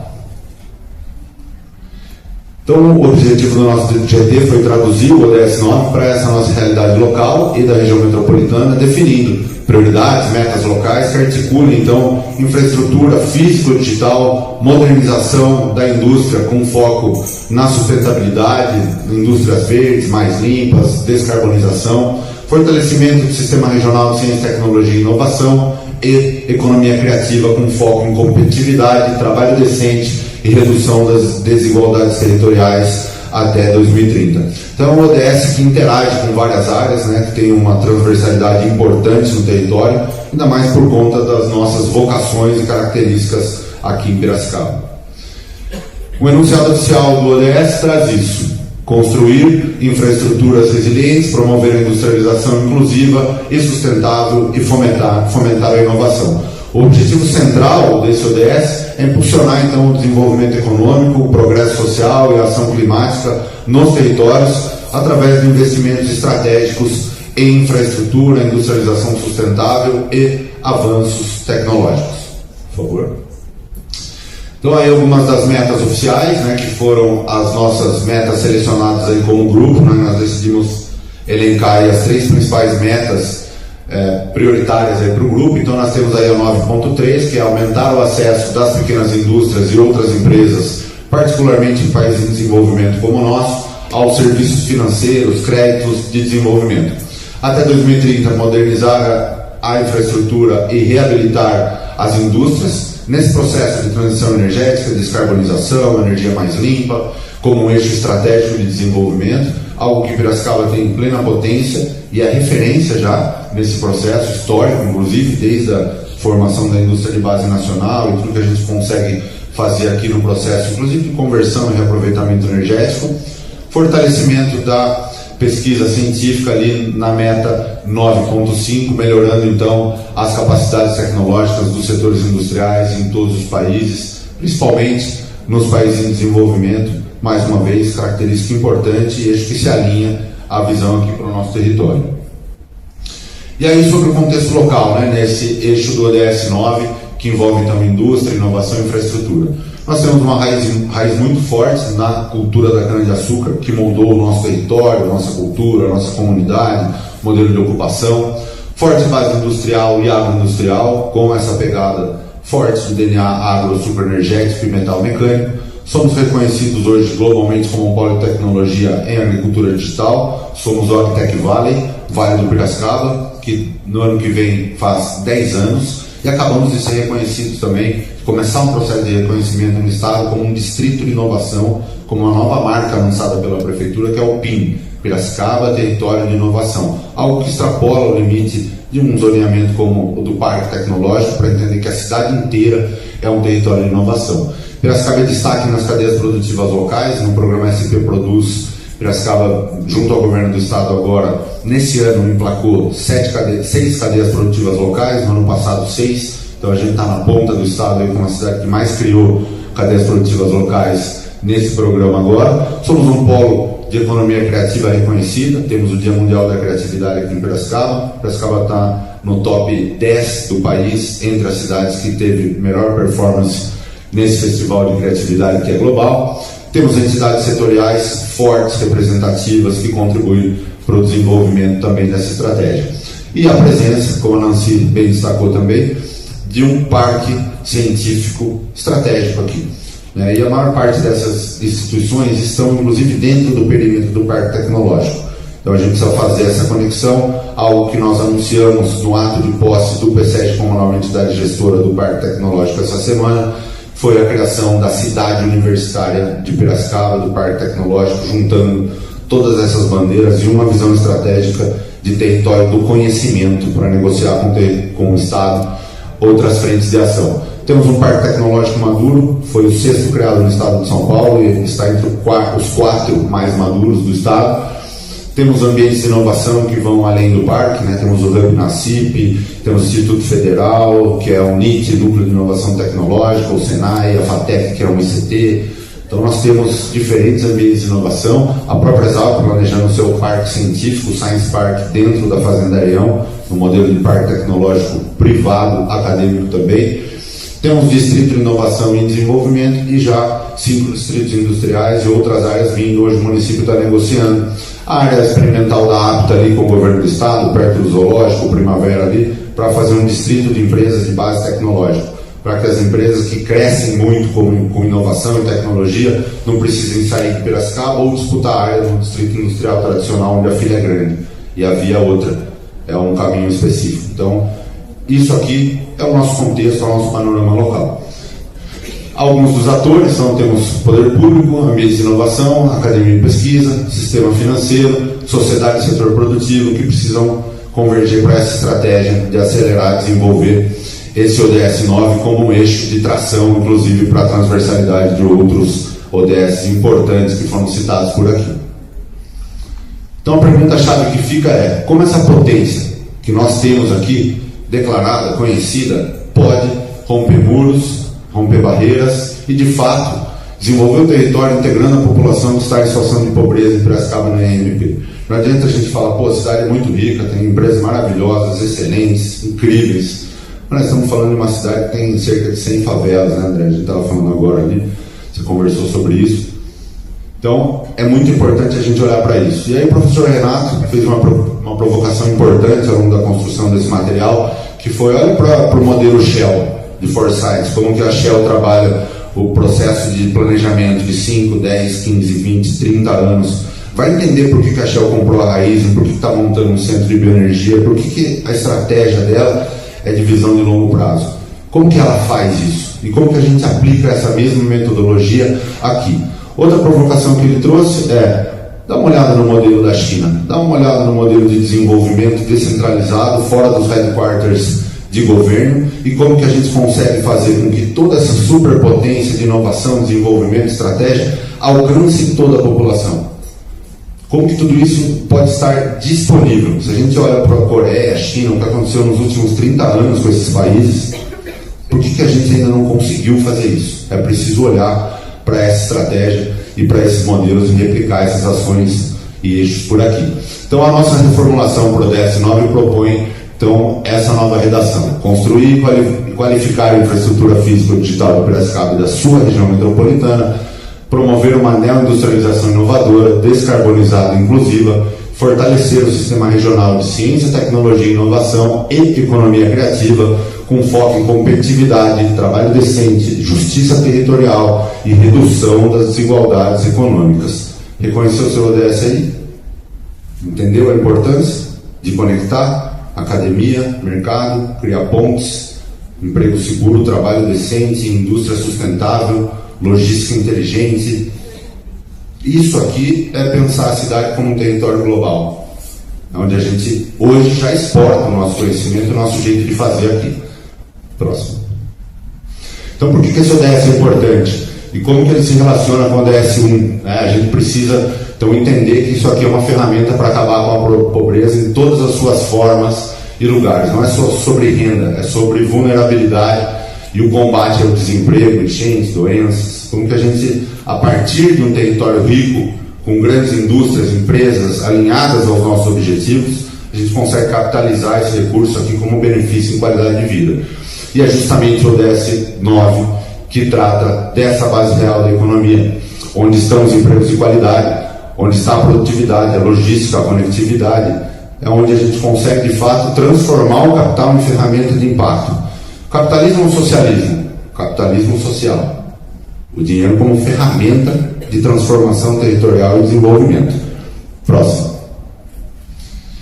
Então, em Piracicaba, o ODS 9 não é só sobre a indústria e a infraestrutura sofisticada, é sobre redesenhar essa nossa base econômica, tecnológica e criativa, para que as pessoas que hoje estão na pobreza tenham acesso real a oportunidades de trabalho decente, serviços básicos de qualidade, crédito e oportunidade de empreender. Se errarmos esse alvo, podemos até continuar tendo um ecossistema brilhante, mas vamos seguir convivendo com bolsões de exclusões. Mas se acertarmos na execução plena do ODS 9, ele vira a principal engrenagem de combate à pobreza e à exclusão social e transforma esse capital em capital disponível para a alavancagem das outras iniciativas. Certo? Então, entendo o papel estratégico desse ODS e é por isso que Piracicaba hoje ostenta um grande parque industrial, científico, tecnológico, grandes empresas escolhem Piracicaba como destino, porque entendem que aqui tem a oportunidade de desenvolver os seus modelos de negócio. Mas a gente precisa reverter isso também em impacto positivo e perceber a importância dessas empresas aqui. Próximo. Então, o impacto transversal, a gente reconhece de cara imediatamente, em primeiro grau, na educação de qualidade, no trabalho decente, nas cidades e comunidades sustentáveis, no ODS 12 de consumo e produção responsável, economia circular, reaproveitamento energético e, claro, nada disso é possível sem as parcerias. Então, o ODS 9, ele depende desses, porque para a gente ter o desenvolvimento da indústria, a gente vai precisar trabalhar na educação. Para o desenvolvimento da indústria acontecer, a gente tem que trabalhar no ODS 8. Então, estão totalmente interconectados e é impossível desassociar uma coisa da outra. Próximo.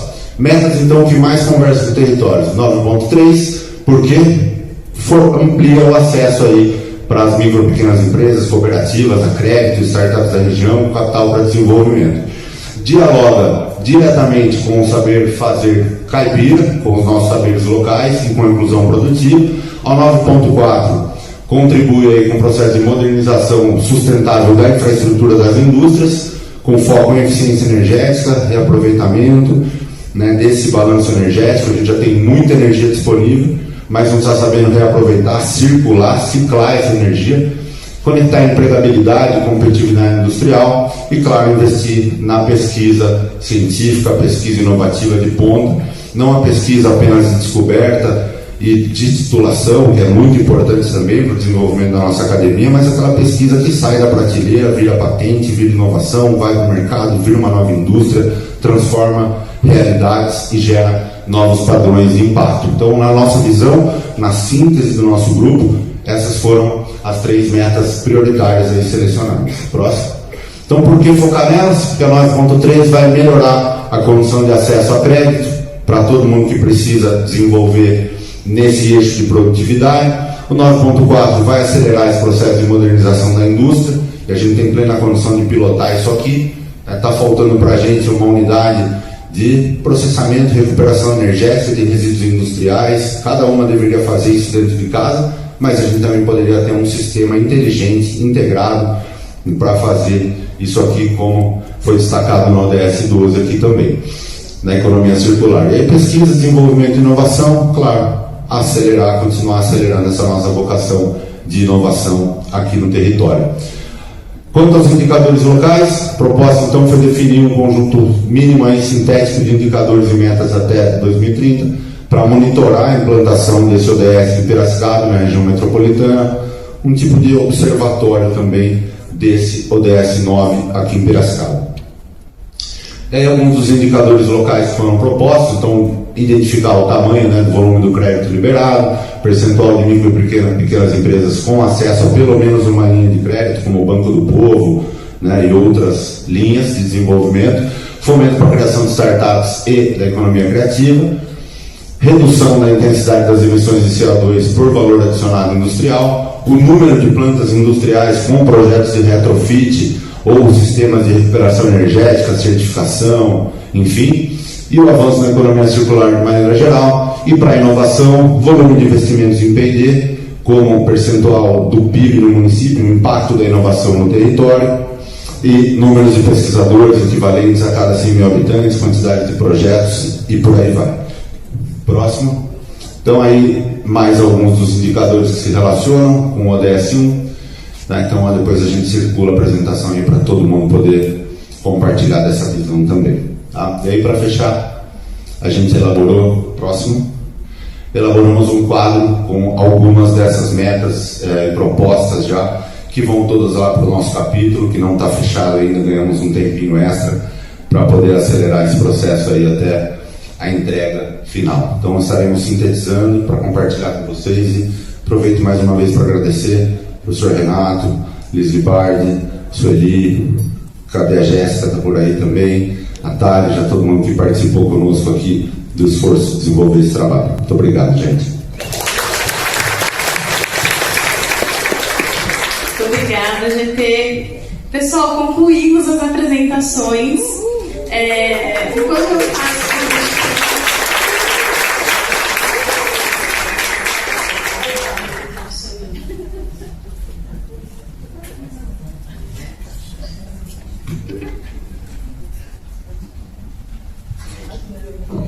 Enquanto o pessoal vai se ajeitando, eu vou pedir para o coral subir aqui, por gentileza. Subir não, né? Descer aqui com a gente. Peço que vocês fiquem até o final da apresentação do coral, que a gente prestigie essa apresentação. Enquanto eles se acomodam, eu vou aproveitar para fazer alguns informes e agradecimentos finais. Então, pode passar, Pedro. Como vocês sabem, a gente quis dedicar essa jornada e esse projeto ao Senhor Jacaré, o aparecido Messias do Nascimento, que é um caipira sicabano, exalquiano aqui, que a gente quis homenagear com esse projeto. Ele foi homenageado no segundo encontro da jornada e vocês encontram um pouco mais sobre a história de vida dele lá no nosso site, em uma matéria que foi feita especialmente para ele. Pode passar, Pedro.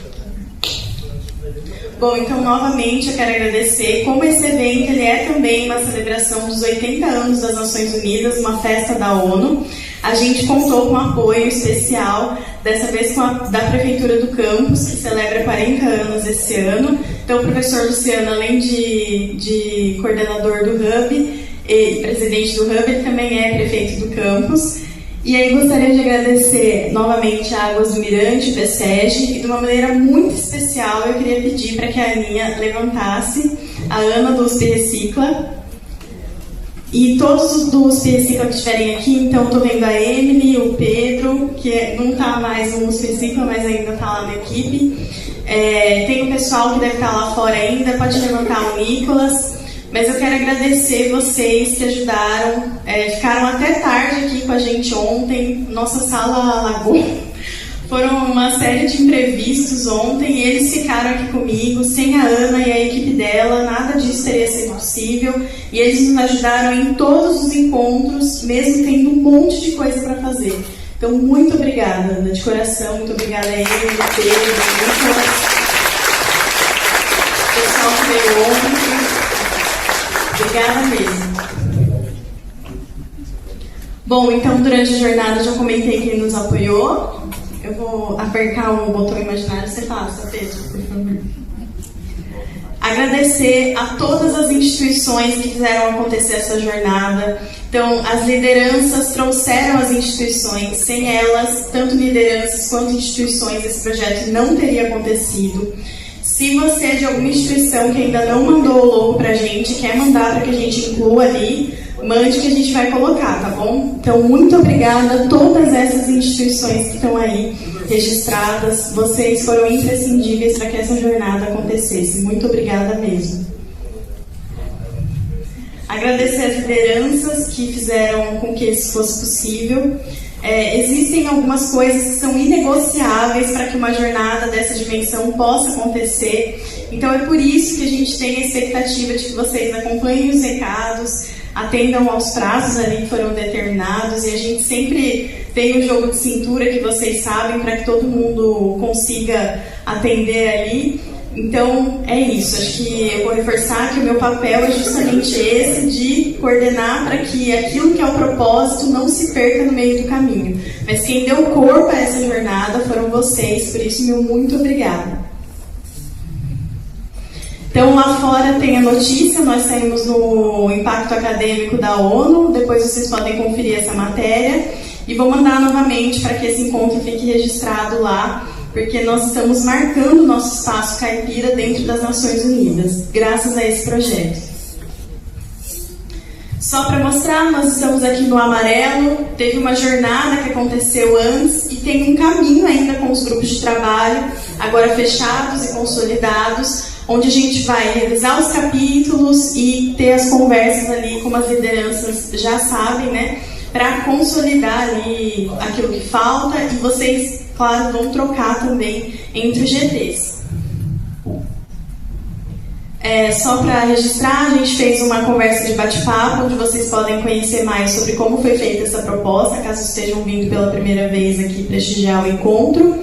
E a gente teve a honra de participar de uma live junto com uma das organizadoras para que o ODS 18 acontecesse, a professora Maria Rebouças, em que a gente conta um pouco ali melhor sobre a história do Núcleo ODS.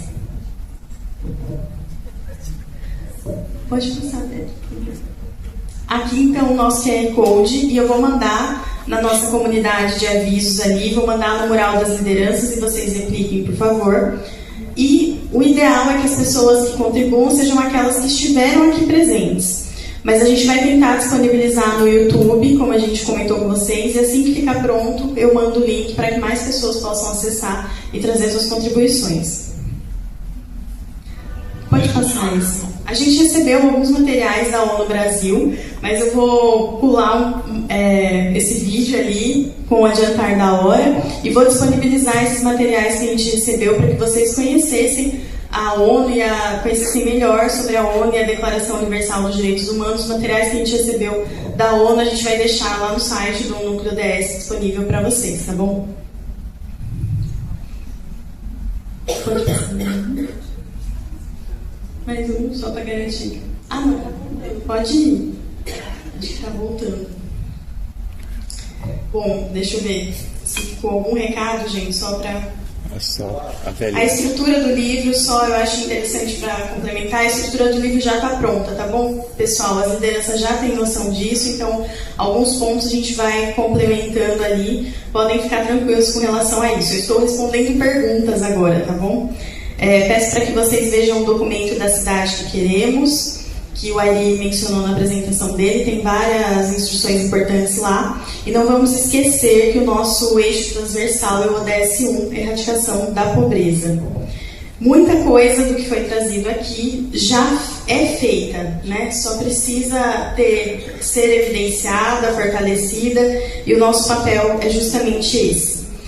Então, eu quero agradecer novamente, agradecer ao professor Luciano por ter proporcionado que essa jornada acontecesse, que eu liderasse essa caminhada, a cada um de vocês, as 120 pessoas que passaram pelos 5 encontros. É claro que os GTs vão ficando menores, porque no final das contas a gente é melhor trabalhar com quem está engajado mesmo, quem está disponível. E muitas pessoas saem porque a vida aconteceu, não porque não gostaram da proposta ou porque não conseguiram também, né? Por isso que a gente abriu esse encontro hoje. Mas agradecer a esses poucos e bons que ficaram até o final e principalmente muito obrigado às lideranças, tá? Eu vou aqui anunciar o coral para que eles possam fazer a sua apresentação. Agradecer muito a vocês.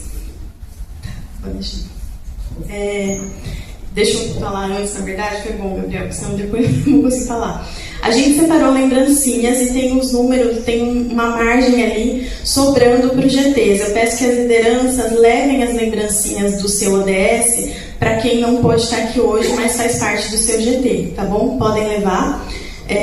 Mas tentem pegar a que está com a identidade visual do seu ODS. E se você está vindo pela primeira vez, pegue essa caixinha branca.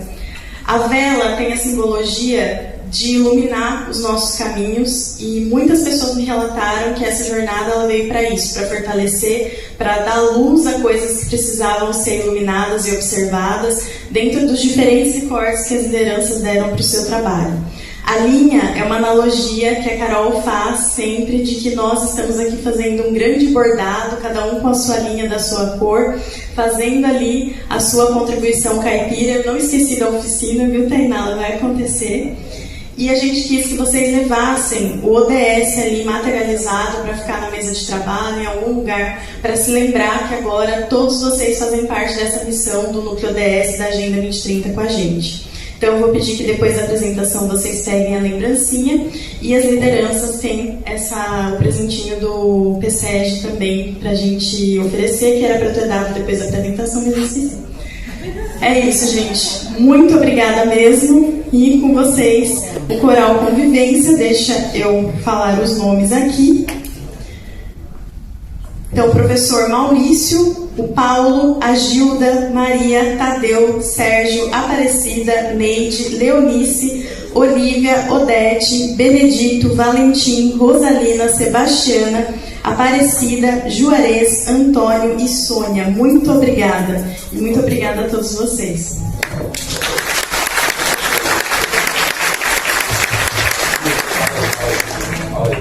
Alô?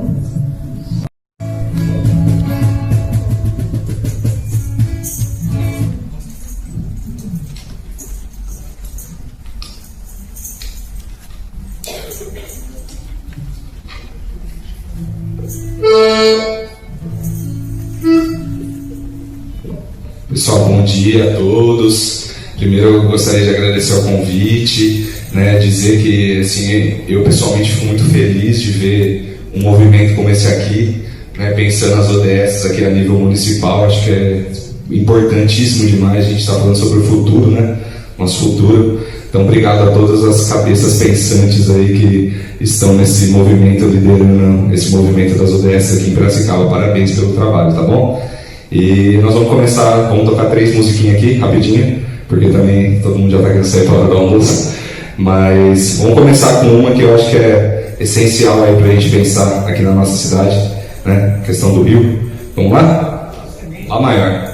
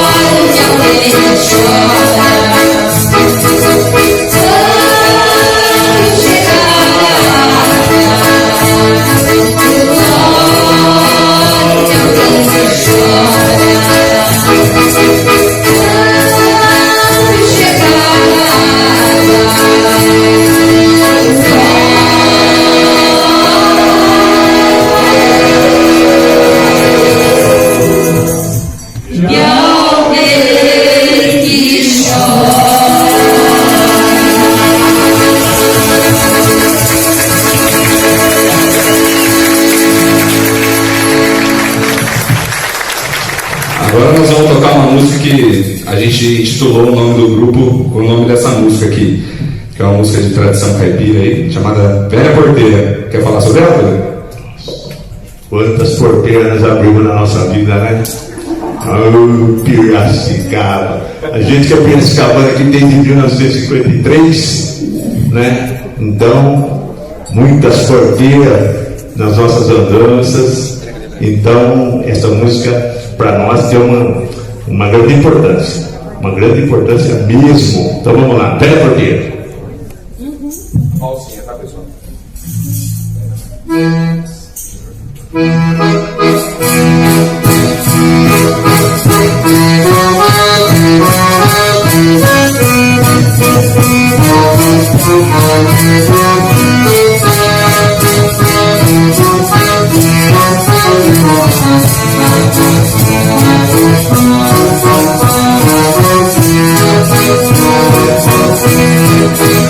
Ao passar pela velha porteira, senti minha